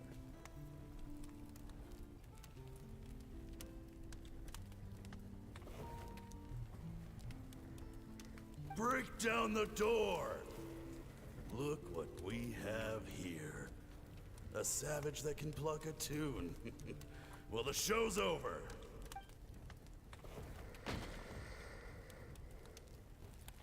You! Stop singing! Shut it! I said shut it or I'll make you!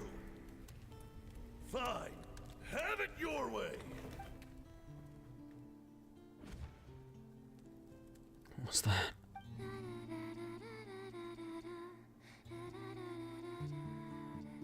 So pretty.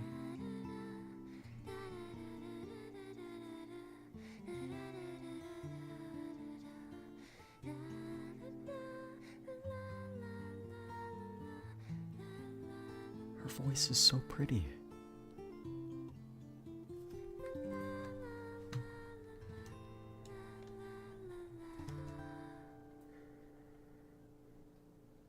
I want to hear it again.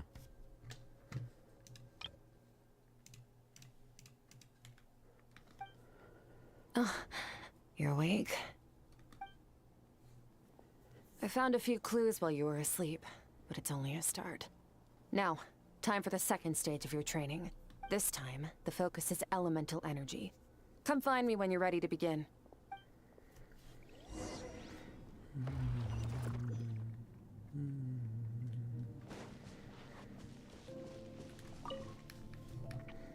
Man, staying in the abyss feels so surreal, don't you think? No day and no night. It's like time time hardly exists. If we weren't careful to keep track, it feels like we'd have no idea how long we've even been here. Well, except for the fact that Paimon still gets hungry like clockwork. You go do your training. Paimon's gonna grab a bite. From where? From a Wanmin restaurant? Like, I'm ready to start. The way I see it, the pursuit of power is divided into 3 stages. The first is mastering the use of standard weapons. Next is learning how to harness natural energy. And after that, you're free to challenge even higher dimensions. The natural energy of Teyvat is, of course, elemental energy. But that's not my area of expertise. I draw from a different source of power. That must mean... Abyssal power, yes. Also known as the power of the Void Realm. My master, Sirtology, is a true expert in that area. After all, Yes, he Sirtology was is. one of the group of 5 that infamously stole the all-encompassing power of the Abyss. An act for which the people of Conria gave them the epithet, the 5 Sinners. The elemental energy of Teyvat, on the other hand, is derived from the power of the Light Realm. These 2 forms of energy exist in direct opposition to each other. Suffice to say, there's not much I can teach you this time. There's something familiar about the power use. It almost seems related to Cairo in some way. A keen observation, traveler. Call it respecting local norms. The Abyss stands in direct conflict with the will of this world. So, to make my life easier, I disguise my power to make it appear cryo-like in nature. It's a technique I learned from some Conrian ruins, known as the 7 Shifting Serpent. If you ever change your mind about delving into abyssal power, I can teach it to you. I have the ability to purify abyssal So power. I've heard. You seem to have a knack for removing abyssal power. But is purification really what's going on there? I absorb it. Like I That's... said, power does not simply Chat, disappear. The VODs aren't up, but if I did say this back, I was like, where's the energy going? Like, I absorb it, it's just going into my body, right? I did say that at one Just point. thinking out loud. Let's focus on your elemental training. That's what's gonna help us if the situation gets tricky. True growth comes from adversity, but only if you make the choice to pick yourself up again every time you fall. So, it's time to push yourself to the limit, and then keep pushing. This is the only way to advance at pace. Use the power of Animo to clear the field as fast as you can.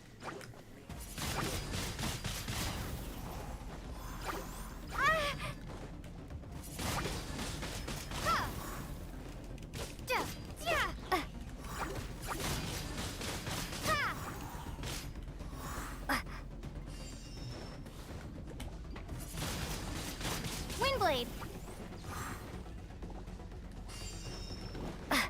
Okay, so we need to use the pyro slime to light the fire. And we kind of just Prepare to be blown away. take the pyro slimes and just whack them until they die. Observe your surroundings. Look for things you can use to tilt the scales of success in your favor. Bro, what? I literally absorbed the fire, but okay.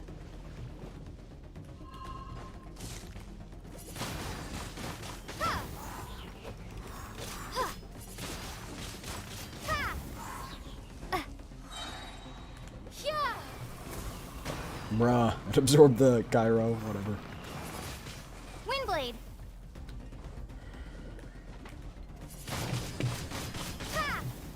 Bruh.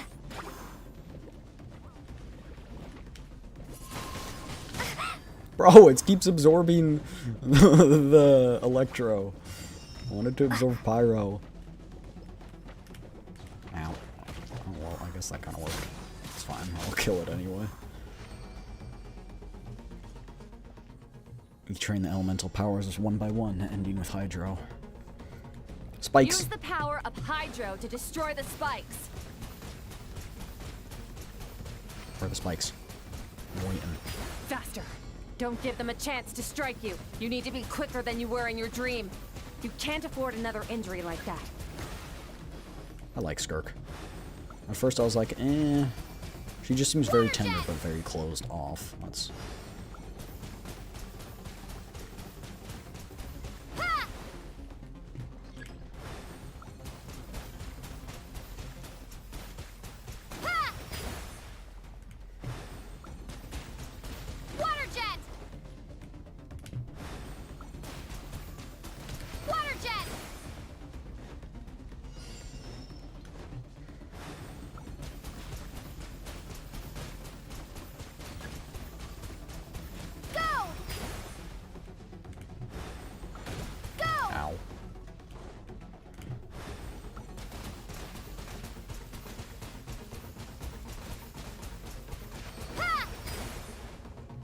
Got it. Yatta. Along my journey, I've gained different elemental abilities in different lands, but I've never trained them all at once like this. You need to understand what makes you special. The ability to wield elemental energy without a vision and switch between the elements at will. It means your aspirations need no approval from the gods. Your power is not bound by the rules of this world, so be bold. Do not be afraid to chart your own path. I feel like she definitely knows we're a descender. Graceful as the wind, tough as stone, nimble as lightning, flourishing like foliage. I can feel the power of the elements flowing through me, sometimes as peaceful as a flowing stream, other times surging like a raging river. If I close my eyes, I can almost hear their voices, but it's not like some wild beast battling for dominion. It's more like saying hello to an old friend. You know what'd be cool, chat? If this actually made the Traveler, like, stronger in-game. Whoa! Very good. Can I use that in-game, bro? Seems you've reached a deeper level of connection with the elements. How long has it been this time? Long enough for you to lose yourself in your training, which is a good sign. Relentless practice with the elements has drained all your strength, but it's also what allowed you to make progress. Get some rest. When you wake up, we'll proceed to the final stage of your training.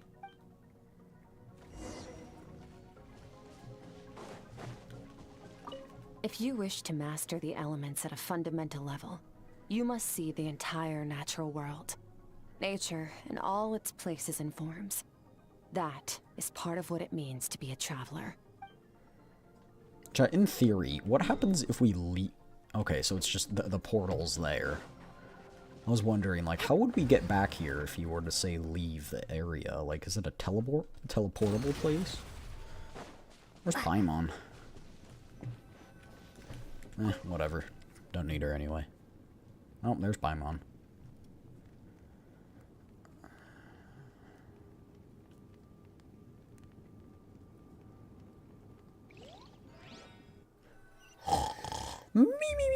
Me. This place again. Hey, little guy. Who are you? I'm gonna dub the little creature as well. No response. Strange creature just floated away. What is that thing? What is it doing in Skirk's inner world? And where is it taking me this time?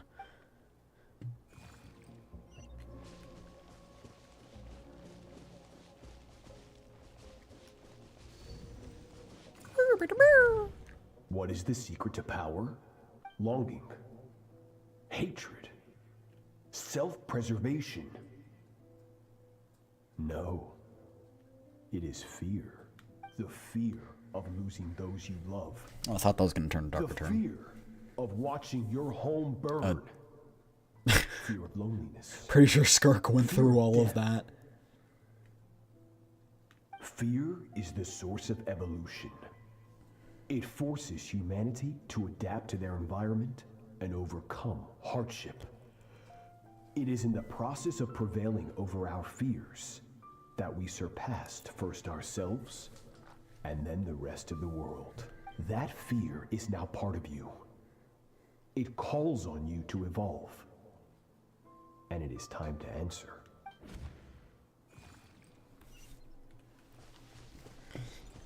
Ow, it hurts.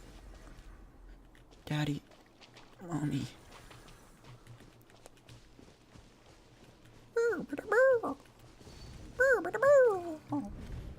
Any minute spent missing home is a minute wasted. Practice your sword work instead. Do not make me tell you twice. But, Master, I can barely lift the sword anymore. If I keep going, I feel like my wrist is going to break. So it has not broken yet. Then pick up your sword and keep practicing until it breaks. That's I want to crazy. hear the cracking and splintering of bone. After all, bones can always be reset.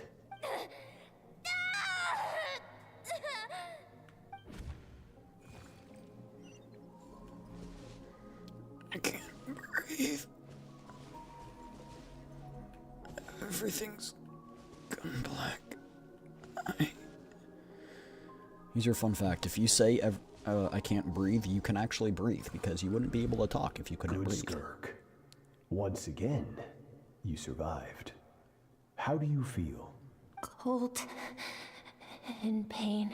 These are signs that you are adapting to the abyss. Each time the flesh is torn and the spirit crushed, each time you claw back from the brink of death, you become stronger. I now understand why these people sought to destroy your homeland. Your potential goes beyond even what I could have anticipated. But you still have much to learn in your pursuit of strength.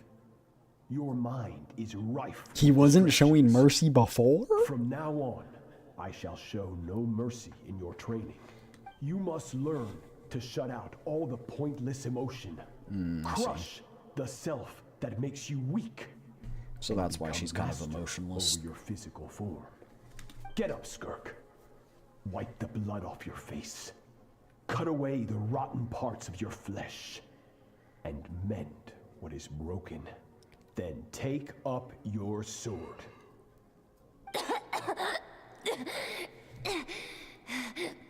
Yes, Master.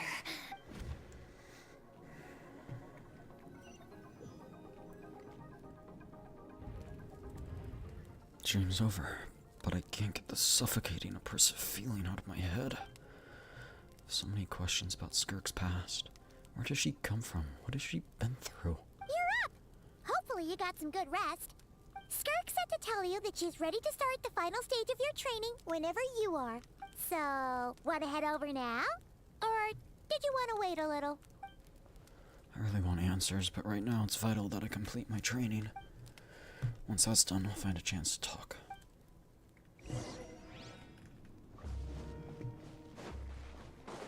What was this one? Mental or something like that? Again, the third trial?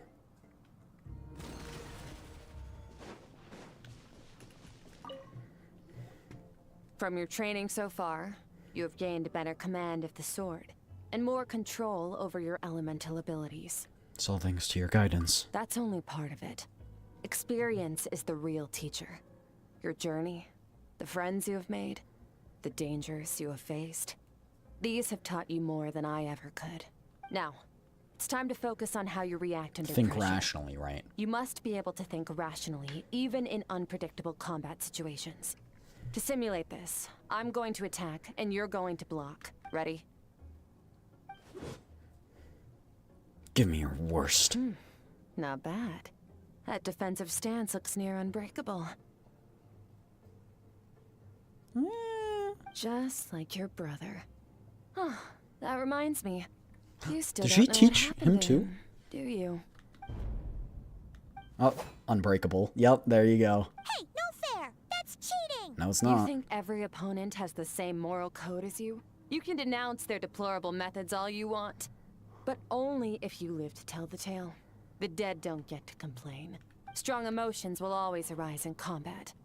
Anxiety, anger, fear.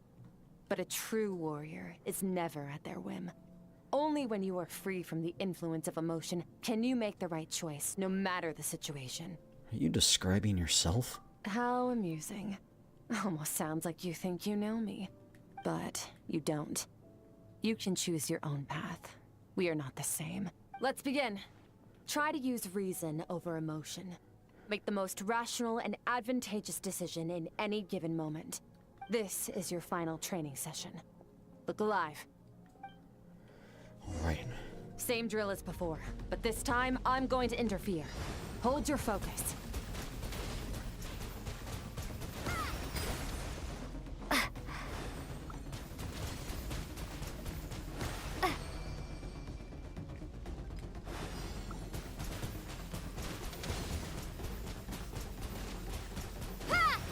Luckily, we're Hydro.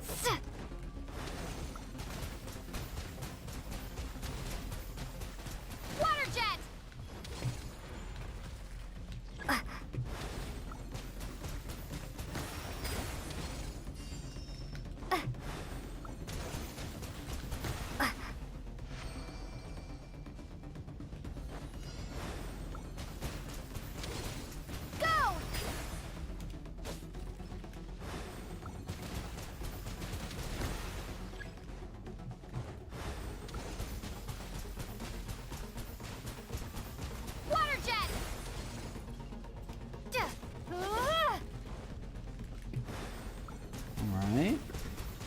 She seems to only attack, like, underneath them.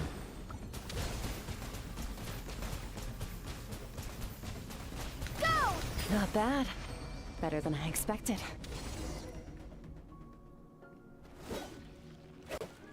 It's not easy to control my emotions. Battle's overwhelming, but if I could just focus all my attention on what my opponent is doing and how I should respond, it's almost like my emotions take a back seat. You're getting the hang of it. The first step to controlling your emotions is controlling your mind. You want a unified train of thought. It all comes down to focus. Focus. Focus on the battle.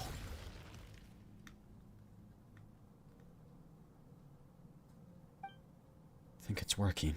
I can choose to tune out anything that isn't relevant to the battle, but I still think I'm pretty far from having a full control over my emotions.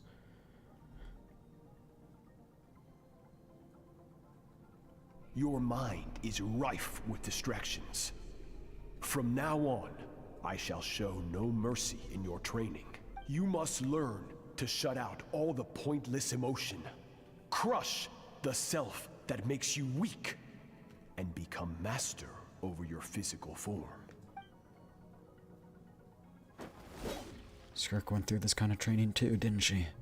How merciless does the training have to be to make someone substitute all emotion for pure reason? Stop. Let's pause here. One look, and I can tell your mind has wandered. That's to be expected. There's a limit to how long a human being can concentrate on one thing. Staying calm and focused sounds simple in theory, but in practice, it's more demanding than sword work or elemental abilities.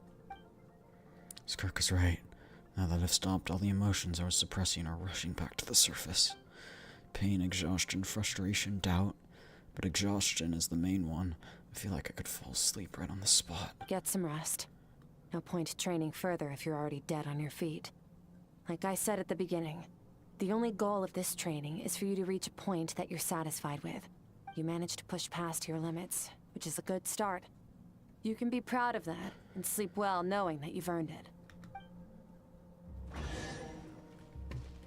Oh, you give me a exquisite chest? You spoil me.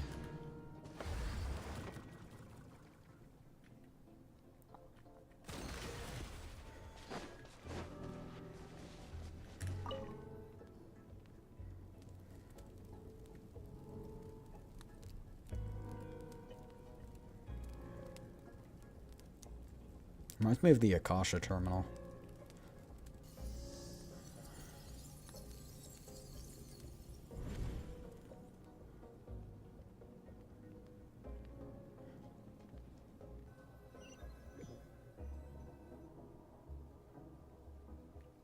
Looks like I'm back in Skirk's inner world. I don't see this strange creature this time, but I think I can navigate the space on my own now, even without it here to guide me. I don't know how to leave, so I'm stuck here until I wake up. Can't hurt to take a look around while I wait.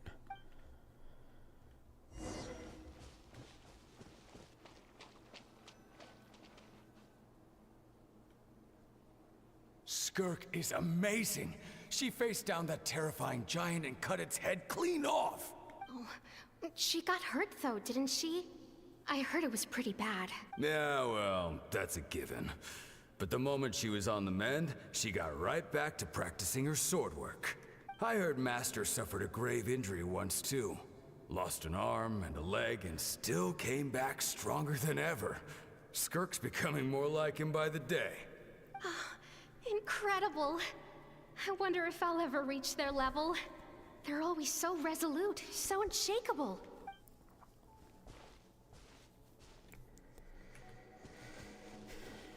I wonder if that's where she lost her arms and legs.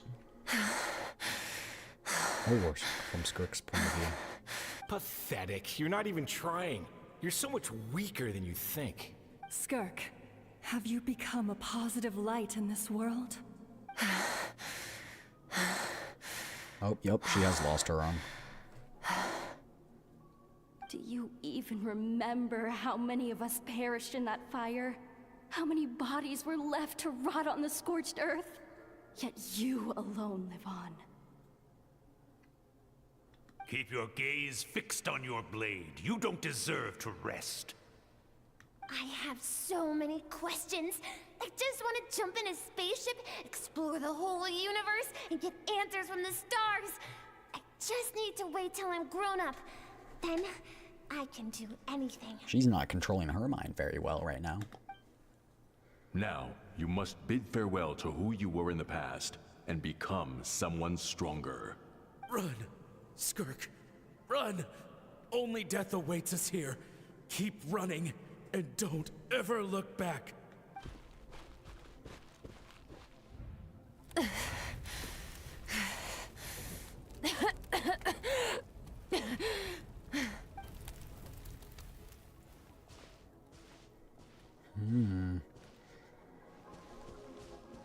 Oh, there's her sword. It's Let's Alice. see here. First things first, you need a new identity. Going around telling people you're from somewhere beyond the stars won't do, now will it? How about saying you hail from beneath the earth instead? As the Conrian saying goes, venturing out into the universe and down into the abyss are the same in that both are braving the dark unknown. Well, I'm a visitor on this planet, so I'll follow the rules. Ah, splendid. That saves me quite a bit of trouble.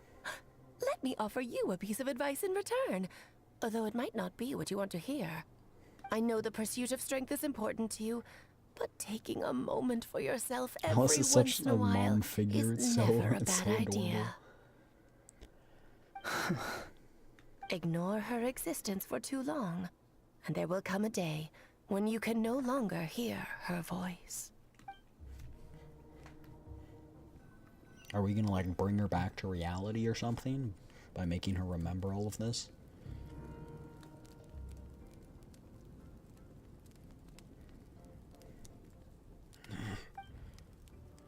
Dream's over. I can hear the crackling of the fire in the distance. There's a fragrant aroma in the air. Grilled meat. You're awake! You must be starving, right? Ta-da! A barbecue feast just for you. I am a little hungry. Of course you are. That's why Skirk and Paimon got this all ready for you.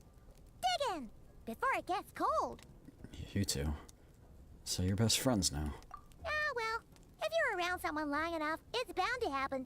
Plus, Skirk can cook.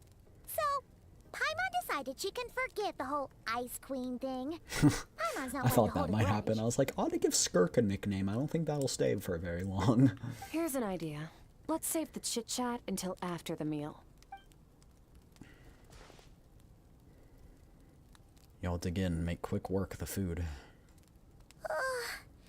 So full. Okay, it's Paimon's turn to sleep now. Wake her up when it's time to go.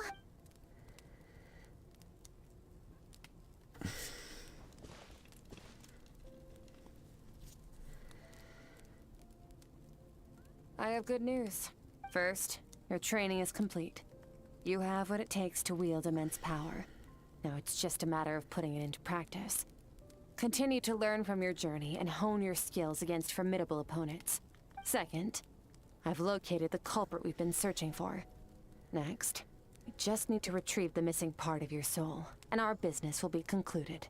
Thank you. That was a lot faster than I expected. When Ajax trained with me, he once told me he was bursting with questions. So I allowed him to ask me 3 of them before he left. You and I may never meet again, Traveler. So if there's anything you want to ask me, now's your opportunity. Just like Ajax, I'll answer 3 of your questions. After spending time in Skirk's inner world and witnessing her memories, there's so many questions I could ask, but the most important one is, are you really from Tevat? Okay, not the angle I was expecting. What makes you ask that? I'm sorry I didn't tell you earlier, but while we were dream mirroring, I think I saw your memories. It's the first time I've seen Skirk break her composure. I guess this really took her by surprise. I knew that was a possible side effect. Closed off my mind to you for that exact reason. Even with the dream mirroring, you should have seen nothing but endless darkness. So Skirk didn't share those memories with me on purpose. In fact, she tried her best to keep them from me. Speaking of endless darkness, on my first time there, that was all I could see. That was all I saw until that strange creature appeared. Whatever. Must have been a flaw in my execution. I shouldn't be too surprised. Due to some recent circumstances, my self-control has been lacking as of late. Since you've seen what you've seen, there's no reason to hide the truth. All I ask is that you keep it a secret. No, I'm not from Teyvat. I'm from a different planet. And there was a time when I journeyed through the stars. A lot like you in some I wonder ways. how she got off her homeworld. Like me? You mean you're also a descender? No, we're different in that respect. You're influencing the fate of this world. But me, I'm just passing through. Several hundred years ago, This my means the master, abyss is beyond this Sotologi, world as well. opened the border between worlds and sent me here. But this is not my home. And one day, I'll return to the vast unknown Oh, of we did ask space. 2 questions. We got a 2-for-1 special. So, there you have it. On to your second question. I want to know if she trained her brother. What's your goal in coming here? To become stronger. For certain reasons, I need to bridge the power gap between me and my master as quickly as possible. But first, I need to understand the source of his strength. To do that, I need to follow in his footsteps. Walk the path he once walked. Why do you want to defeat Somewhere him? along the way, I'll find out how to defeat him. That is my sole focus and purpose. Okay. You have one question remaining. Skirk's goal is to defeat the foul? I can hear how serious this is for her. Wonder what those certain reasons could be. But given how quickly she blazed through that answer, I doubt she wants to talk about it. I have one question left. What should I ask? You make it sound so easy. Ever since the incident I experienced there, I've never stopped searching for Master Skirk and that unknown abyss. But it's been years now, and I've still found nothing. Maybe I should take this opportunity to get Child some answers. Well, your last question? You know Child is looking for you, right? Why won't you let him see you? Ajax. His situation is different than yours. Before you ever crossed paths with me, you'd already encountered many formidable people, studied their techniques, and developed your own skill set. So, during your training, all I had to do was build upon that foundation. But Ajax was so young when he came to me. A complete blank canvas. Children can't help but imitate their role models. In the long run, So she that doesn't would want only to hinder see his him growth. again so he can develop stuff for herself. Once Ajax has enough strength in his own right, I will allow us to meet again. Until then, let that motivate him to reach his full potential. That was a common, calculated answer. It's like she was talking about something entirely mundane. I don't know why, but I'm not buying it. She makes it sound like the decision has everything to do with Child and nothing to do with her. But what does she actually feel about it? The abyss is completely silent. This domain must get lonely after a while. Not to mention, she says it's been hundreds of years since she arrived. And even longer than that if you account for how slowly time passes in here. Unlike you, I have no desire to establish a connection with the world. The weak and the lowly have no right to remember me. They're lucky they only have a few missing memories to show for it. All that time, she never established a connection with this world. Was it really just because she looks down on the weak? I doubt she'd give me a straight answer if I asked. Besides, I already used up my 3 questions. She was happy to give me cold, hard facts, but I still feel like I haven't heard her true voice. Wake up your companion. It's time to go.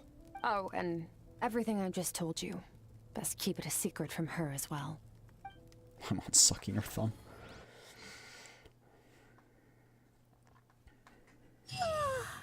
Time to go. Oh, finally. I want to be able to visit Skirk again. She's such a good character. But knowing the story, we probably won't see her again, if very rarely. Just follow me. I'll open an abyssal rift close to the culprit's location. It will take us to where he's hiding. Did we ever tell Baiju where we were going, or did we just up and disappear one day?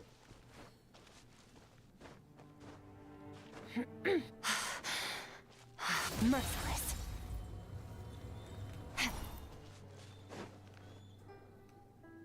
Wait. This is near the chasm, right? That is the chasm, Yes. that is correct. If we enter from here, we'll be able to reach that place from your dream. You have some experience with abyssal domains by now, but still, this is someone else's territory. Best to proceed with caution. Don't worry. Paimon's an expert at hiding behind other people for safety. Oh, but, that means you need to stay safe, traveler. Let's teach this thief a lesson. All right. Remember your training. Time to put it to use.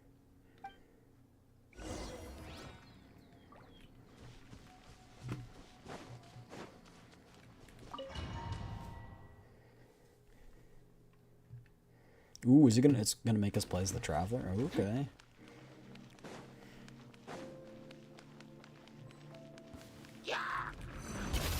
Here's the. Star goes out.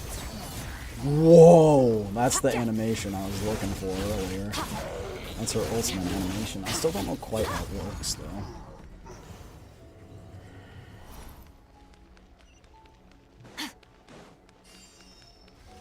Whoa!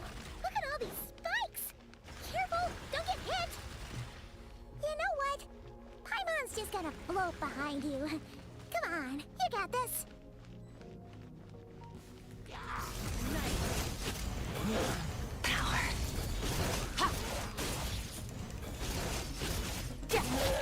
Hey, what are you two doing here? Oh. Dusty. An abandoned house. Let's press on.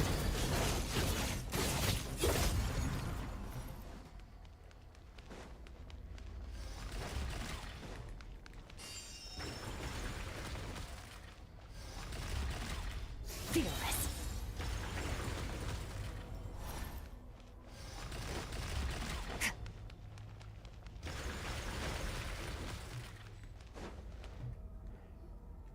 Oh, looks like this is a dead end. Did we make it to his hiding place? Ugh, this fog is making it impossible to see anything! This should be the place where you were attacked, traveler. The missing part of your soul should be nearby. Can you sense where it is? Close my eyes and focus on the light that came from my wound back then. I can sense something, and it is nearby, but I can't tell the exact location. Our opponent must have covered his tracks just in case. Otherwise, you should have sensed it much more strongly. Hold on! Look! The spikes are back! Stay calm. Let's hold back a little. Give our enemy some wiggle room so we can see what we're dealing with. If you're too reckless, we might be playing right into his hands. Our enemy took part of your soul for a reason. It's likely he integrated it into his attack somehow. If we're smart about this, we can track it down.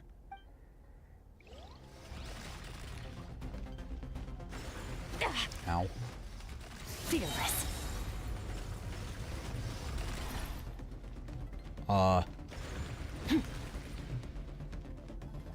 There we go.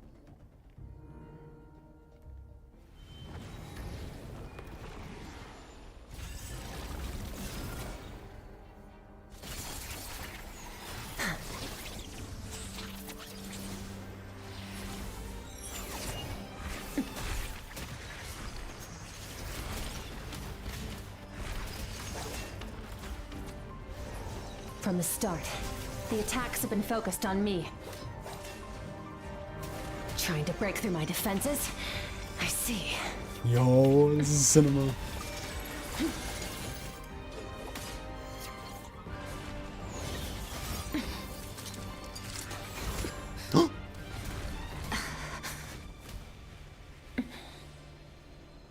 What?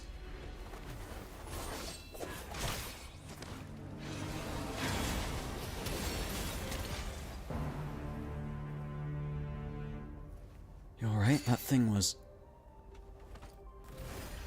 She got hit with it on purpose.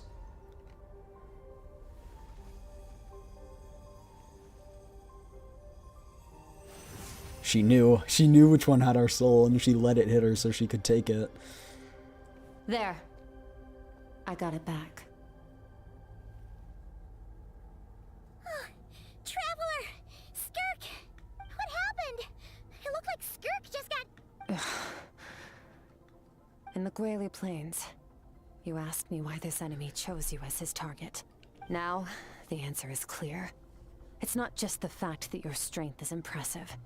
It's also because of your ability to, as you put it, purify abyssal power, whatever that actually means. The fact is, that ability allowed him to do something that should have been completely impossible. Namely, break through my defenses and steal my power. He was after you from the very beginning. No. He couldn't have known I'd come to his domain. He only stole your soul fragment because he knew the value of its power. I doubt he expected it to come in handy so soon. Call it fate, if you want. I believe that's the term they use in this world for arbitrary coincidences like this. In any case, it works to our advantage. Once I realized what he was using that power for, it gave me the chance to get back what you lost. But you... I'll cope. Well, done gorging? Good. Time to answer some questions. How did you get the power of the all-devouring narwhal? The all-devouring narwhal? Oh, of course! Narwhal I horn. knew that spike thing looked familiar. It looks just like that narwhal's horn! I highly doubt you acquired that power through your own strength. Tell me I'm wrong. You're desperate enough to scour the land for god remains and whatever vestiges of power you can find. That alone proves you wouldn't be able to defeat a creature like that. Which leaves one possibility. You know my master, the Foul, Sertologi. The Foul? Who dares call him foul? It's probably another one of the 4 or 5 or however many people it was. What's wrong? Bit off more power than you can chew? You're struggling to hold a basic conversation. Just a little longer. I'm still... Look, it's back! Those obsessed with power will let it devour them before abandoning their pursuit. What should we do now? Keep calm and use reason to decide the best course of action. Skirk was stabbed by one of the spikes while retrieving the fragments of my soul, and in the process, some of her power was stolen. The culprit is hiding somewhere beyond the fog. I have a good understanding of this attack pattern from the fight just now. If we pursue him, our chances of winning are high. But Skirk's breathing is weaker than usual. If we attack now, I can't guarantee her or Paimon's safety. It's a hard decision to make, but I think we should get out of here. Wise decision. Final victory doesn't always come after a single battle. You've got your soul fragment back, so we both got what we came for. Let the enemy draw breath while he can. It won't be for long. Get us out of here, traveler. You'll need to lead the way this time. Oh, I can't turn my camera. Okay, now I can't. Skirk, is your shoulder gonna be okay? The wound is minor. It'll heal in no time. You should focus on getting out of here alive instead. Uh-oh! Falling spikes! Run!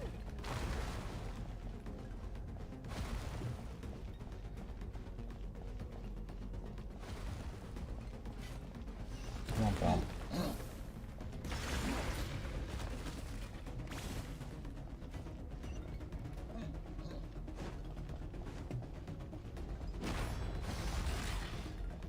Watch out! Looks like this place is about to collapse!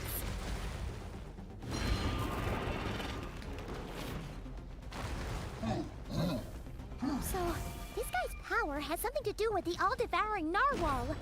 Did you know that all along, Skirk? I had my suspicions. That's why I decided to investigate in the first place. But... Oh. I was too fast. I was too fast for the dialogue.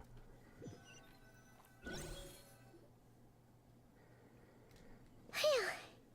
Oh, I should be safe here, right? I no longer sense his presence. Can't have followed us out of that abyssal domain. Probably. Weaklings like him will find that my power is not so easily controlled. He won't be leaving that place until he's managed to digest it. The all-devouring narwhal. With its power, he even managed to steal from you, of all people. You seem surprised. I suppose that's fair. You've seen but a fraction of what that whale is capable of. That gaping maw could swallow a planet whole. It's called the all-devouring narwhal for a reason. Devouring is what it does best. It can extract power from anything, dead or alive, as long as it manages to make physical contact. Yeah. When we had our run-in with that thing, Neuvillette mentioned that it has an instinct to devour.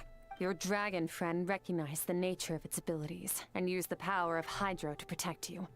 That worked because it was in a satiated state, so it was somewhat less aggressive than usual. It's a different story when it has no more power to feed off of. That's when its true voracious nature kicks in. It could devour everything on the planet in that state, which is why I cast it into that void space. But I hadn't counted on there being anyone left on this planet capable of wielding its power. To me, that says he must have encountered the whale a long time ago. Meaning, he must have known my master. Yeah, hearing you say the fowl definitely got a reaction out of him. Exactly. It told me everything I needed to know. Hence why I said we both got what we came for. And I believe that brings our transaction to an end. Logi probably also has Now that that you're power. whole again, you can get back to your own journey. I'll handle the rest of this situation myself. No way! We can't leave now! Something was stolen from you because of us. We have to help you get it back. This isn't my first taste of failure or losing power. When you fall, you get back up again and become stronger. That's how it is. But what if that monster finds you before you're all better? Plus, how are you gonna get home? It's not like you can just go swoosh and open a door to the abyss again. Not without your full strength. So, sticking with us for the time being doesn't sound so bad, does it? You said I don't want to be in your debt. Well, I still am. Fair enough. Then take this. What is it? A bag of Mora. Nothing in this world is free. I know that much. I'll leave the planning to you. Hurry up and decide where to go. We shouldn't linger. We should take Skirk somewhere she can rest. But where? Miss Skirk, ma'am, please follow me. Paimon gets the feeling Skirk wouldn't like being around a lot of people. Oh wait! Baishu said we could rest in the back room of the pharmacy, didn't he? Let's head there! He'll know something about Master. I'm sure of it. Next time, I need to be ready. Her outfit did look... English, I can't speak. It did look different. It looked like it had, like... I'll explain in a second. Fine. How's the shoulder? It's just a scratch. It'll take time to recover my strength, of course. But adapting to situations like this is nothing new for me. Your outfit looks different. Oh, this? It's a star crystal suit. Abyssal energy is scarce in Teyvat. Wearing this helps me access it more freely. It stores concentrated abyssal energy that I can draw from on the go. When the energy runs out, it reverts back to its original form. Let's go. Found somewhere to rest. Well, lead the way then. Like right there. Like right here. It like had a suit right here, so it was like up to her neck kind of in a way. Where all of that was kind of like abyssal, kind of how it looked like on her arms just now. It was like all the way up here and like through these like diamonds. Ma'am! Thank you. Through these like diamonds.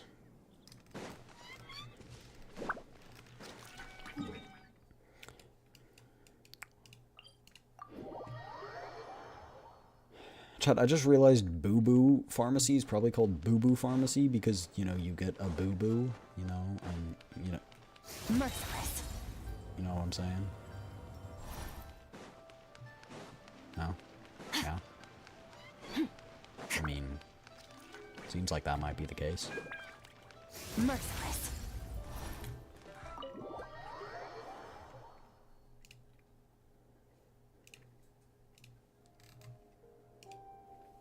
Huh. This bag from Skirk has a ton of Mora in it. Does she have a job or something? Wait, no. After what we saw at Wamin Restaurant, that seems impossible. Can you imagine? I'll be collecting my paycheck now, boss. Oh, sure thing. Wait, who are you? Have we met? Huh. Can't can't hold a job if you make everyone forget about you.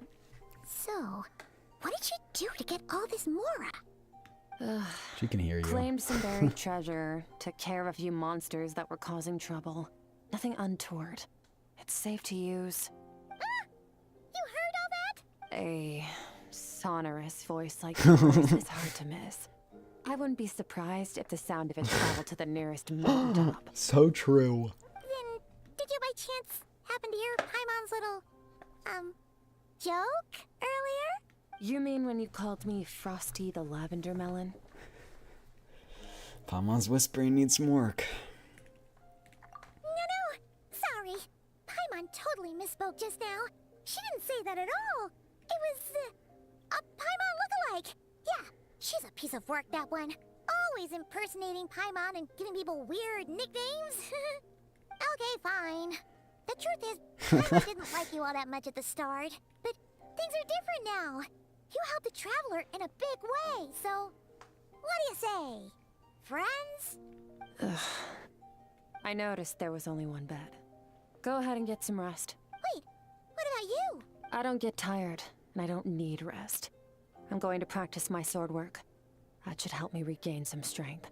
But your shoulder... Hey, don't just leave! Whatever. Let her tire herself out. She'll come back eventually. Let's get some sleep, Traveler. How does she just not need sleep? Comfy bed Because is calling, Paimon. I want to go visit Skirk. Don't go to bed, Traveler. Skirk is stubborn, even if I have tried to convince her to take it easy. I doubt she'd listen. Paimon's right. Skirk will stop and take a break once she gets tired. I hope. I should just get some sleep.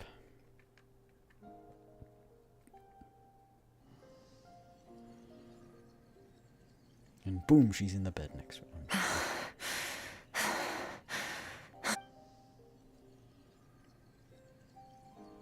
Skirk. Of course she's acting like she didn't just get stabbed in the shoulder. Something seems off with her, though. She's radiating abyssal energy, I think. Quiet. Who's she talking to? There's no one around, unless... She can hear your thoughts. Do you even remember how many of us perished in that fire? How many bodies were left to rot on the scorched earth? Yet you alone live on. Keep your gaze fixed on your blade. You don't deserve to rest. Run, Skirk. Run! Only death awaits us here. Keep running, and don't ever look back. Right, in that dream I witnessed, Skirk was training alone, but there were disembodied voices talking to her. Hug her. One of them mentioned a fire. I wonder what happened exactly. If only she could just talk to us.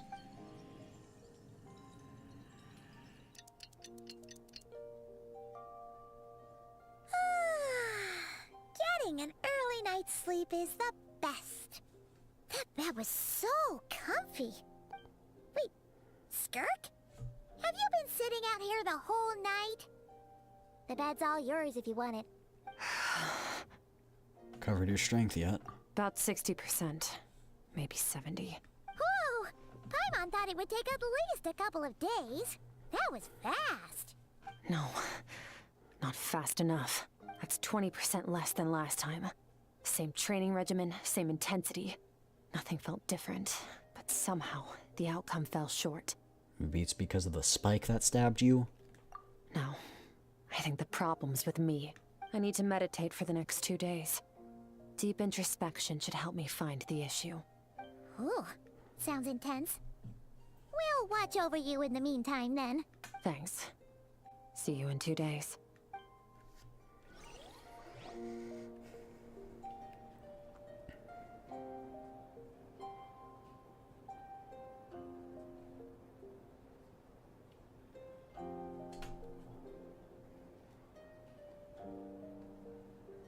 She's just sitting there. Morning! Skirk is still meditating, huh? It's been 2 days already. Shouldn't she be awake by now? No idea. Paimon can't think of anything we can do to help. Oh, wait! Breakfast! That's it! Paimon gotta be starving when she wakes up. Be right back. And once Paimon leaves, she immediately wakes up. Skirk looks so serene. Almost like she really is asleep. Maybe that is it, and she just disguised it as meditating. Oh. You again.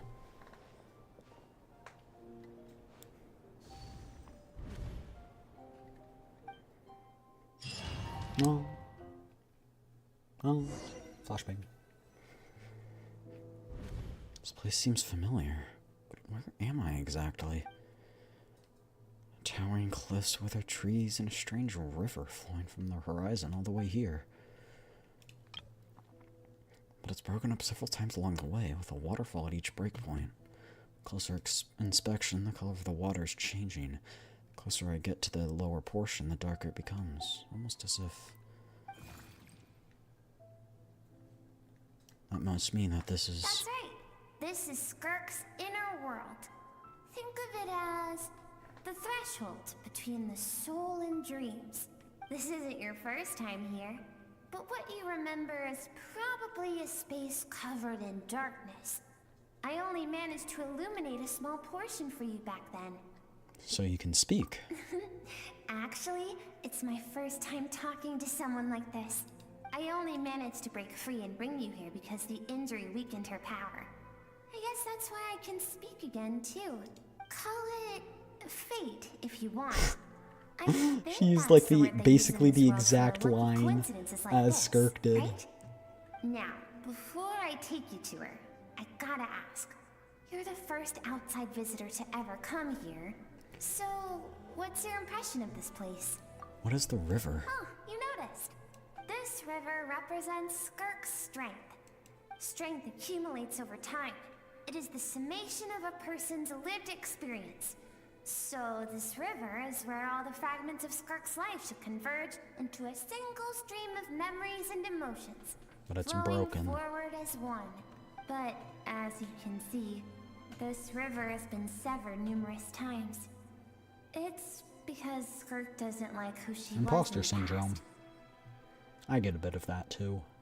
When all she sees reflected in the river Just like is a Eve. disgraceful shadow of who she was.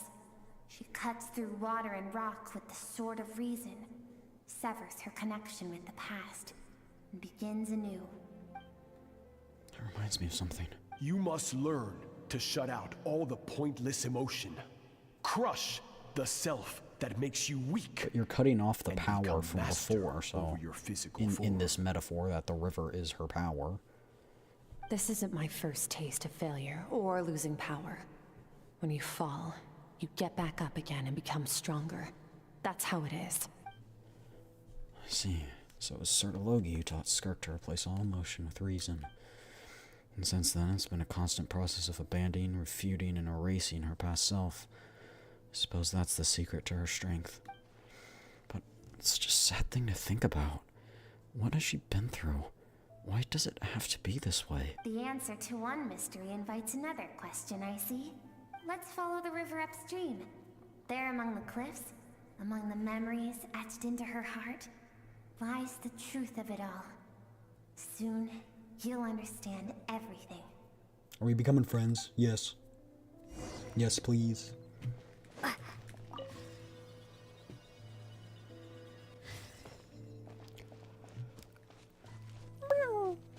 I still like to imagine that creature talks in like little...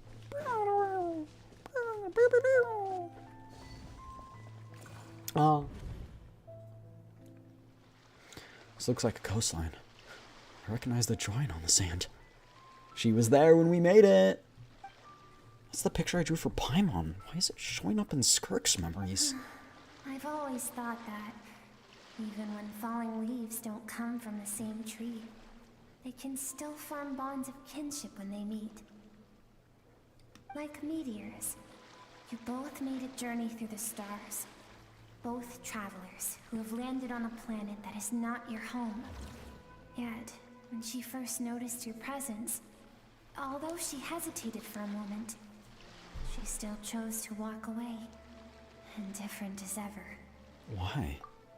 I'm guessing the strange creatures are bottled up emotion type stuff. If I think about it, it's not surprising at all. After what happened at One Mean Restaurant, it's obvious she prefers to disappear from other people's lives. She hasn't seen Child in years either. I doubt she's even made a connection with this world of her own volition. What I'm seeing now is a microcosm of her entire life. Seems like you've answered your own question. Skirk sees herself as a trespasser in this world. She's made a conscious choice to avoid altering its path.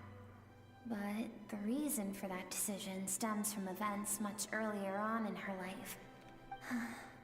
Let's keep going. It's still a long way to the source of the river. The source of the river seems longer than the other ones. Does that mean it's the beginning or the end? I would guess it means, or the beginning or the most recent thing. I'd guess this is the most, wait, I kind of want to guess this is the most recent thing, but I don't, because that falls down, I don't know. You now have what it takes to wield immense power. From this day forth, I shall teach you no more. No one can become a worthy warrior through imitation alone. I have given you fangs and claws. Now, you must learn to hunt. You wish me to travel the world beyond on my own, Master? Indeed. Make new friends. He wants you to make friends. On your own journey. And piece together a new future from the shattered remnants of your past. We will still have contact through the abyss. But know this. One day, I will take the life you worked so hard to rebuild and reduce it to ashes. Just like the fire. Why? That What? haunts your mind. But what? What? Why do you do that? I have told you before. Fear is the catalyst for human evolution. Oh, sure. It's his twisted way of saying grow stronger so it doesn't happen. You have tasted loss. You have known fear so deep it can be felt in the bones. But as living beings, we all have an instinct to detach from that which harms us. And thus pain dampens over time. And the acrid taste of fear becomes but a distant memory. Yet now, I have bestowed upon you the gift of fear eternal. It will drown you in the nightmare of your childhood, or it shall drive you to defeat me, whatever the cost. And I saw the same figure during the battle against the Aldebaran. That is what Skirk's master, the foul, Sertologi, looked like at one point in time. So he changes form. Of course. As a higher being, physical form is a triviality to him. He could appear as a beast, a human, or even a monster that defies description.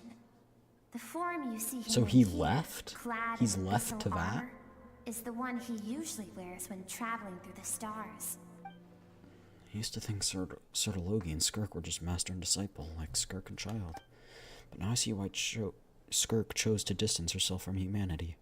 Sertologi told her to put down roots here, while at the same time threatening to destroy whatever life she managed to create. For certain reasons, I need to bridge the power gap between me and my master as quickly as possible. But first, I need to understand the source of his strength. To do that, I need to follow in his footsteps. Walk the path he once walked. And somewhere along the way, I'll find out how to defeat him. That is my sole focus and purpose.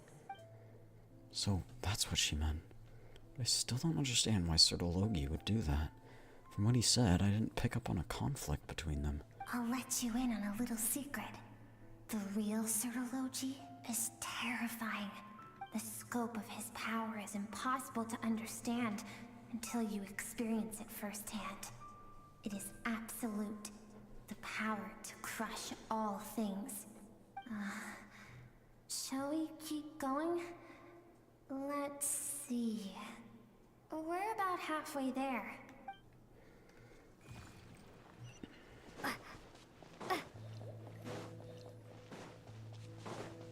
Interesting. I don't think we're gonna get a clear resolution of the story. I'm guessing it's gonna be like, you know, after this, you get her memories, you, like, go back to the real world, talk to her about it, and then she's like, okay, I'm willing for you to help me, but it doesn't actually happen.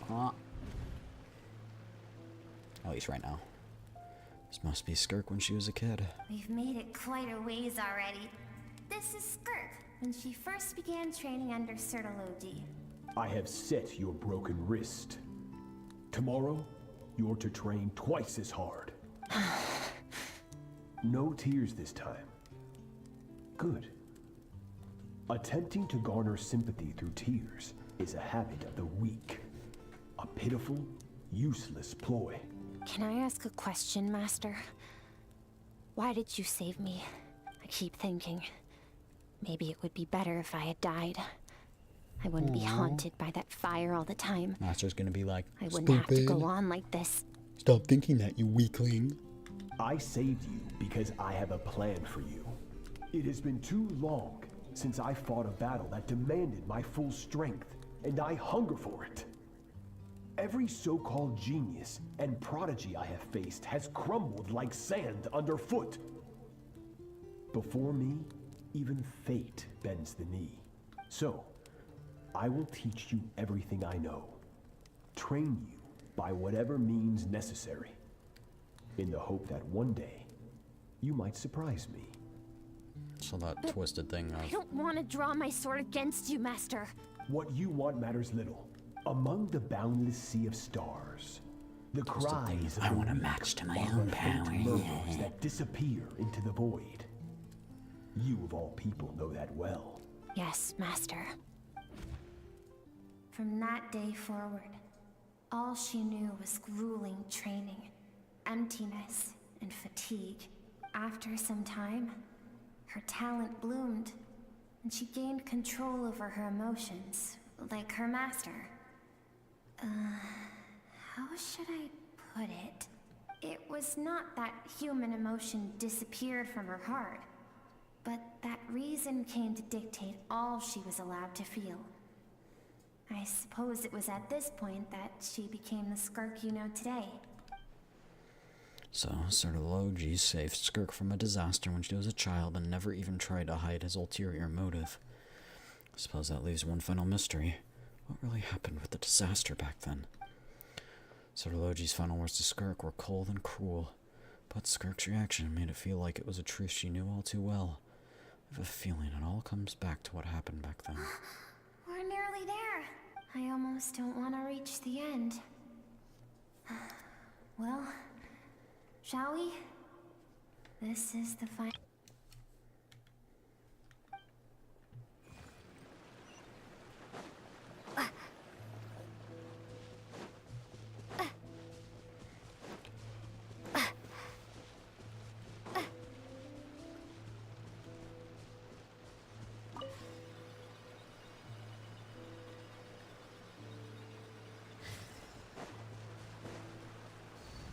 Final flashbang. Oh. These are Skirk's happiest memories. What a simple and carefree time it was. Wisps of clouds dotted the sky. The sun bathed everything in golden light. And when song filled the air, not even the shyest of flowers could resist swaying along. This is Skirk's homeland. She was so curious about everything as a child. Always skipping school to go exploring instead. There was so much to discover. The treasures at the bottom of the sea.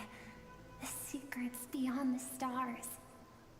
And that merchant ship packed with adults wearing those strange clothes. Yes. Oh, those were the people that was killed the beginning everyone. of the end. It was a spaceship. When it arrived, the people that disembarked wore smiles. Skirk's parents, her relatives, her neighbors. Everyone welcomed the newcomers with open arms and allowed them to explore the planet. To them, the visitors were guests and should be treated with hospitality. No one had any idea of what was to come. Several months later, an army of unknown origin arrived without warning and carried out a ruthless campaign to destroy everything and everyone on the planet.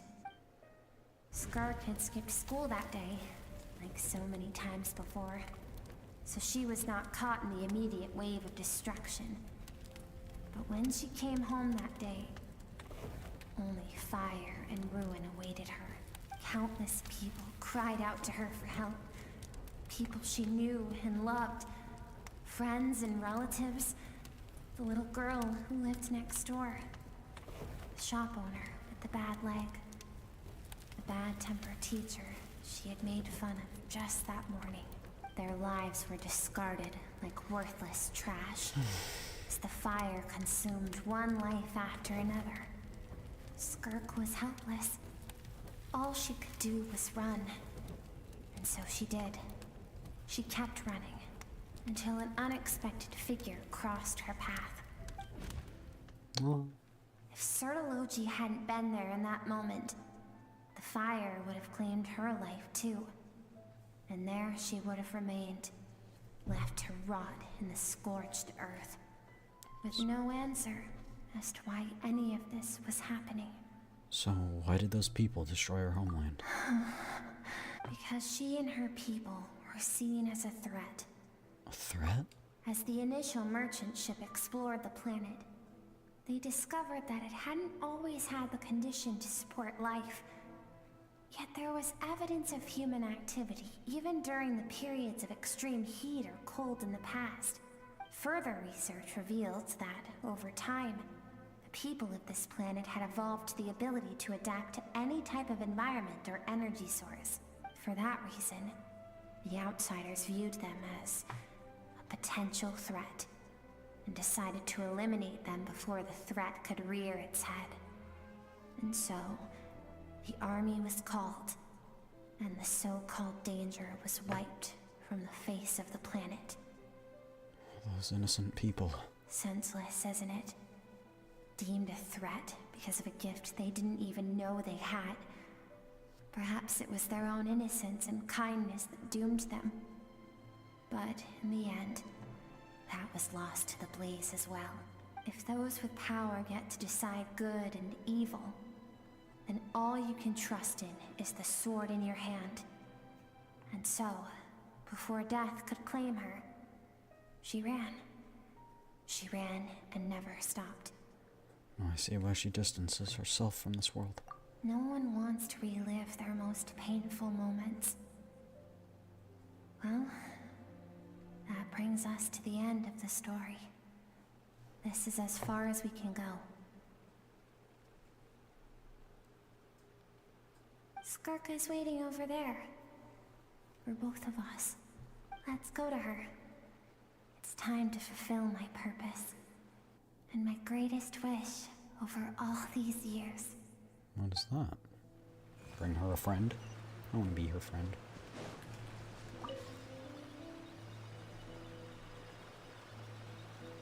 Oh, so pretty.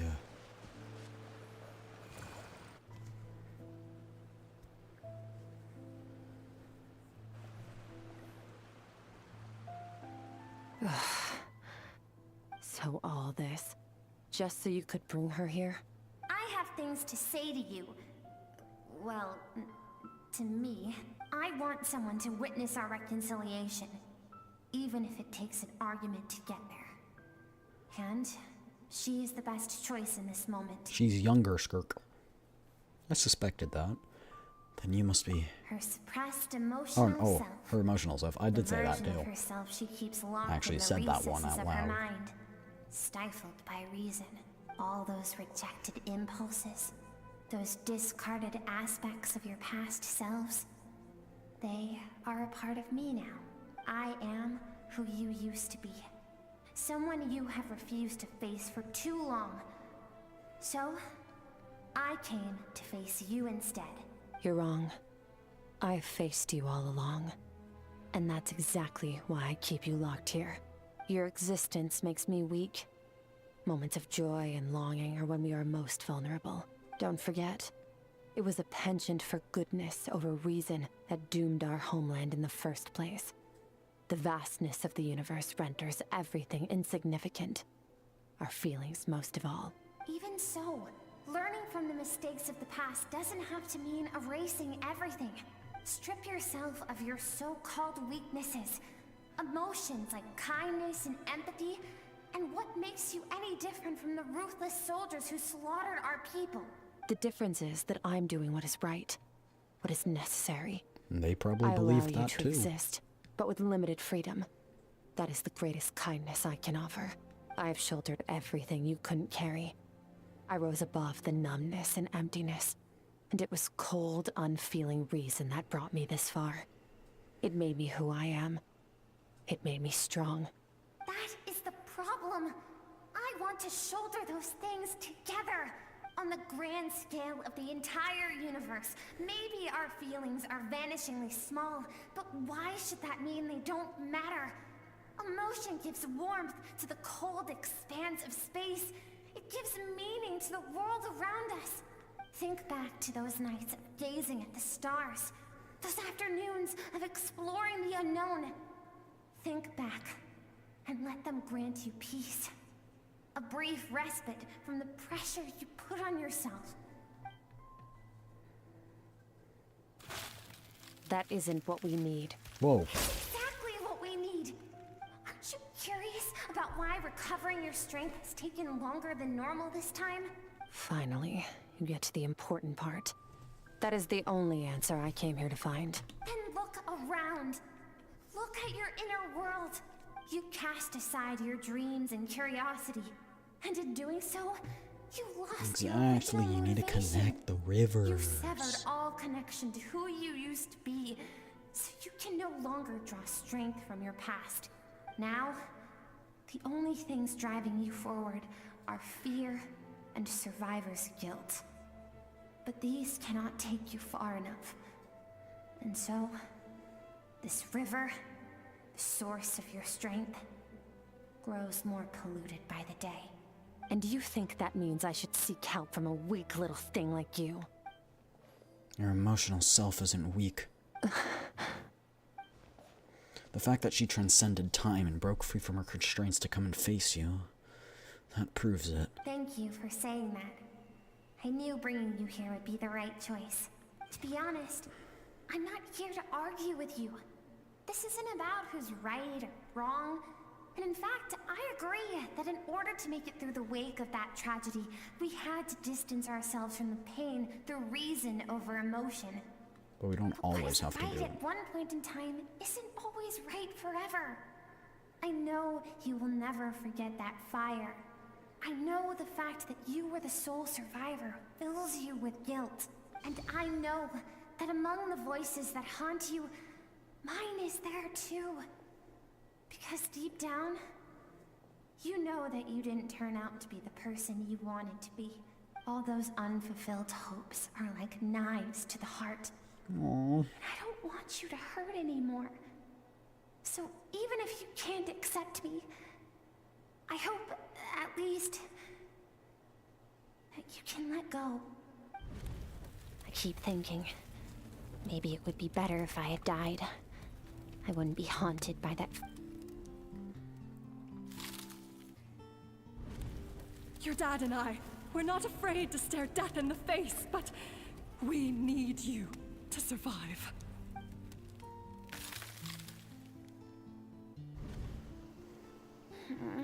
I'm sick of being a kid. There's so many amazing things out there, and I'm ready to see them all. Oh, she's breaking free.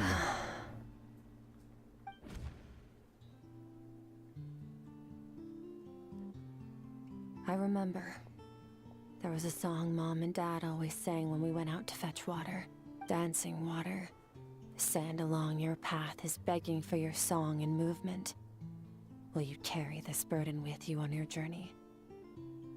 Dancing water, the sand along your path is begging for your soul and movement. Will you carry this burden with you on your journey? I am not the dancing water, and you are not the burdensome sand. But if this is your wish, then I will carry you with me until the end. Let's go! Happy resolution. We love to see it. I should be thanking you. Oh? Got a black hole?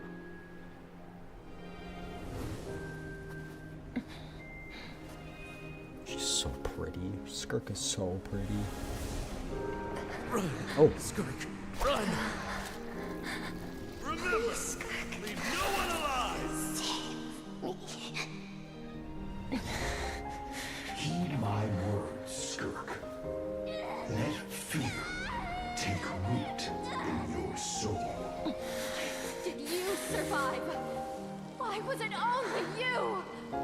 Skirk, did you become a positive light in this world?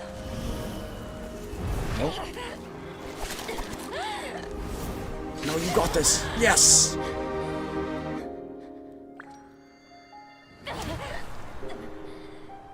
Hey, this doesn't have to be the end. What's that thing on her back right here? Oh, it's that thing. Life She still is a has it gift. there. Don't let darkness claim it.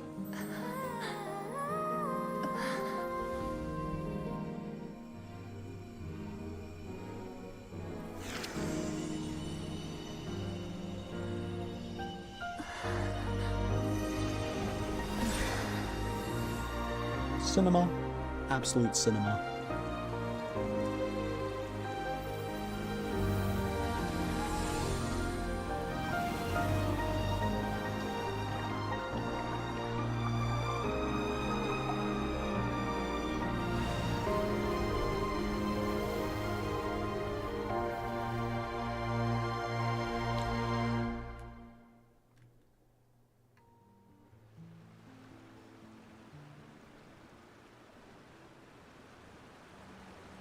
So, you saw my memories then. I once asked my master if survival of the strongest was the law of the universe. Survival of the fittest? He said no. But in a world without order, those with no moral boundaries tend to be the ones who survive. That isn't true strength. That's why, after hearing his answer, an idea came to mind. An idea that, one day, I would create a new world order. One in which there would never be another tragedy like that fire. One in which power was not the law of the land. But that means I must defeat him. Because my master, Sir Logi, is, at the core, a defier of all rules and order.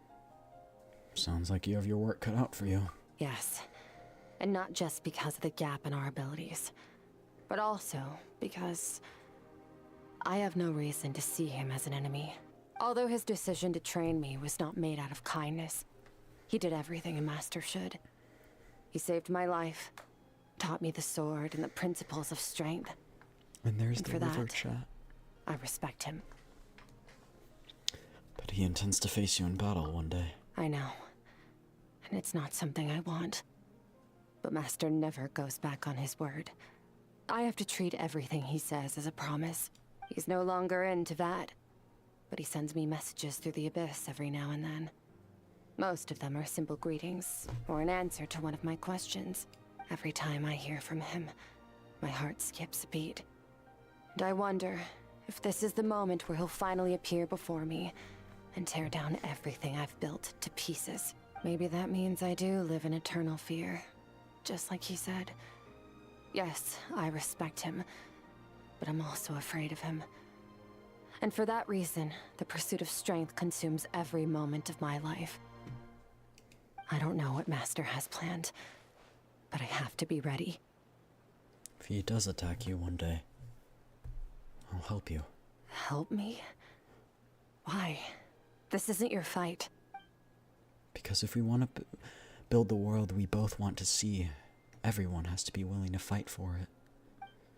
If we all do our part, we can make the entire universe a kinder place.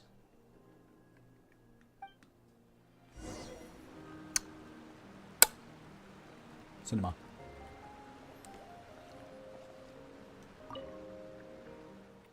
Skirk gazes into the distant sky. There's nothing else to do here. Should I leave? Don't leave yet.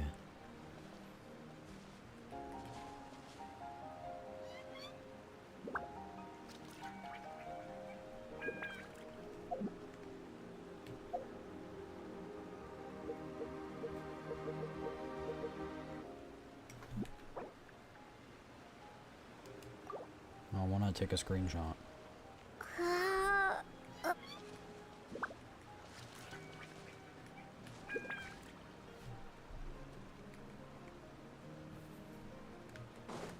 Bruh.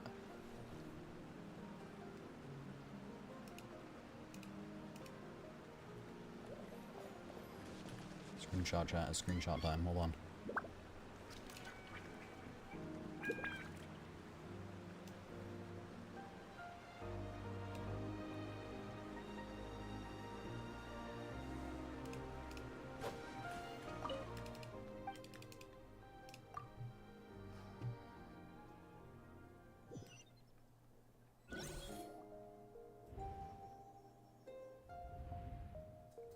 Oh, you're finally awake! Honestly, Paimon was gone for like 2 seconds and then she comes back and finds you both unconscious? Oh, you scared Paimon half to death. You're both okay, right? What does it look like?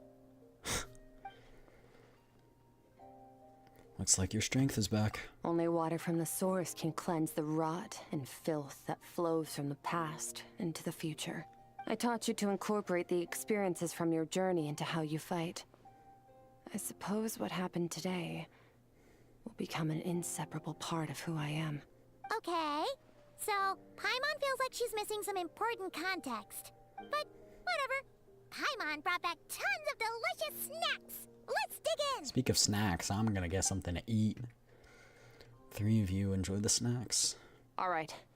It's about time we finished what we started. Yes! We're gonna deal with this thief for good, right? Show 'em what we're This made time, of. I'm not going to tell you to hold back. But having digested even more power in the meantime, he's going to be tougher than before. The good news is, we have no reason to pull our punches this time. So, let's go. Same place as last time. Alright. Alright, beautiful. Someone needs to do a challenge where they beat Spiral Abyss with the UI turned off. Like 36 star.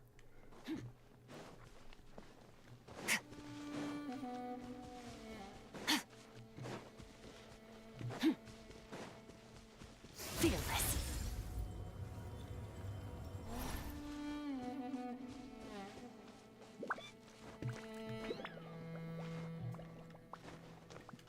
Fearless.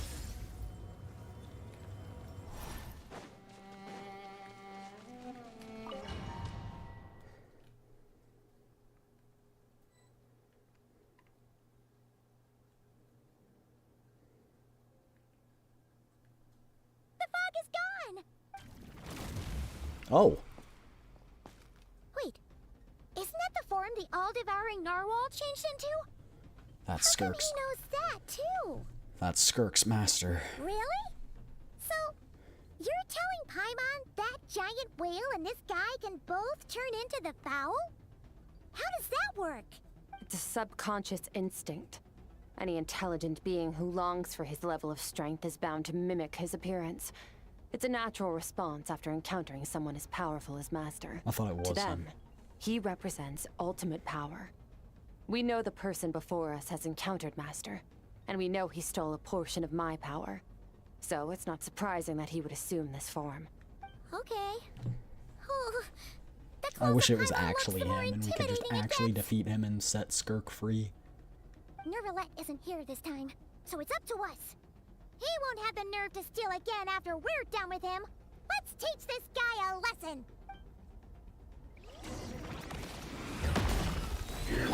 Go! Bombs away! Power. Ha.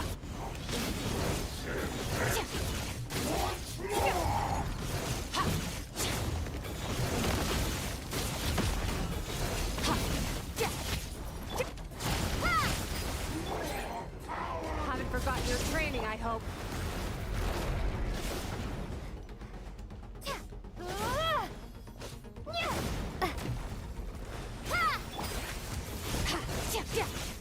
Mine to wield.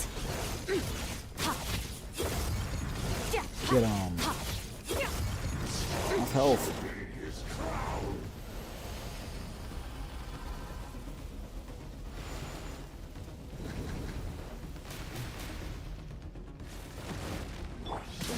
Water jet! Annihilate.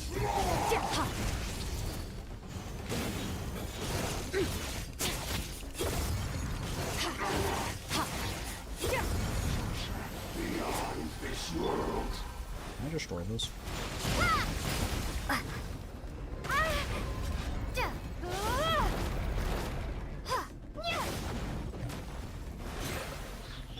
Extinguish. Power.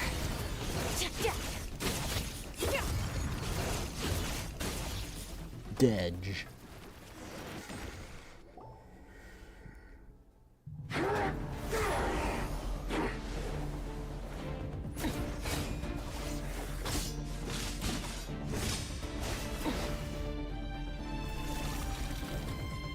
This again. Watch out!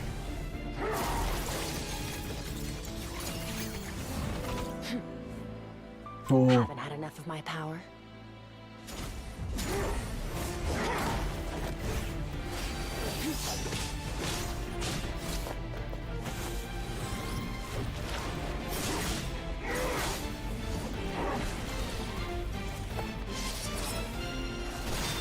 Finish him.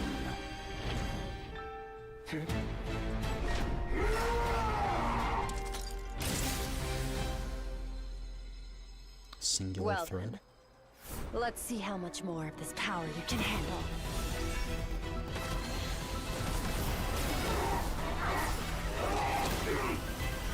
Oh, she's inserting her power in it when you say it gets unstable. It's crazy.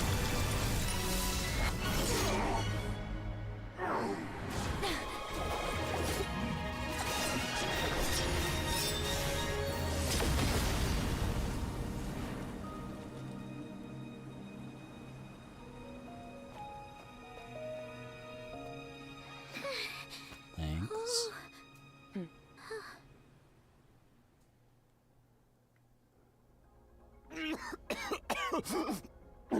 Is this actually him? Well, have you come to your senses? You saw that my body was at its limit. So, you deliberately channeled your power into me, knowing that it would destroy my shell from within. Such power. Such keen battle instincts. So, you must be... Skirk, Sertologi's disciple. How long has it been? How long has he been away from Tevat? Hundreds of years. Hundreds? It's not him. Aw. Sorry. It's a lot to take in. I should introduce myself. I am Skofnungar, a friend of your master and one of his followers. This is the first time I've heard your name, Skirk. But hundreds of years ago, I knew you existed. And I knew you would come here. Hundreds of years ago? Sounds like you and Master have quite the history. Care to tell us about it? Of course. Might as well take advantage of a clear head while I can. The story starts a long, long time ago. I was born into a noble family in Conria.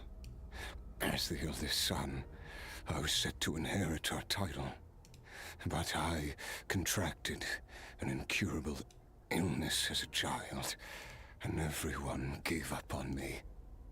I trained the sword harder than anyone else, defeated all of my peers. But it was all in vain.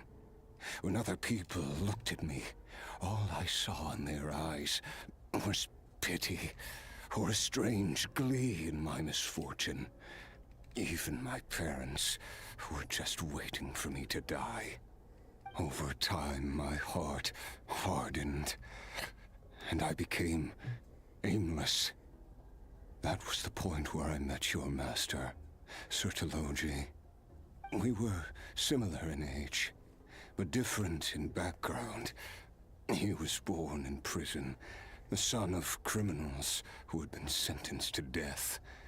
He spent his childhood wandering the streets, facing more criticism than the literary works in the Universitas Magistrorum.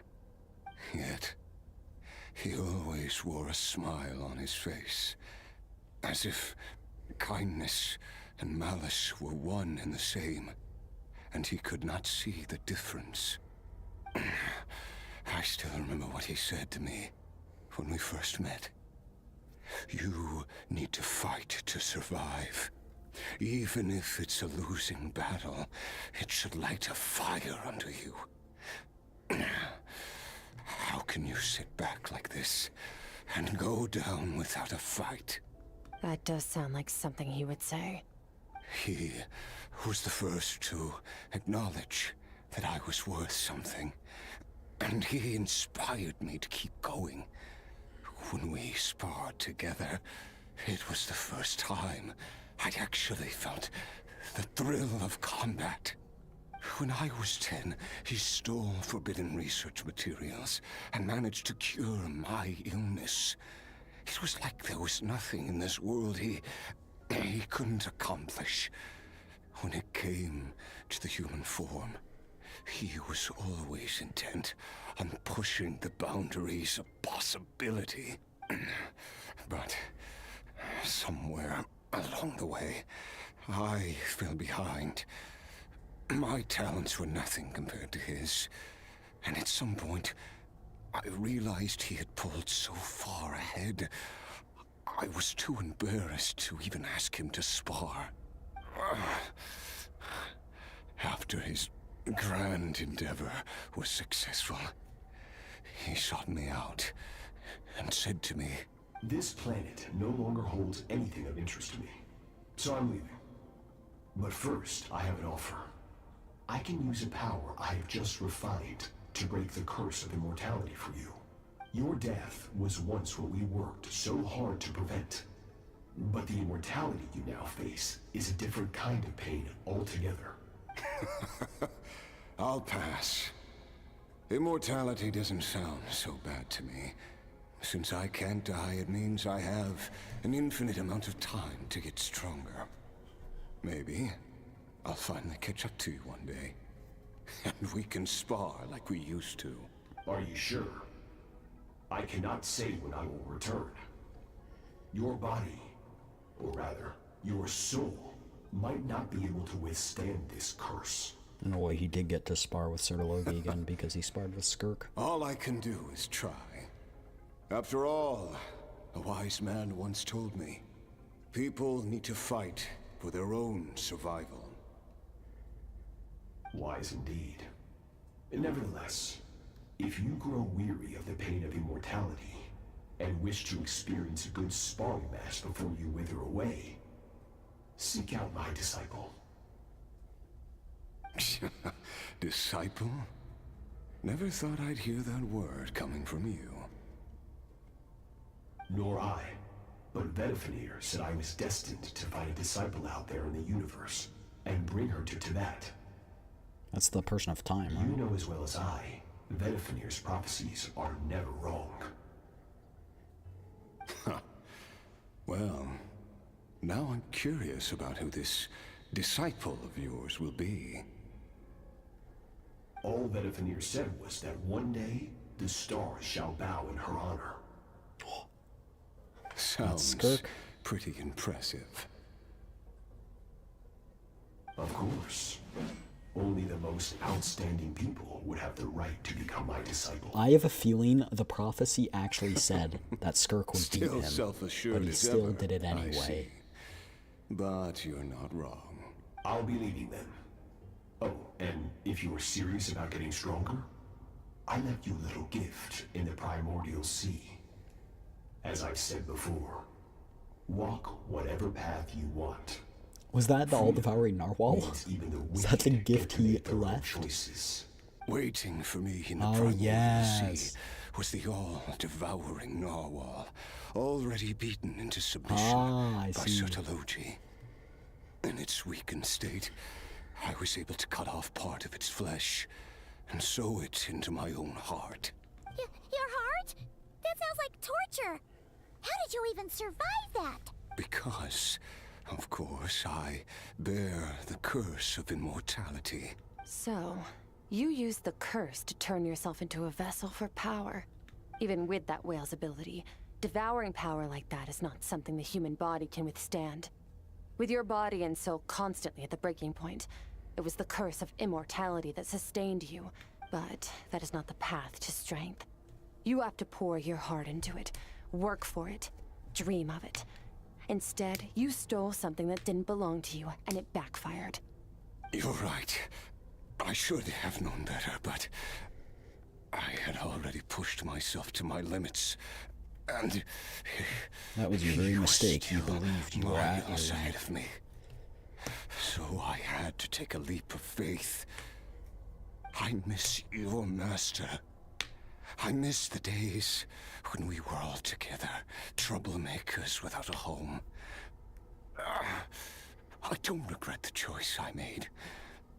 But if you'll allow it, I do want to apologize. To both of you. After the beating we just gave you, I think we can call it even. You're an interesting one as well. Sotology's disciple. That's a lot to live up to. It can't have been an easy experience. I know what he's like. He rules with an iron fist, using despair and fear to force you to catch up to him, all the while standing ever out of reach.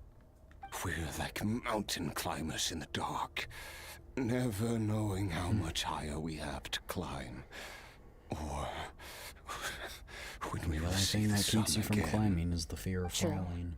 But I made up my mind long That ago. analogy. No matter how dark it gets, I will not give in to despair. I will overcome it. Besides, after hearing your story, I suspect what Master really wants is not a battle that demands his full I strength. told you. But Told rather, you. a defeat without regrets. Oh? Since you're his friend, you must have some things in common. First time we came here, when you stabbed me through the fog and stole my power, I felt no emotion coming from that spike. But when you had to devote all your strength fighting me just now, I could feel joy and passion emanating from your blade. It was the joy of a researcher discovering the truth of the world. The joy of an artist uncovering a temple of wonders. Interesting. I'm certain I didn't express those emotions outright.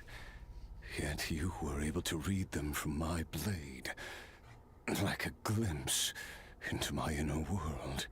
You're right.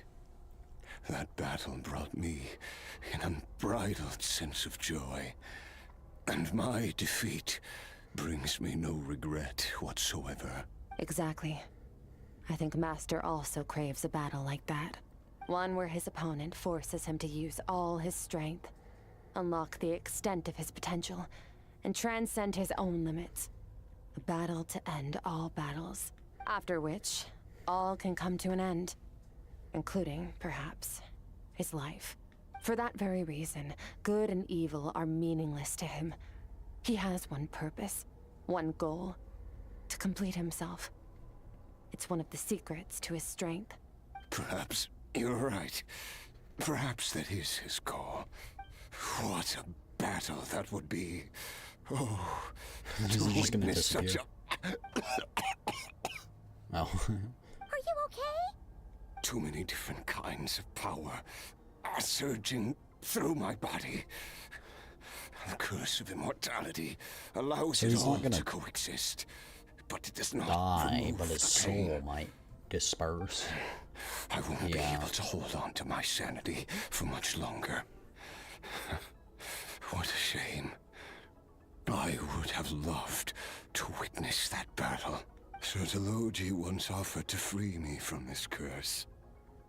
Now, I must ask that of you, Skirk. Does Skirk know how? Can you release me from the pain? I can, but not through death, if that's what you were hoping for. It's not a suitable punishment for your crime. As an alternative, I can take your consciousness, along with all the power you've consumed, and smash it to pieces. The impurities will dissipate, and under the curse of immortality, your mind and body will regenerate. When that process is complete, you will be back to who you were before, no longer tortured by powers you can't control, but it will be a time-consuming and painful process. The decision is yours to make. I accept. And who knows? Perhaps I'll wake up in time to witness your great battle with Sertologi. I have faith that you'll be able to stand against him one day. Though I know it'll be a long and arduous road. If we are climbers in the dark, it appears the dawn has finally broken for me. But your ascent continues. At least, it looks like you are not alone on your journey. I will reach the top of this mountain, no matter what it takes. And you, Skofnunger, will be my witness at the end of all things. That's finally over. How do you kill someone with the curse of immortality? That's my question. Huh. At least we don't have to make a mad dash for the exit like last time. Skirk gazes in the distant sky. The distant sky? Is that what I just said? Sky. I'm tired, chat. Rather, I've just talked. I've yapped a lot. We did it! Ah, it's only been a few days, but it feels like forever. Once again, we've It's been proved more than a there's few nothing days we in terms can't of your own overcome. perspective, because you were in the We're abyss. just that awesome. I didn't even break a sweat. Wow, you sound even more confident than usual. Guess you really have become strong. Today sure went by fast. It's night already. Oh wait, that reminds Paimon. The stars you mentioned, the ones that died out, are they back now? I don't think they would, because they still haven't been Yes. reformed. Oh. The power Skofnunger stole has been returned. So, the stars have regained their light. Great! Huh, it's crazy that you even noticed their light was gone. There are so many stars in the sky. If a few disappeared, Paimon definitely wouldn't be able to tell. It reminds me, chat, I suppose it's because I have gazed upon this sky for centuries. The stars you are looking at in the sky, like at night, may not exist the moment you are looking at them, because it takes thousands of years for that light to travel to Earth.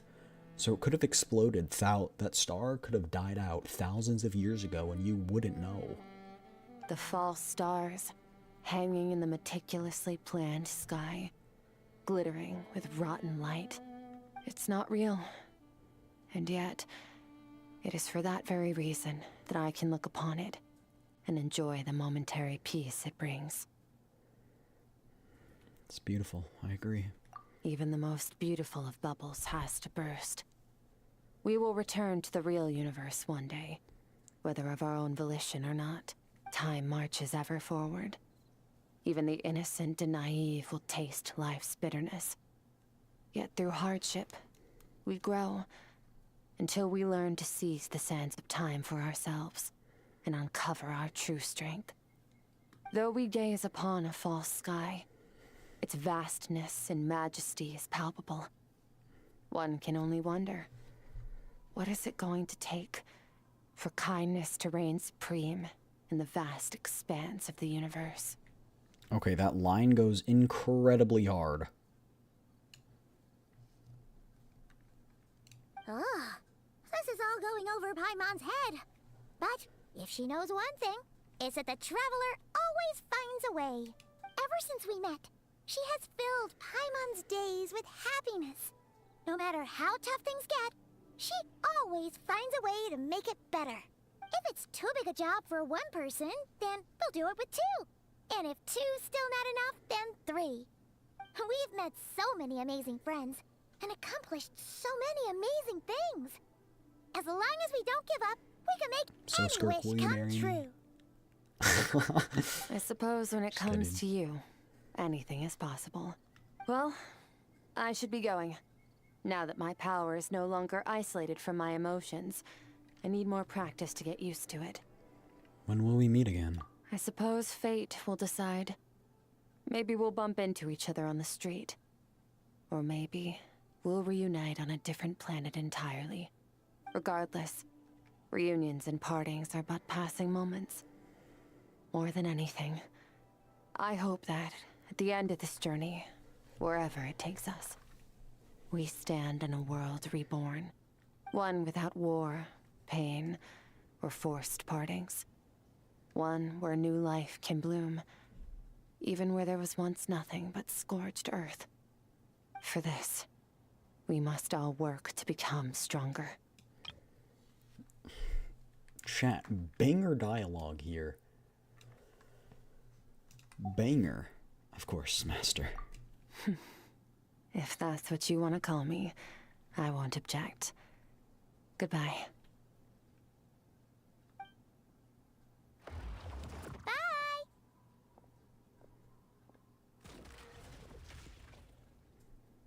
Is it just Paimon, or is she being nicer than before? We definitely count as friends after all that, don't you think? Yeah. Hey, what do you think about camping here tonight? There's nothing quite like sleeping under the stars. Come tomorrow, we can continue our journey. Oh, and since Paimon treated you to that super nice meal at Wanmin Restaurant, it's about time you returned the favor. Peak Cinema. Mysterious. Good themes. Good ending. This is how stories are meant to be written. However, we got her guitar?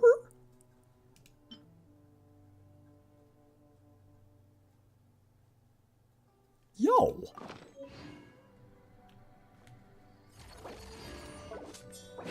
Hold up. I still need to have this here, but...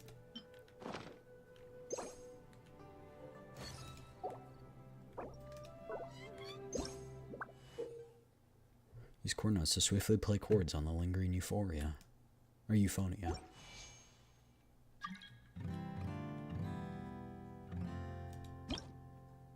You can rebind the keys. And there's a metronome? Oh, wow. They really enhanced this.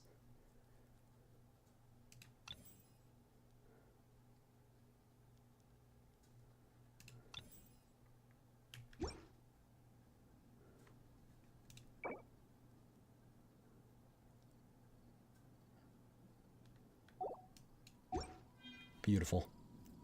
Interactable item. Beautiful. Go here. We did receive a hairpin, I believe. Oh, we had this. We could use that. Bag of Mora. Training review. These records can still use valuable insights. Oh, and they let you keep the quest item. That's good. I was worried they wouldn't. So did we get a Dream Mirror Remnant?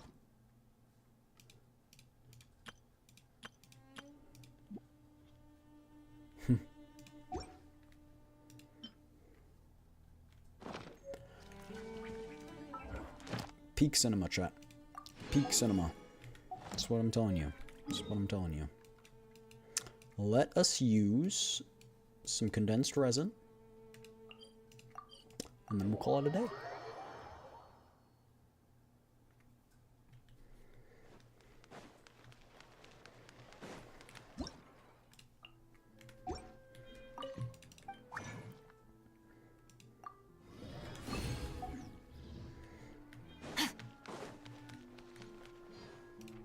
I think we get a reward for that. Yes. Yatta. It's stuff for her. Wait. Can we ascend her? Ah, we're close. Add as. Thank you for. Add as.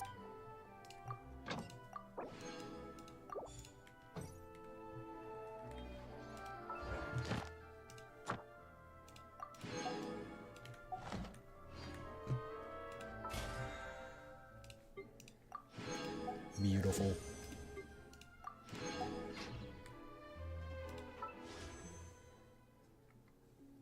We don't have much. But something to work with. I'll be doing this offline too. Trying to get it.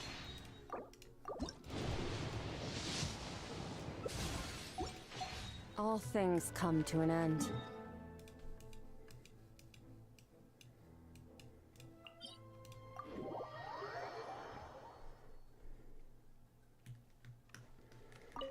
Let's try it with this team.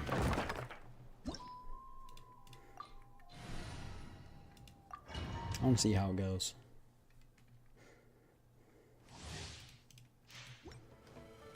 It's meant for plunging attack.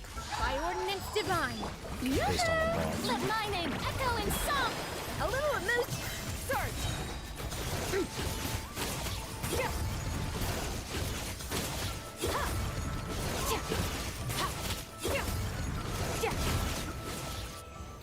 Well, that seemed rather easy.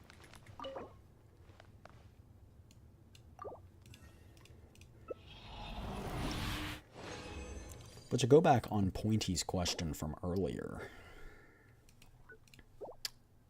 Skip reward cutscene. I can do that now? Time save. What's Gotcha Story do like best? Extinguish. Manifest. I think Wuwa definitely takes first place, but Genshin's probably a second. Third. Annihilate.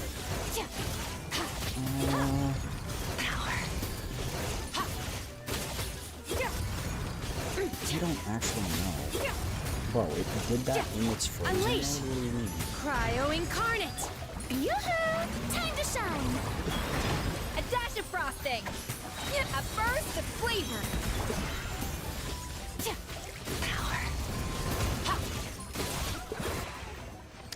In terms of third place, so far, probably GF2.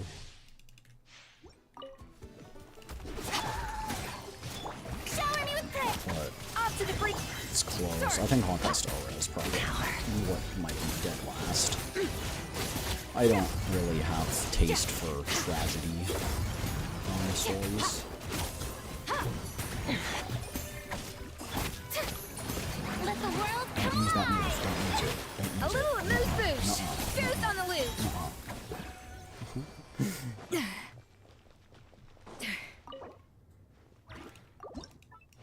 Look at that.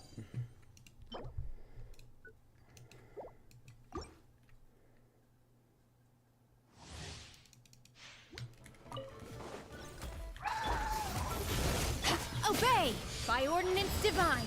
Yoo-hoo! Off to the freezer. The pinnacle of excellence.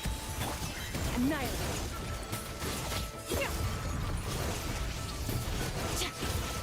Don't do it. Don't do it. Don't do it. Don't do it. Don't do it. That's what I thought.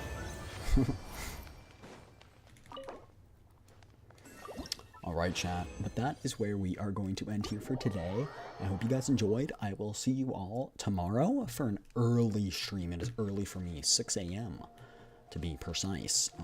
But yeah, I'll see you then. It's right before I leave for my trick. Like, I'm done with stream and then boom, I leave. But yeah, I'll see you guys tomorrow. I had a lot of fun today. I really enjoyed Skirk's story. Very, very good. Look at her. She's so pretty. But yeah. If you've been watching for all this time, get up, stretch, get your blood flowing, go get something to drink, remember to stay hydrated, go get something tasty to eat, and get good sleep, get good noms, and I will see you all early tomorrow for our last stream for until I leave, alright? Bye-bye! Peace! See you guys tomorrow.